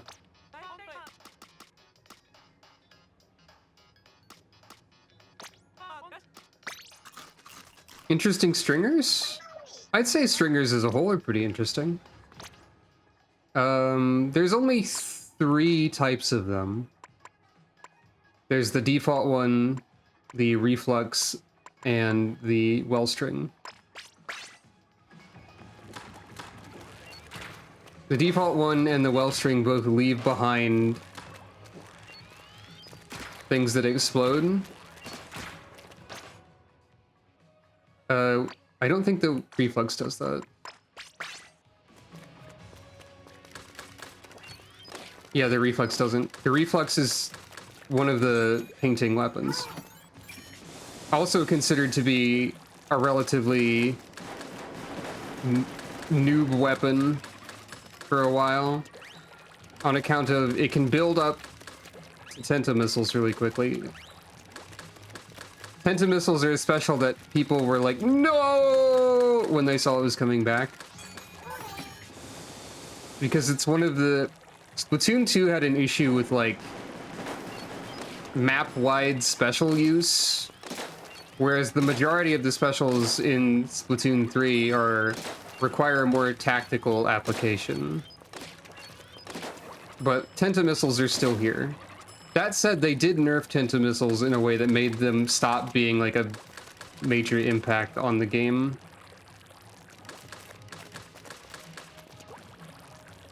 Or like major negative impact. Now they're just like okay. Which is, once I build up enough meter.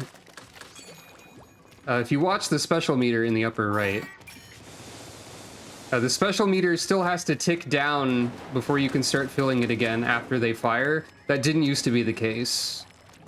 So Tenta missile spam was a lot more possible. And then the last stringer is the well string, which I showed a little bit earlier.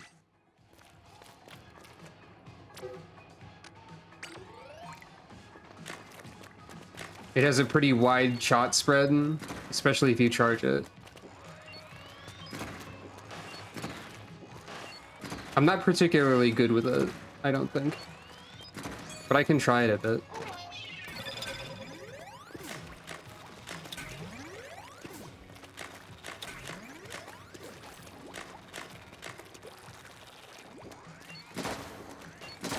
It's also unique in that, like, if you're trying to do like a condensed shot with it, the best time is at the one charge because it spreads back out in the other direction. The special is the Wave Breaker. It deploys a little like turret that emits waves that do damage and mark people if they get hit, but the Wave Breaker is easily destructible, so it's not a very useful special, all things considered. But yeah, you can see, like, these do a lot of damage after they explode.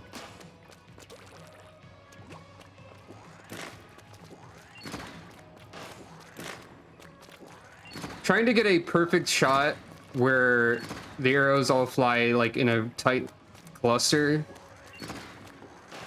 feels like playing, Megaton Punch in Kirby Superstar.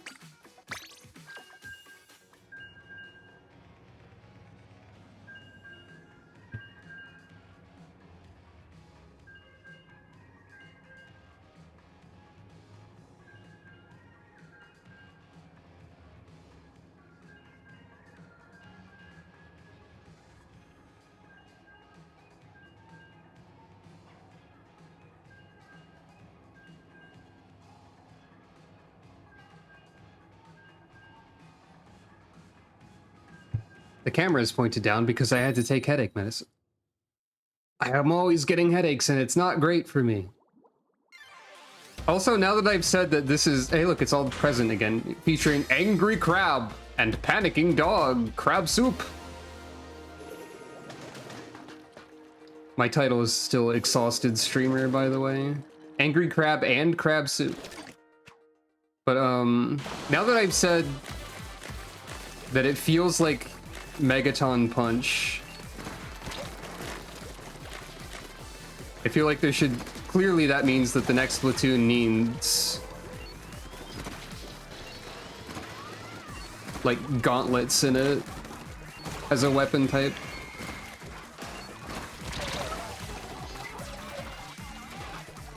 Ink gauntlets, developed by Octavio, do a big ol' punch. Sponge Knuckles, yeah.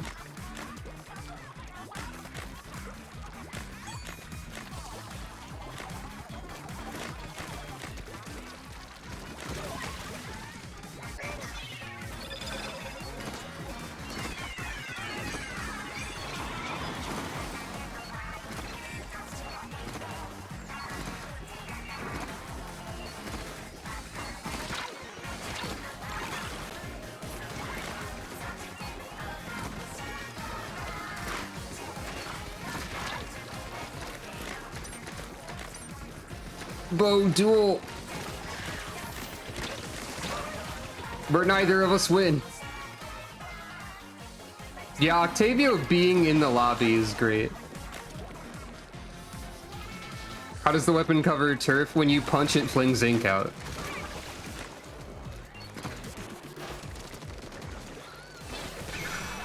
Oh. Somehow I didn't think that would happen. I think it would have like a burst around it type of effect when you threw a punch. Or you'd throw like little Hadoukens of ink. I shouldn't have done that. I should have let them have it.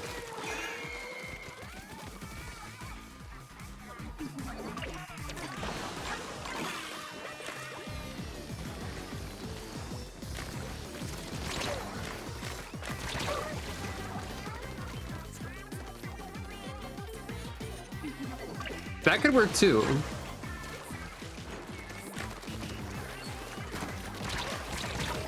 Yeah, I'm no good with the well string. The real Ultimate Marina fan, huh?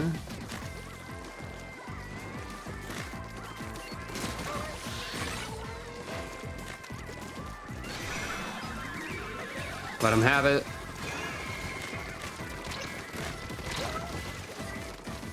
Yeah, this thing's tough to use. I think you could probably have a knuckle weapon of both of those, like, types, given you need to have multiple, like... Oh, purple team had a disconnect. You could probably have, like, multiple different knuckle weapons that function significantly differently.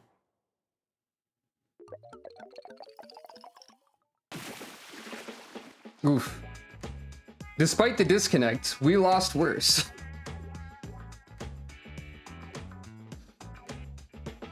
I feel like super punching is probably pretty common in anime, but I wouldn't know for sure.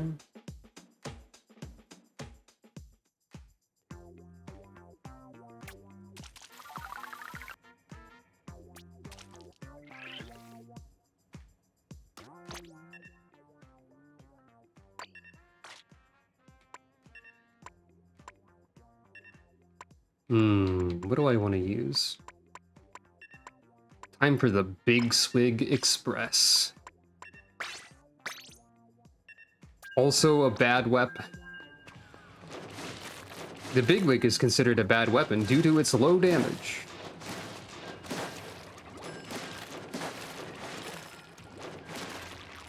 It can't even, like, reliably roll something over. Like the carbon can't, but it has other advantages to make up for it.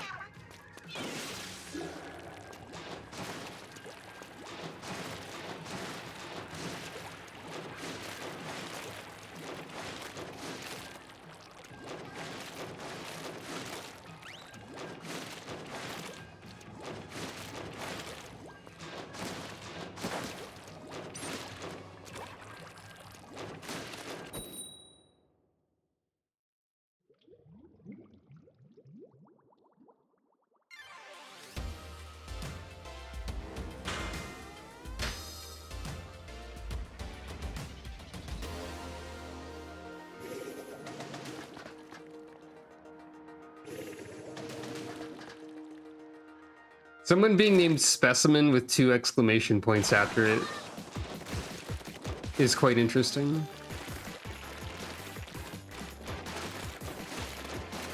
I guess they're really excited about it.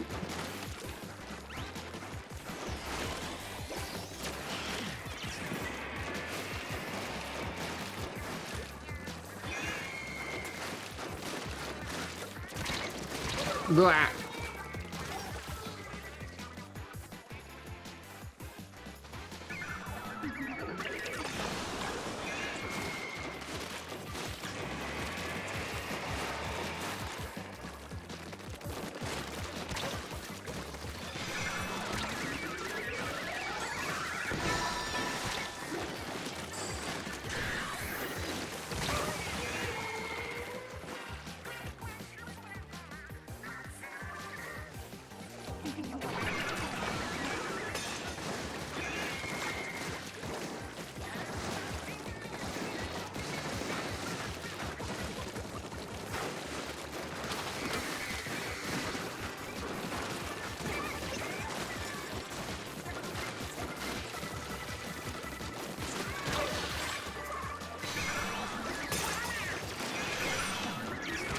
I didn't have any ink. Well, we certainly lose now.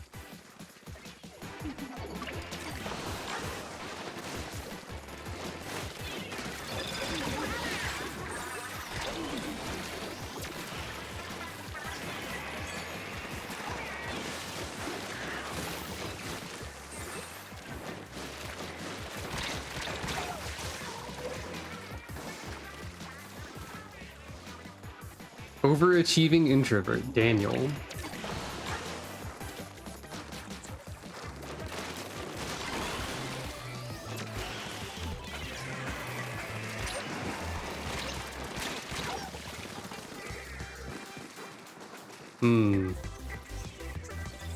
Yeah, I'm not doing too great with this thing either.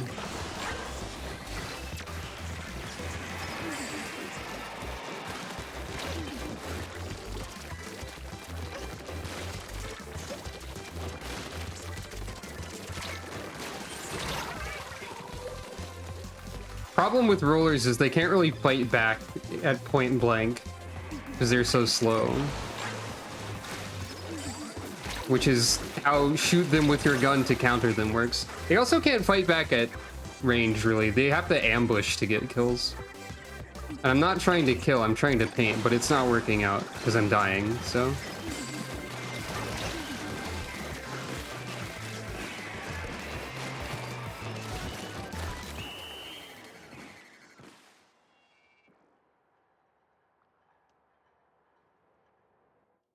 The brushes are probably better at trading, yeah. Makes sense. So far, anecdotal evidence from seeing people play the video game against me suggests that Team Past is doing pretty well. In terms of, like, winning.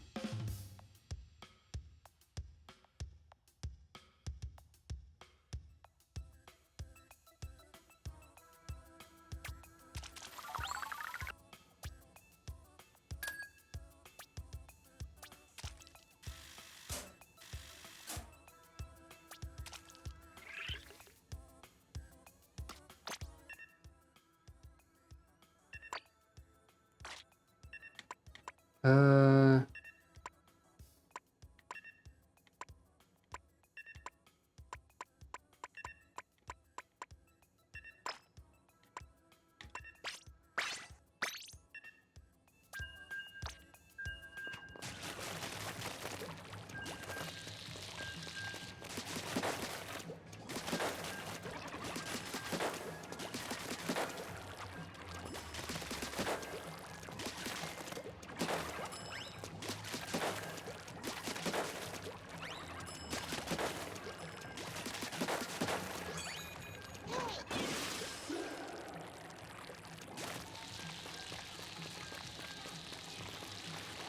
Yeah, the octave brush is interesting. It's got like a... It's definitely got like the octopus motif as a central feature of it.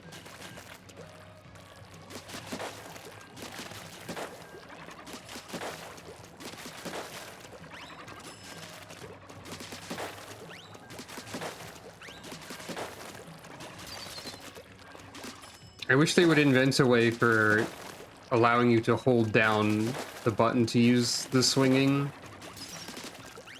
But you have to hold it down to roll, I guess. But still.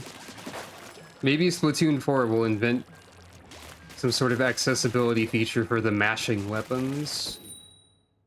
Or maybe it won't.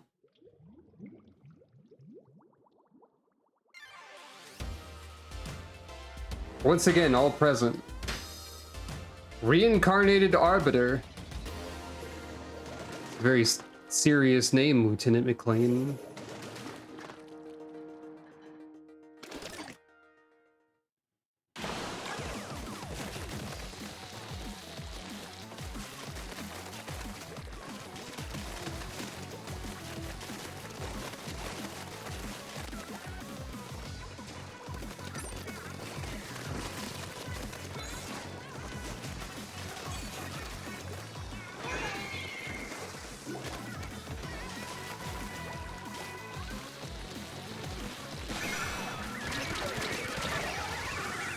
Yeah! We got it because I was there to body block.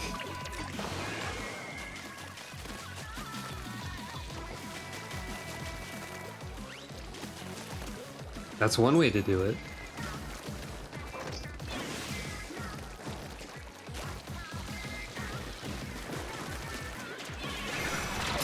No, I didn't mean to grab it. I meant to keep swinging.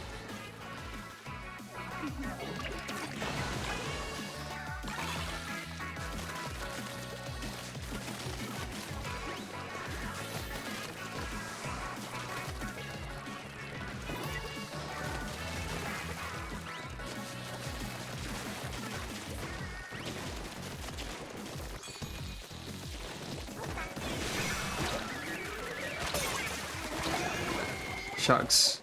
Forgot there was someone behind us.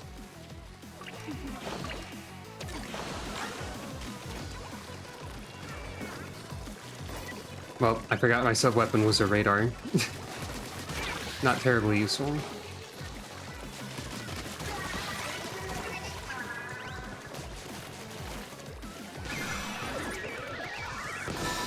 Hey! Great job, Lieutenant. Ow. My body.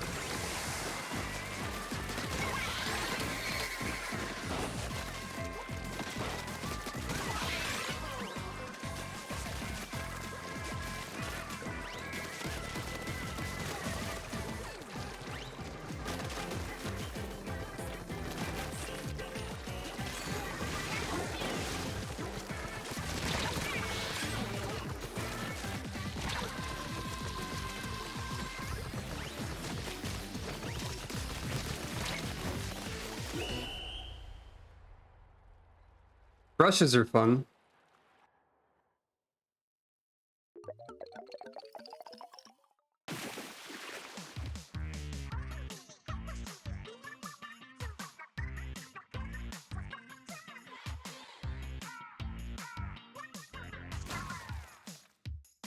Yeah, for sure. I've occasionally done pretty well with Octobrush. So, it might be worth sticking with it. Present champion! Currently, I am a champion. In the past, I was not a champion. In the future, I might not be a champion.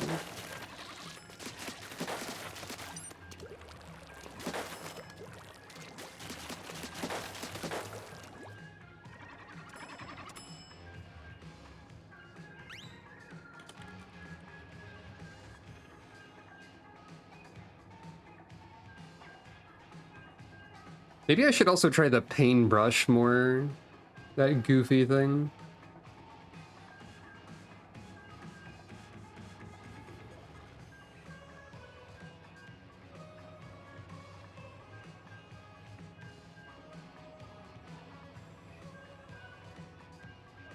I think people don't like it very much.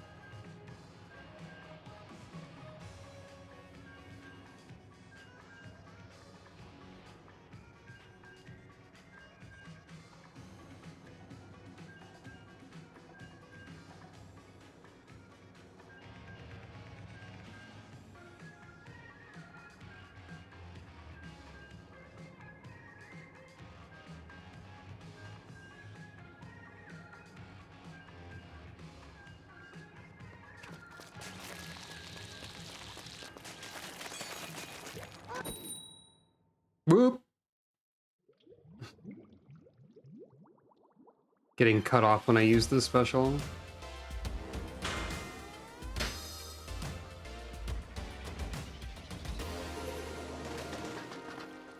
Alright, see if we can manage a match against Epic Link and Skylander.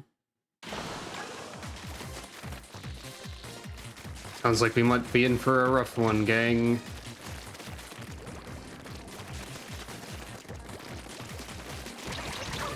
Ah! Counterbrushed by the merciless Maestro.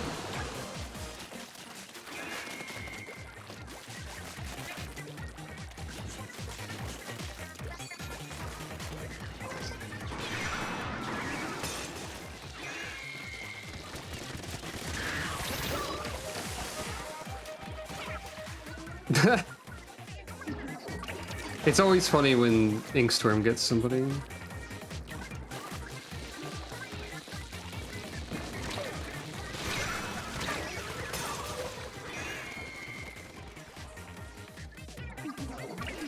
That person had Astonishing Artist as their tag and had like 2 ink brush stamps.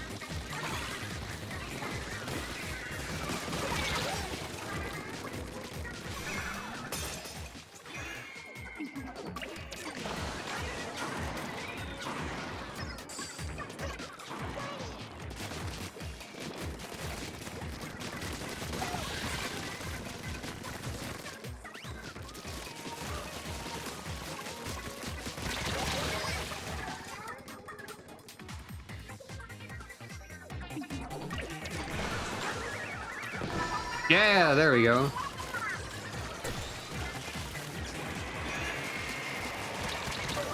I wiped out enough that teammate had a chance to grab it.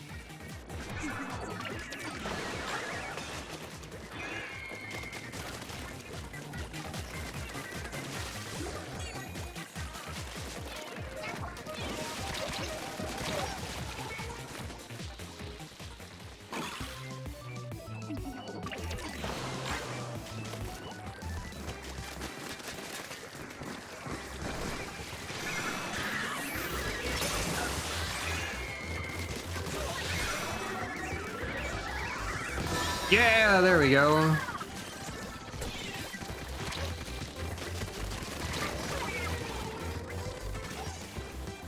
There's an example of brushes trading too. Yeah, the festival ink is pretty nice. Okay, we have both ultra signals, but defense team is really coordinated or something.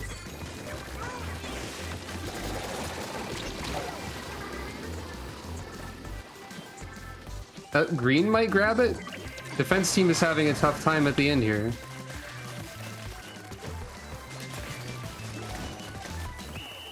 That one was a close one.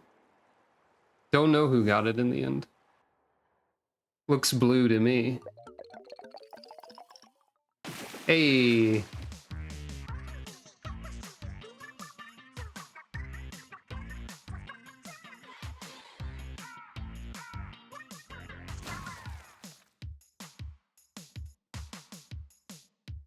I should try the paintbrush.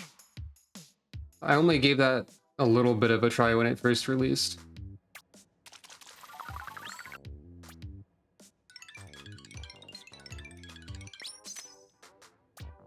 I'm so resistant to ink right now.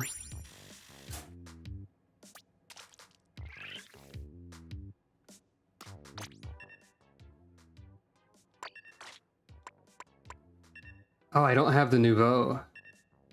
Damn. Try regular. So the paintbrush has a slow startup, but inks a wider space.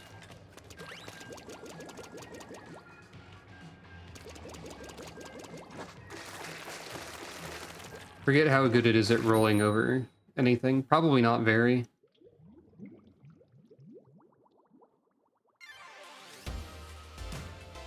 It's all present again. Hungry, hungry point guard, Pine.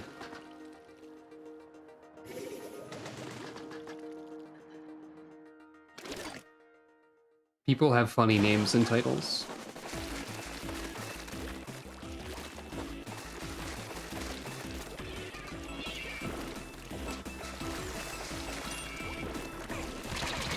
Blah.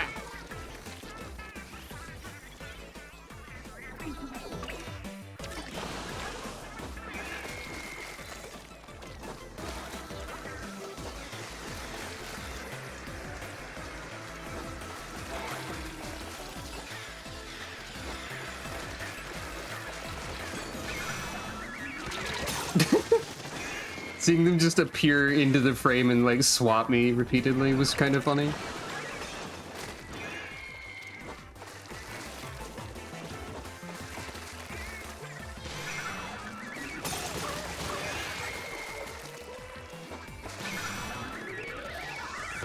Yay.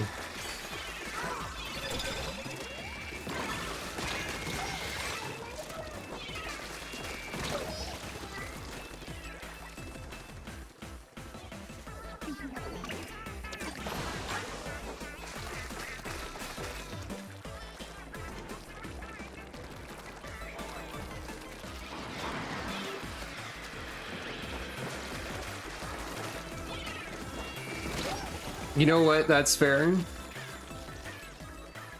Man, Billy's doing a great job defending against me specifically.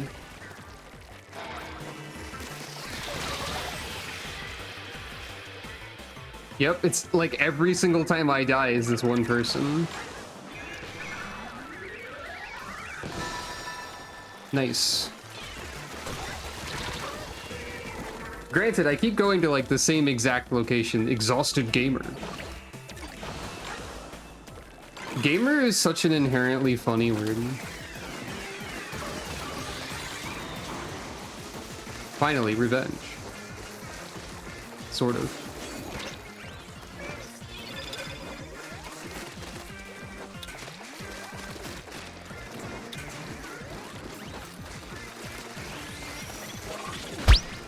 Gamer.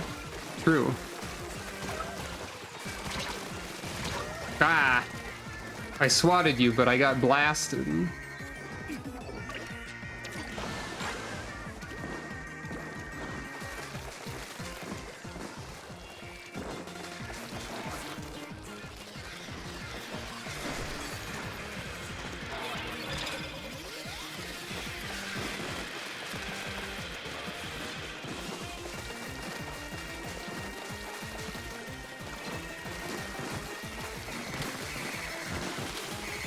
I keep forgetting to use fizz bangs too. Two brush users stare each other down after the fight. It's a messy field, folks. But the defenders take it.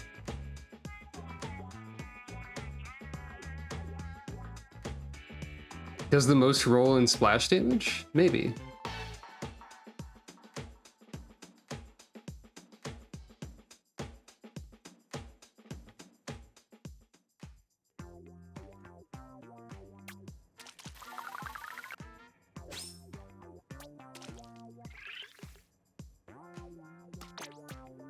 Hold on, I gotta go buy the Paintbrush Nouveau.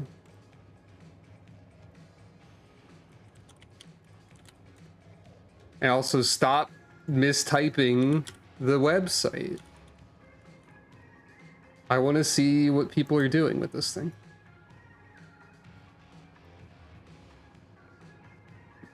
Right, I was just checking. Okay, quick respawn, come back, and the special charge, it seems like. For Nouveau.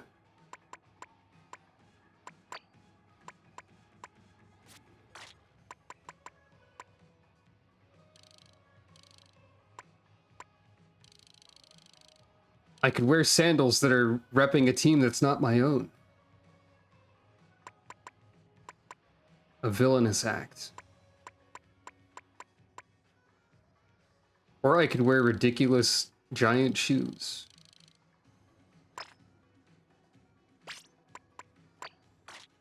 What other comeback things do I have? These Easter shades. Funny hats.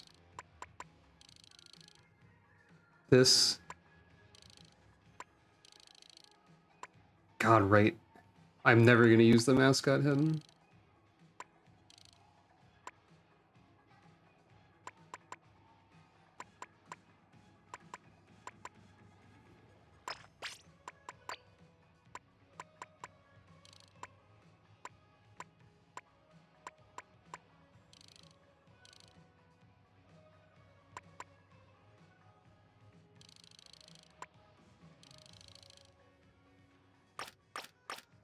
By the way, you can adjust a lot of like shoes that have socks to remove said socks if you wish.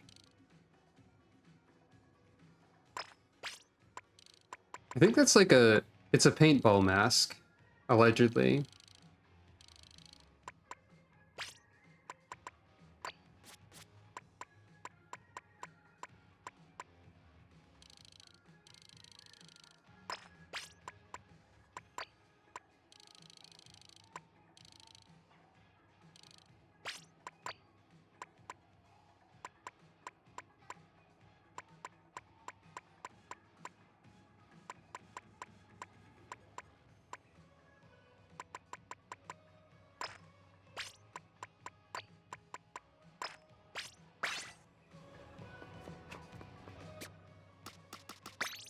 What's my prize, Harmony? For catalog.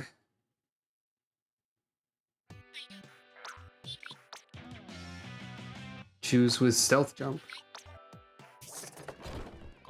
Oh, there's many shoes to purchase and think about.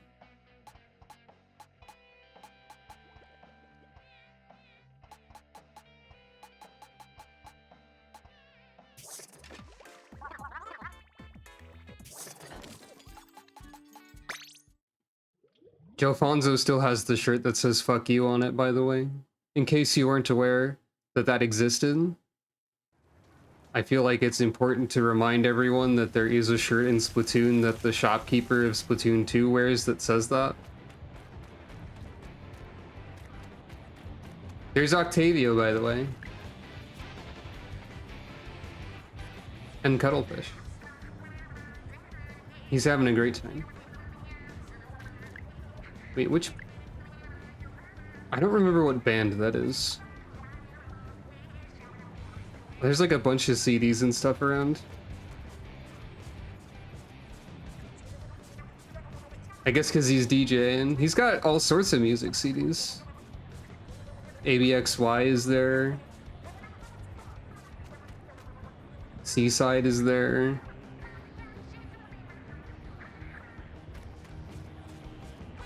Yoko and the Gold Bazookas is there, I think is the name of that one. What other sorts of merchandise do we have? Pins, standees.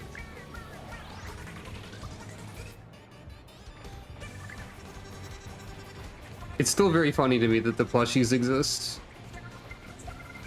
Also, this one Marie plushie, like, lying on her back and staring at the ceiling feels like some sort of mood, but I don't know exactly what it is. Wait, you just stuck those in your skull. Is that how they work? I think that's like a scar on his tentacle.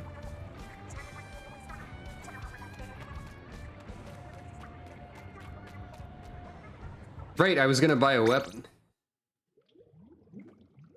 Forgot what I was doing. Was thinking about DJ Octavio and his cool music CDs.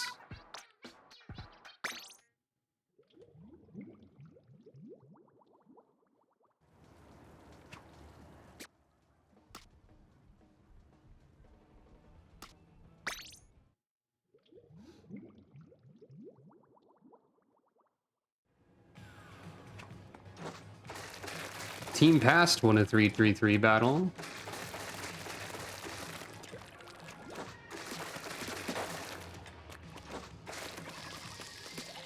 Okay, it does 30 when you roll, so like not much.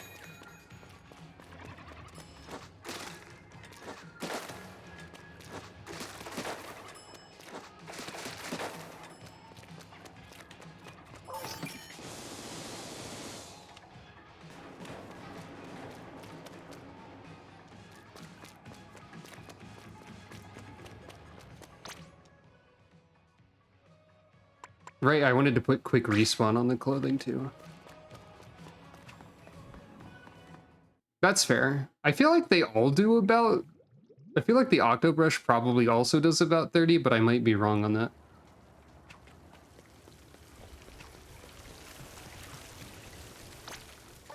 Here's the lady what killed me a bunch.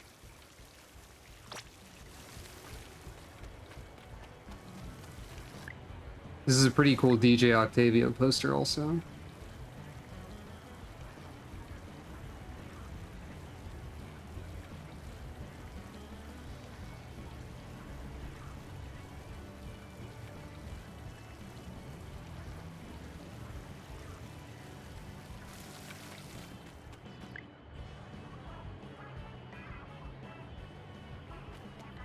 Extremely low poly funny fish airplanes, I guess.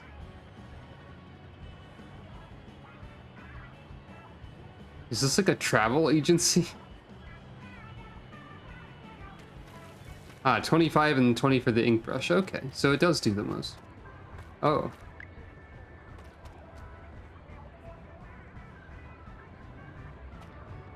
Ramen. Featuring robot. You know, I think I know why they're called Robo Ramen then. I just have this hunch about it.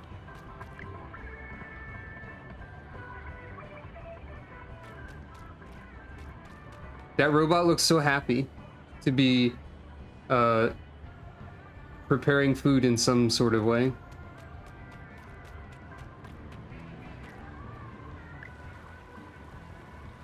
They actually positioned a Callie plushie in a way to take a sippy. If only this was Marie. It's still funny, but if it was Marie,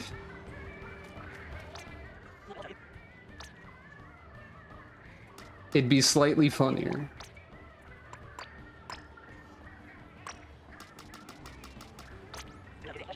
I don't know when the halftime is gonna be. I think it'll be, like, thinking about it, it'll probably be on, like, Saturday, I guess.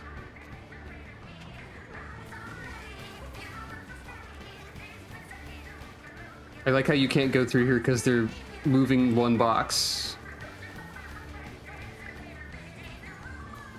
A spiny lump sucker? Is that a fish? That sounds like a type of fish that could exist.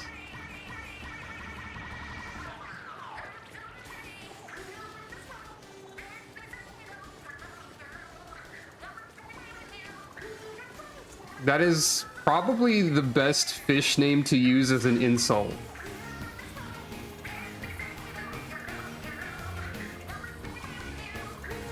They're going at it again. Hold on, I have to look up this type of fish.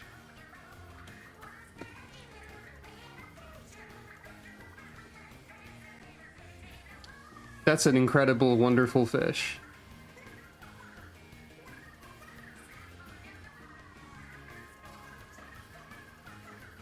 Hold on, I have to save images of this fish.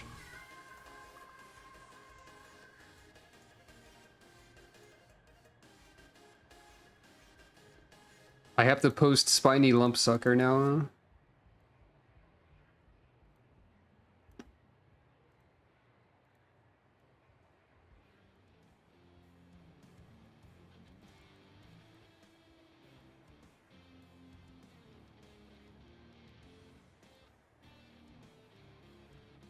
There they are.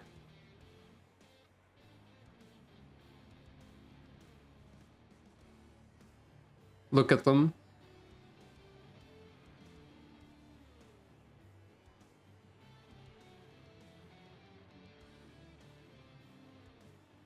It looks like an AI generated goldfish. Oh no. Maybe a little bit.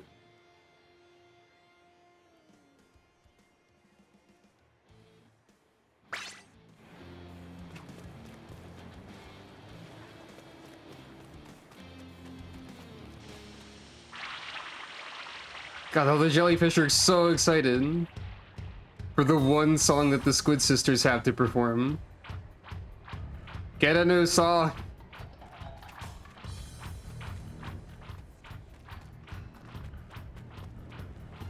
Ah. I know everyone loves the calamari incantation, but you have like another one, don't you?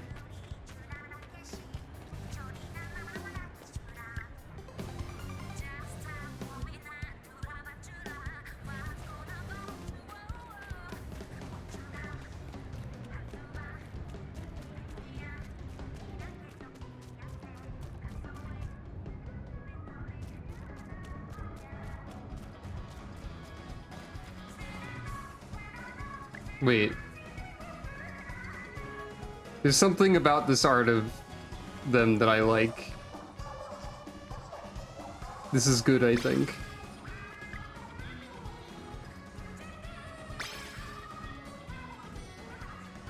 There are many cute pieces of artwork. That one is like nigh incomprehensible, but very intricate.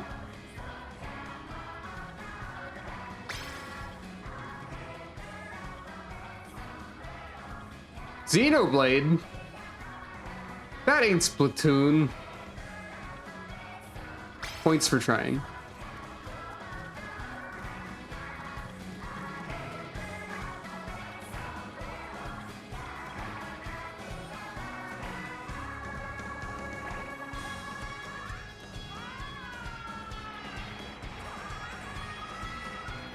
Yeah, this is how you can... That's a good way to tell that it's the live show version of this.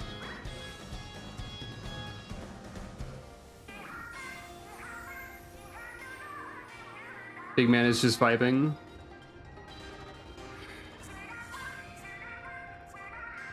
Big vibes.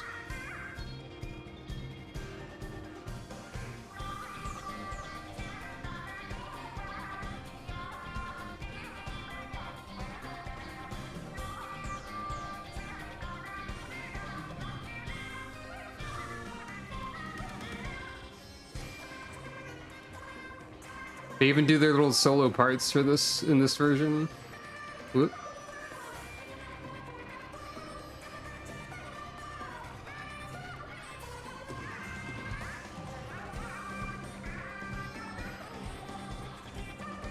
Splatoon music is really good. Did you know this about Splatoon? I also just so love. I also just love to observe Big Man vibing. This is his part of the song.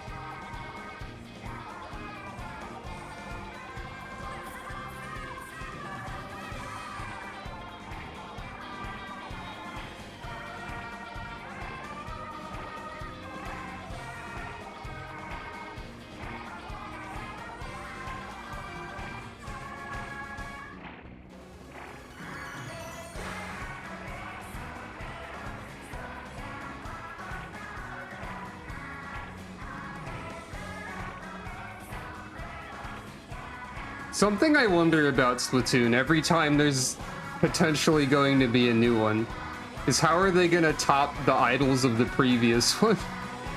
I mean, like starting with Pearl and Marina. Like I didn't know how they were gonna make someone as good as them. I think Deep Cut's pretty great though. But now they have to make someone who's like equal to or better than Pearl, Marina, Shiver, Fry, and Big Man, and Callie and Marie. Like, it only gets tougher each time, right? How are they gonna do that? You think they can find a way? Fair enough. I believe in them. It's just not gonna be easy.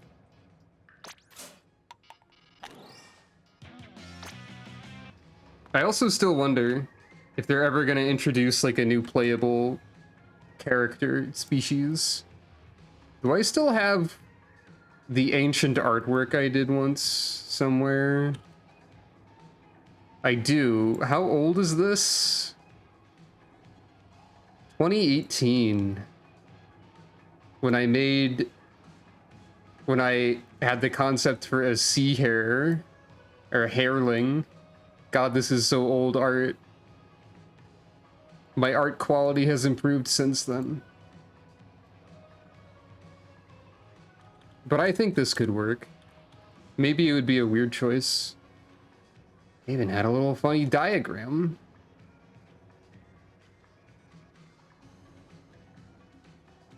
This bit would be a little tale. Powerful sentences written in the English language.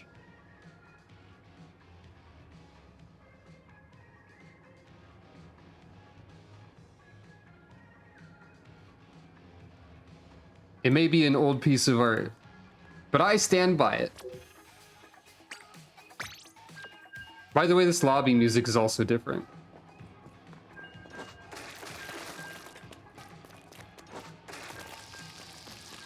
Okay, the paintbrush actually has some pretty... I think this is probably like regular brush roll speed, but I think it covers a wider area than other brushes when rolling by a small margin.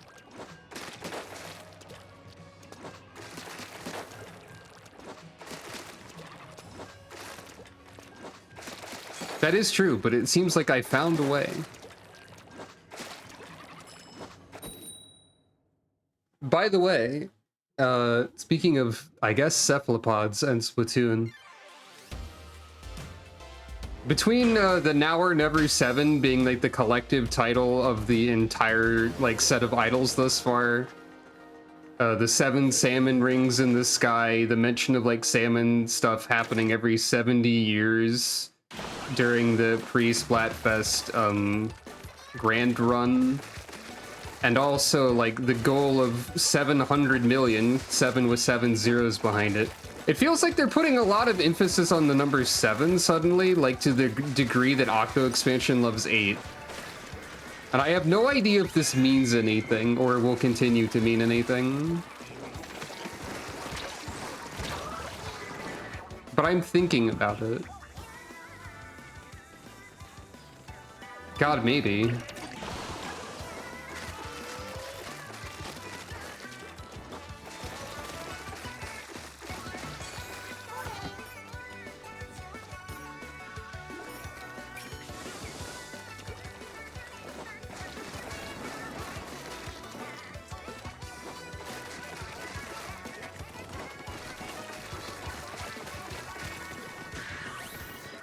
And that is true, we did solve Anthro Shark Tales.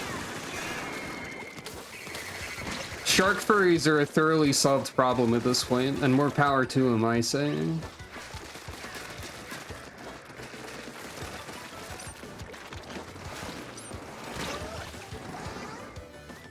A more common genre of furry than I expected.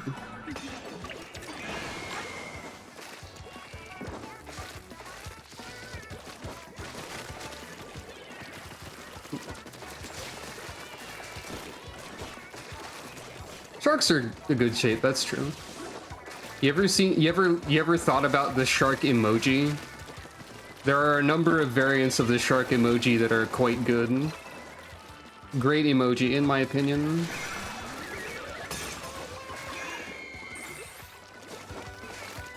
Yeah, that one. Not the version that appeared on stream, but like the other version. Where is everybody? I was a bit late, apparently. Penta missiles might not be as good for this mode as I thought they would be.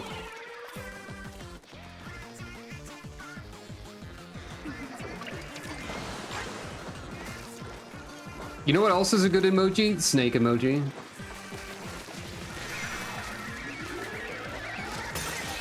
Great animal shapes for emojis. Dang.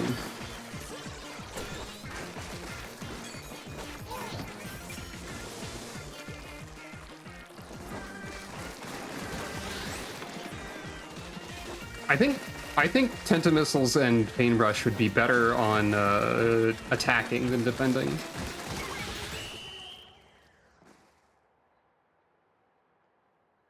Oh, okay. Yeah, that makes sense. I think it's like Octobrush speed or close.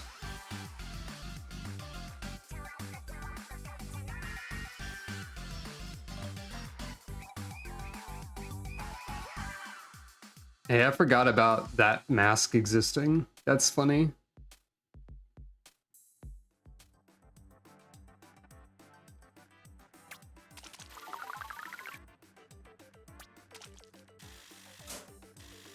I think being able to play tricolor for this entire time is a fun feature of it that I didn't know about.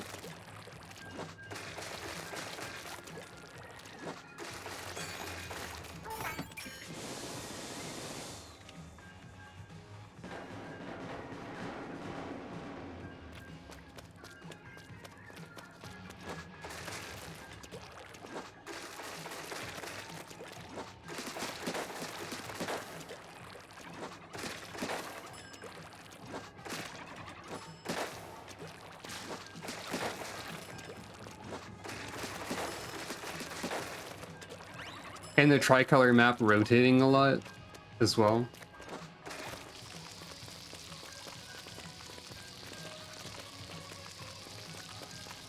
By the way, speaking of furries, it occurred to me that I'm not entirely sure how furry my little PNG here counts as. The intent is not furry, but more catgirl, except I also gave like an animal nose here, making it more furry than it may appear, perhaps.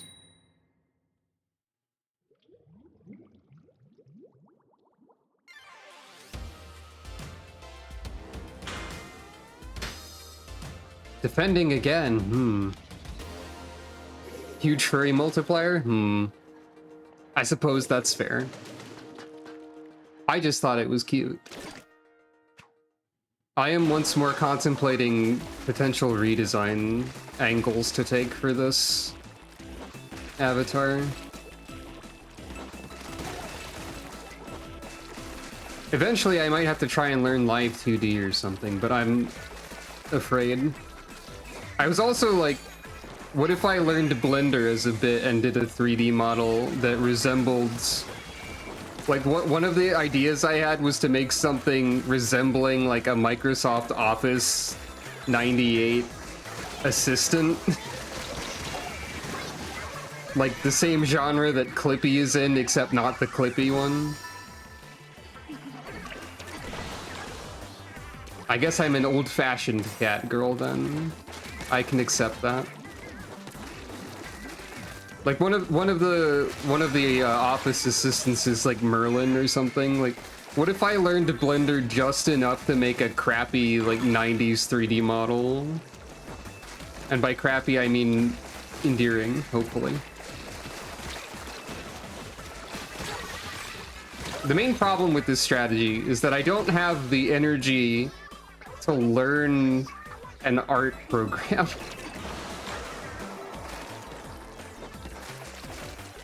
I also wonder if I should put like a fake Windows start bar under the stream to complete the 98 aesthetic here. Or I could like go all in and even more complete it and just make my background that one shade of teal and nothing else ever. But I like the angle of having multiple backgrounds for my streams based on what I'm streaming. I have fun with those. I think the best stream background that I've ever made is the one you're looking at right now, because I made that myself out of like the Splatoon assets in an attempt to emulate like the Splatoon decoration style and aesthetic. I feel like I did a good job.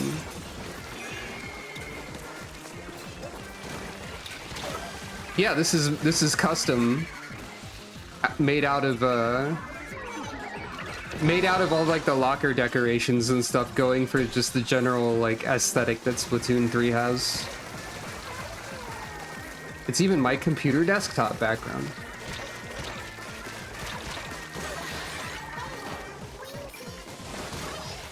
Feel the wrath of my Tentamissile, singular individual. By the way, we're losing horribly.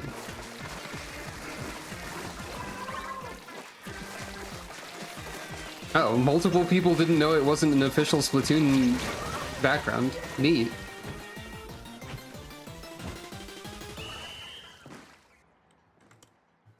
In case it's not like a super clear image, I guess I can project the full thing. This is a background I made specifically for the stream when I debuted this layout and did like the Octoling VTuber. So I made it a while ago. Since then, I've experimented with various sorts of background ideas. Like at first I was just using like old Windows 98 backgrounds I found online that were tiles, and then I just started playing around a lot more. Where is it? There it is. Maps have been updated. But yeah, here's the full thing, unobscured. You might be able to tell a little bit more that it's custom and not like official if you look at some of the details, like the Ace Pride rainbow. But yeah, I attempted to go for like Splatoon 3 graffiti aesthetic and like locker decoration aesthetic using ripped files of all of these things. And then I added some like asphalt texturing and stuff to it, I think.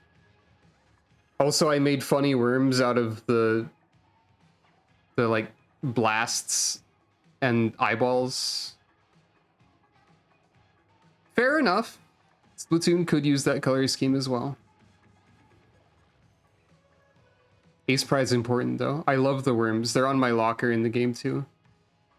There was one other thing I started to do with a few backgrounds recently that I was experimenting with, like as an example of like tiled backgrounds that I downloaded. I haven't used this one before, I don't think, but like classic tiled aesthetic.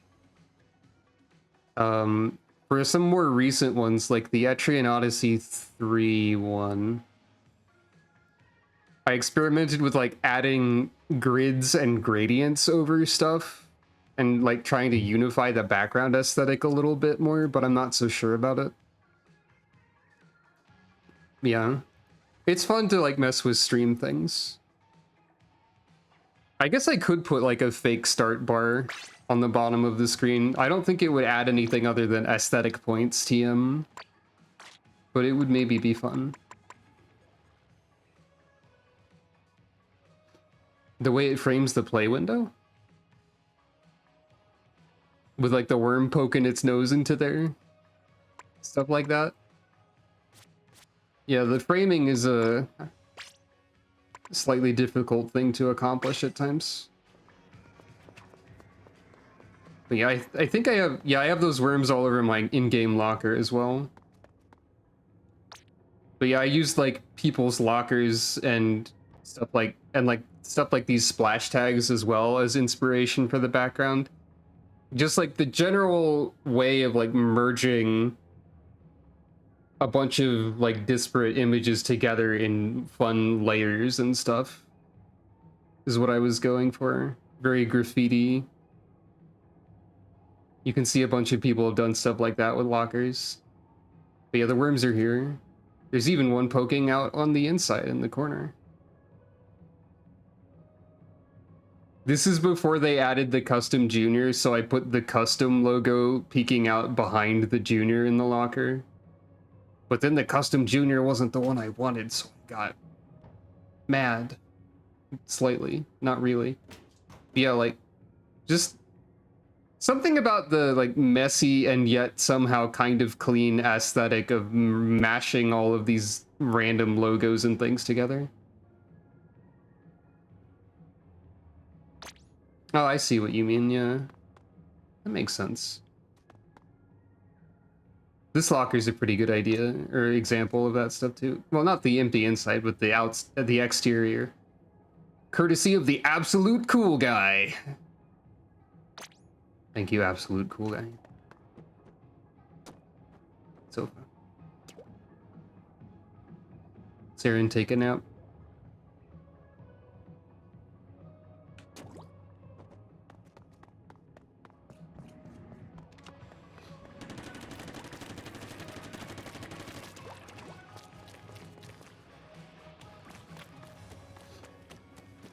Wait, you've got like a party hat?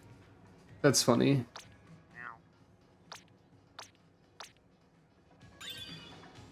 Oh no, I forgot you gave me tutorials. Okay. Thank you, Judd.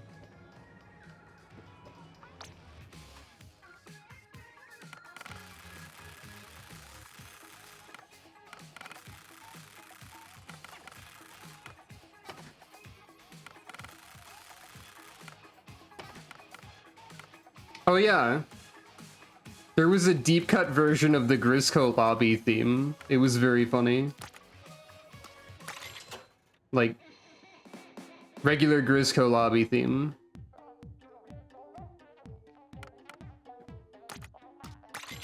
The deep cut version. Featuring Shiver doing the evil laugh at the start. It's a good bit.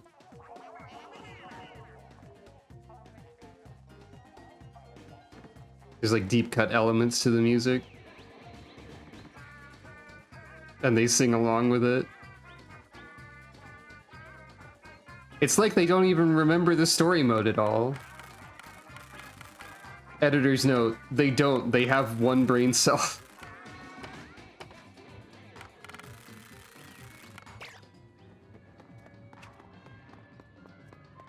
Do another match or two. Yeah, the Shiver lap is fun. One of my favorite things about Deep Cut is that it seemed like Shiver was going to be the smart one. at first, and then it turns out that they're all idiots, and I love them all. They're great. Like, you have Squid Sisters where, like, they have the whole bokeh tsukome thing going on. And, like, Marie is the sarcastic smartass of the two. Then you have Off the Hook where Marina is, like, the super genius. Looks like the upstairs is same as usual. Got the DJ booth, the table turf, the cafe, the untranslatable wall message, the notes over here. But yeah, you have like Marina the super genius, Marie the smartass, and then with Deep Cut, they're all dumb. And I love them dearly. Dumb positive for the record. No insult here.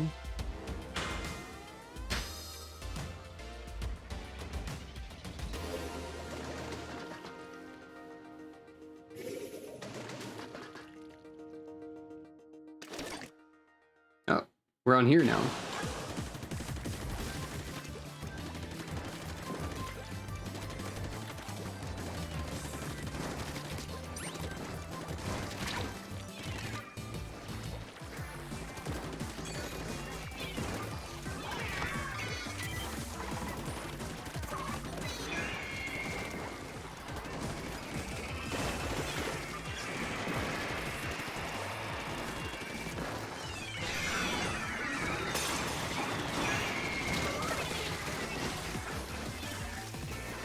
Yeah. And then there's Big Man. Big Man is Big Man. Big Man is like innocent, is like how I would describe his brand of quote unquote dumbness, I guess.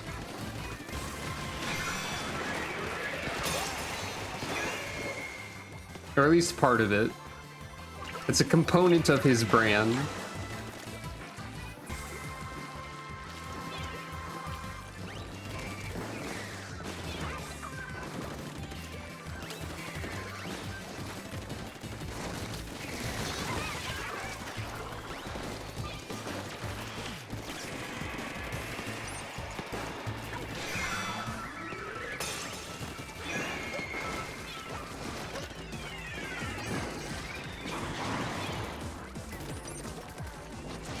No, I almost had my special.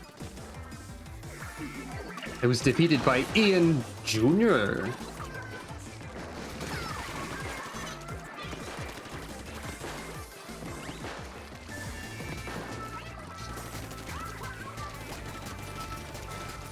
I'm not sure what...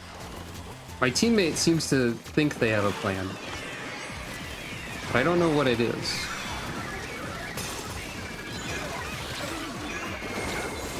Wow. Absolute chaos.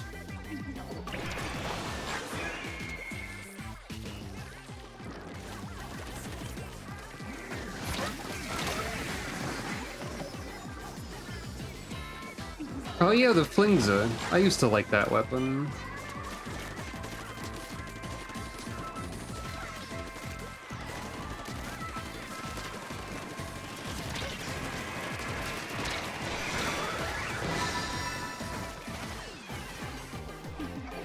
What is it anagram to? Is Bowser Jr. anagram to something funny?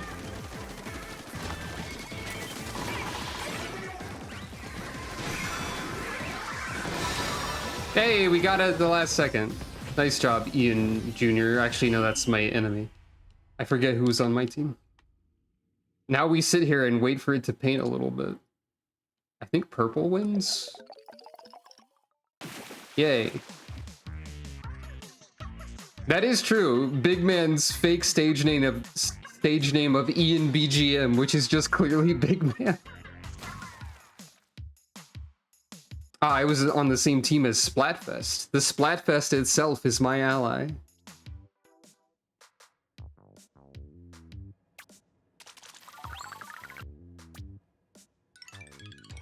Is it another? It is! I don't think it's useful to have 4 sub-abilities of this at all.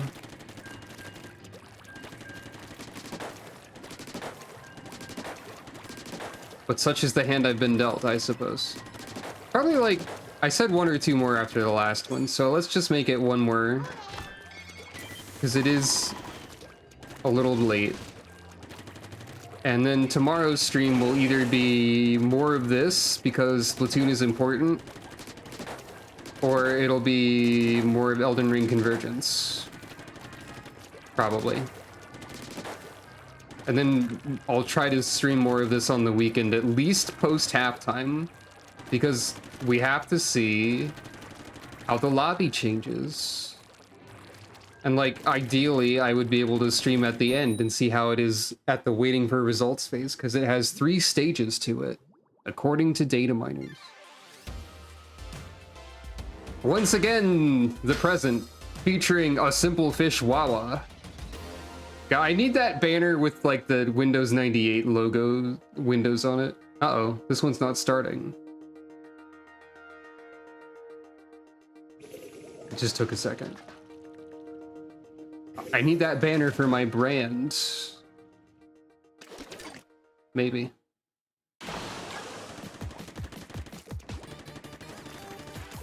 You know, we've heard Acid Hughes and Muck Warfare, but we somehow haven't rolled Ebb and Flow yet. I got defeated by the Awesome Geek.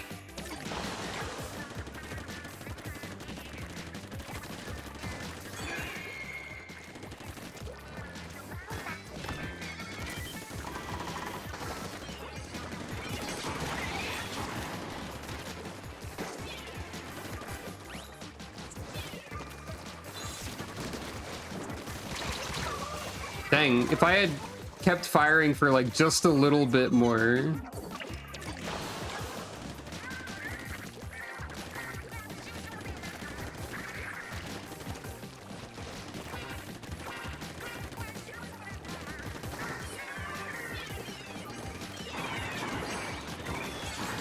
What? I got a double kill with an auto bomb just now, I think.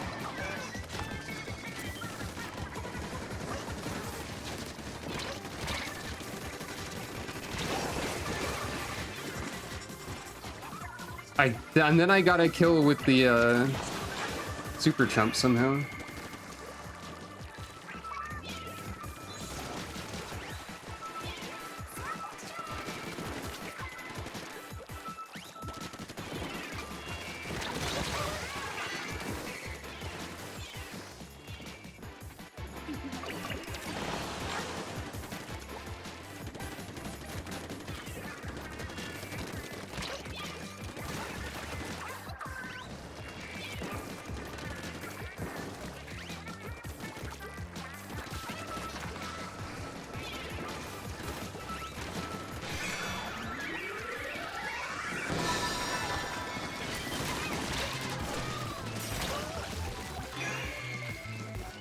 Take purple winning.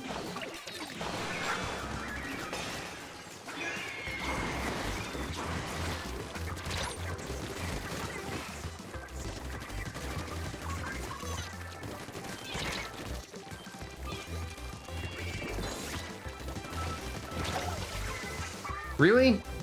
Ultra stamp just for me specifically? What did I do to you, Isabel? I don't think you could have possibly... I guess you could have chucked it afterwards.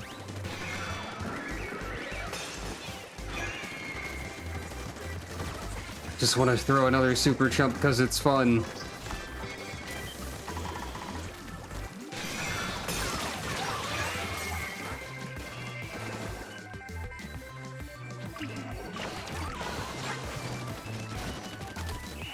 I think we're good. I think attackers won. A little less certain at the... Yeah, we did. What makes some good noises? Is it the super chump?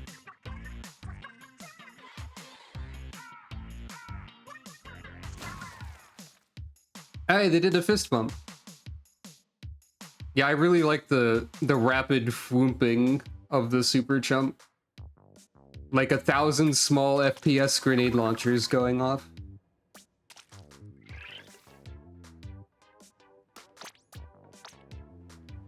Let's fire it again in the lobby so you can hear it. I've still got deep cut, happy little workers going on. All right, here's the super chump noise.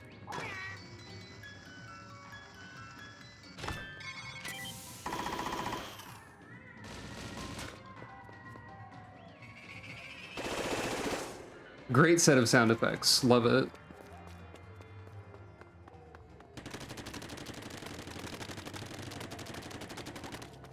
By the way, Joda's invincible. But yeah, I believe, as of right now, nothing in the lobby is different.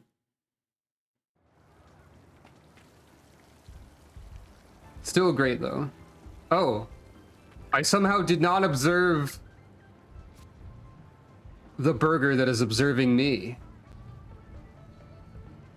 I wonder if this script translates to anything.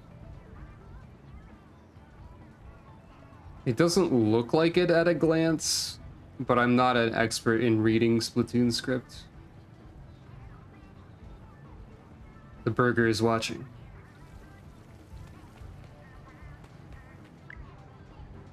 I bet some of this script probably is readable, and a lot of it is probably nothing. I didn't notice the traffic control jellyfish. They're having a great time directing traffic for a train that's not moving.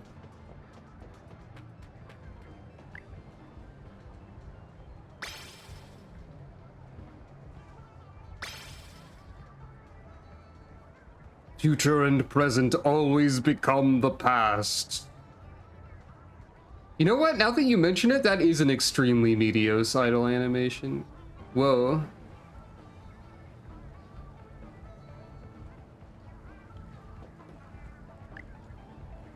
Happy Grand Splatfest. Thank you, Glass Sonia.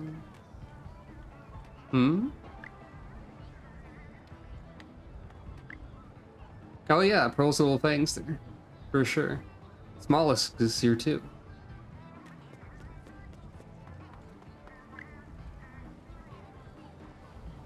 Future. God, I love that they have a Now or Never 7 tour bus. That's fun.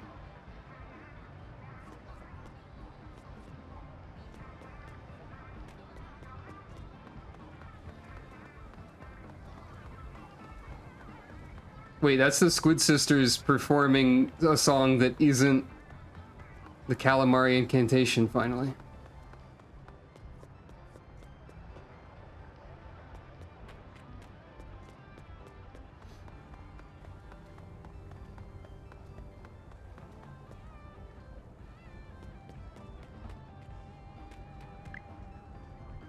Hello, friend.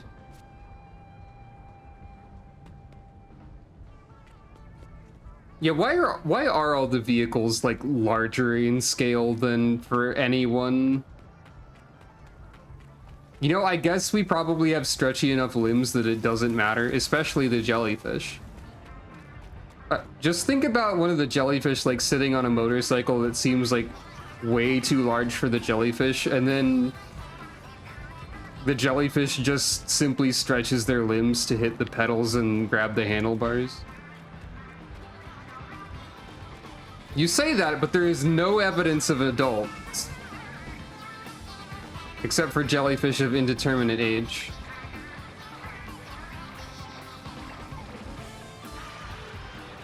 And DJ Octavio. And the idols. So there's like 8 adults here. Well, also we don't know the exact age of everybody's Octoling or Inkling. I think they're supposed to be around like 16 or something. Maybe.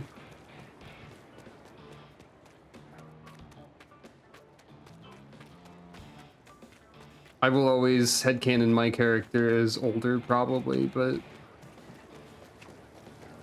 yeah, the whole aesthetic of this entire lobby is really cool. Okay, no, there's another adult.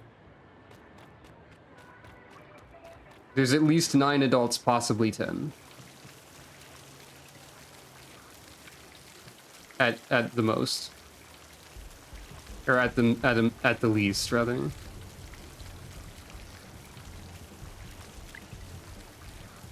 They will never explain the upside down Eiffel Tower.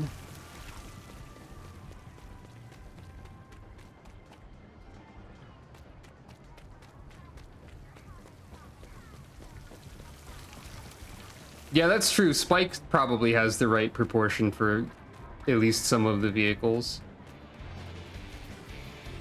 Also, the Splatoon 1 Inkling has driven a car before. And Splatoon 1 is when they were at their youngest. I say this because they are in Mario Kart 8 Deluxe.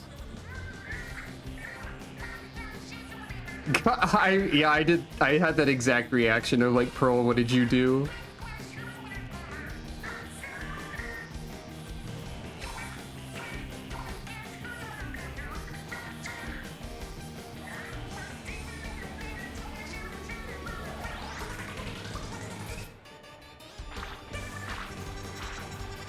I love the jellyfish, like, clapping sound effect for when the crowd is supposed to clap along to the live song, or, like, when they did clap along to the live song.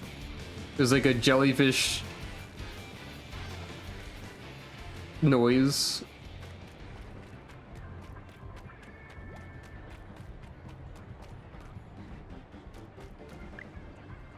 Sorry, I just keep looking around the lobby. I'm reluctant to end the stream, apparently. Yeah, all the little album covers are here in extremely low res. But I recognize some of them, Trippy Chips or ABXY, and Yoko and the Gold Bazookas, as I said. Oh, and the other thing Yoko was in that I'm blanking on right now from 2. Correct. I don't know what it was, but it was good.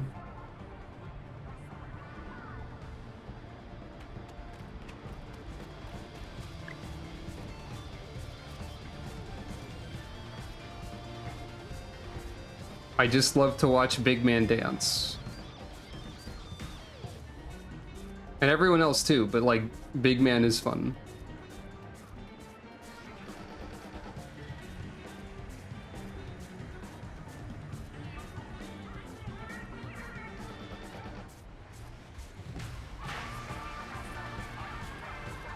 Also, this is a story mode theme. I forget what this one is called.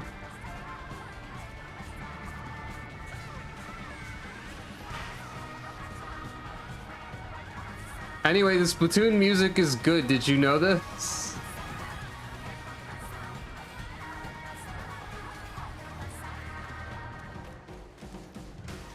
I assume that, like, after the halfway point, the big stage is gonna have all of them performing 3 Wishes, or whatever the new song is called that's like 6 minutes long that makes me cry when I hear it.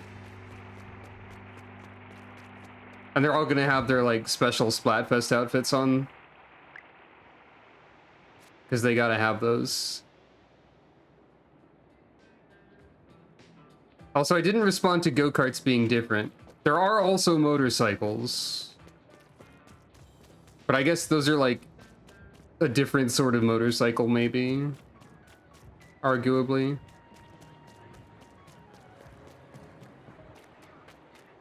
Anyway.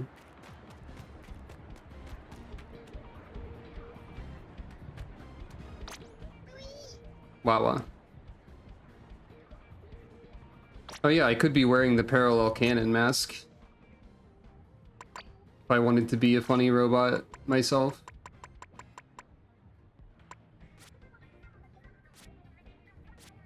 Wait, where is it? I thought it was special up. Oh, there it is. Funny mask. But anyway. I suppose I should actually stop the stream. So, thank you all for watching. This has been a stream of a little bit of side order shenanigans, and then a significantly larger amount of just random grand festival stuff while we just sort of had a chill time. Hold on, actually, I want to look at one other thing. Press all the wrong buttons. I gotta go to the lobby for this. Whoop. One more thing. Also, Team Present just won a 100 times battle. Good job. Good job, Grassworm and Poe and Shuguharu and Pearlbot! With many exclamation points. Okay. I wanted to look at my win-loss ratio. 20 to 26. Not as bad as usual. Doing okay. Yeah, I have never seen Jackie Chan Adventures, but I did think about it. 20 to 26. We did alright. So yeah. Next stream will be maybe more of this, maybe Elden Ring, maybe I'll be like, heck it, and do Monster Hunter. Maybe I will not stream. I don't know. We'll find out. Maybe tomorrow, maybe not. Thank you for petting Calico. It's weird not being able to see her eyes. But yeah. So, I need to be better at wrapping streams up. I hope you all have a good rest of your day and or night. I will see you on the next stream whenever and whatever that may be. Good night, everyone. And thanks for stopping by.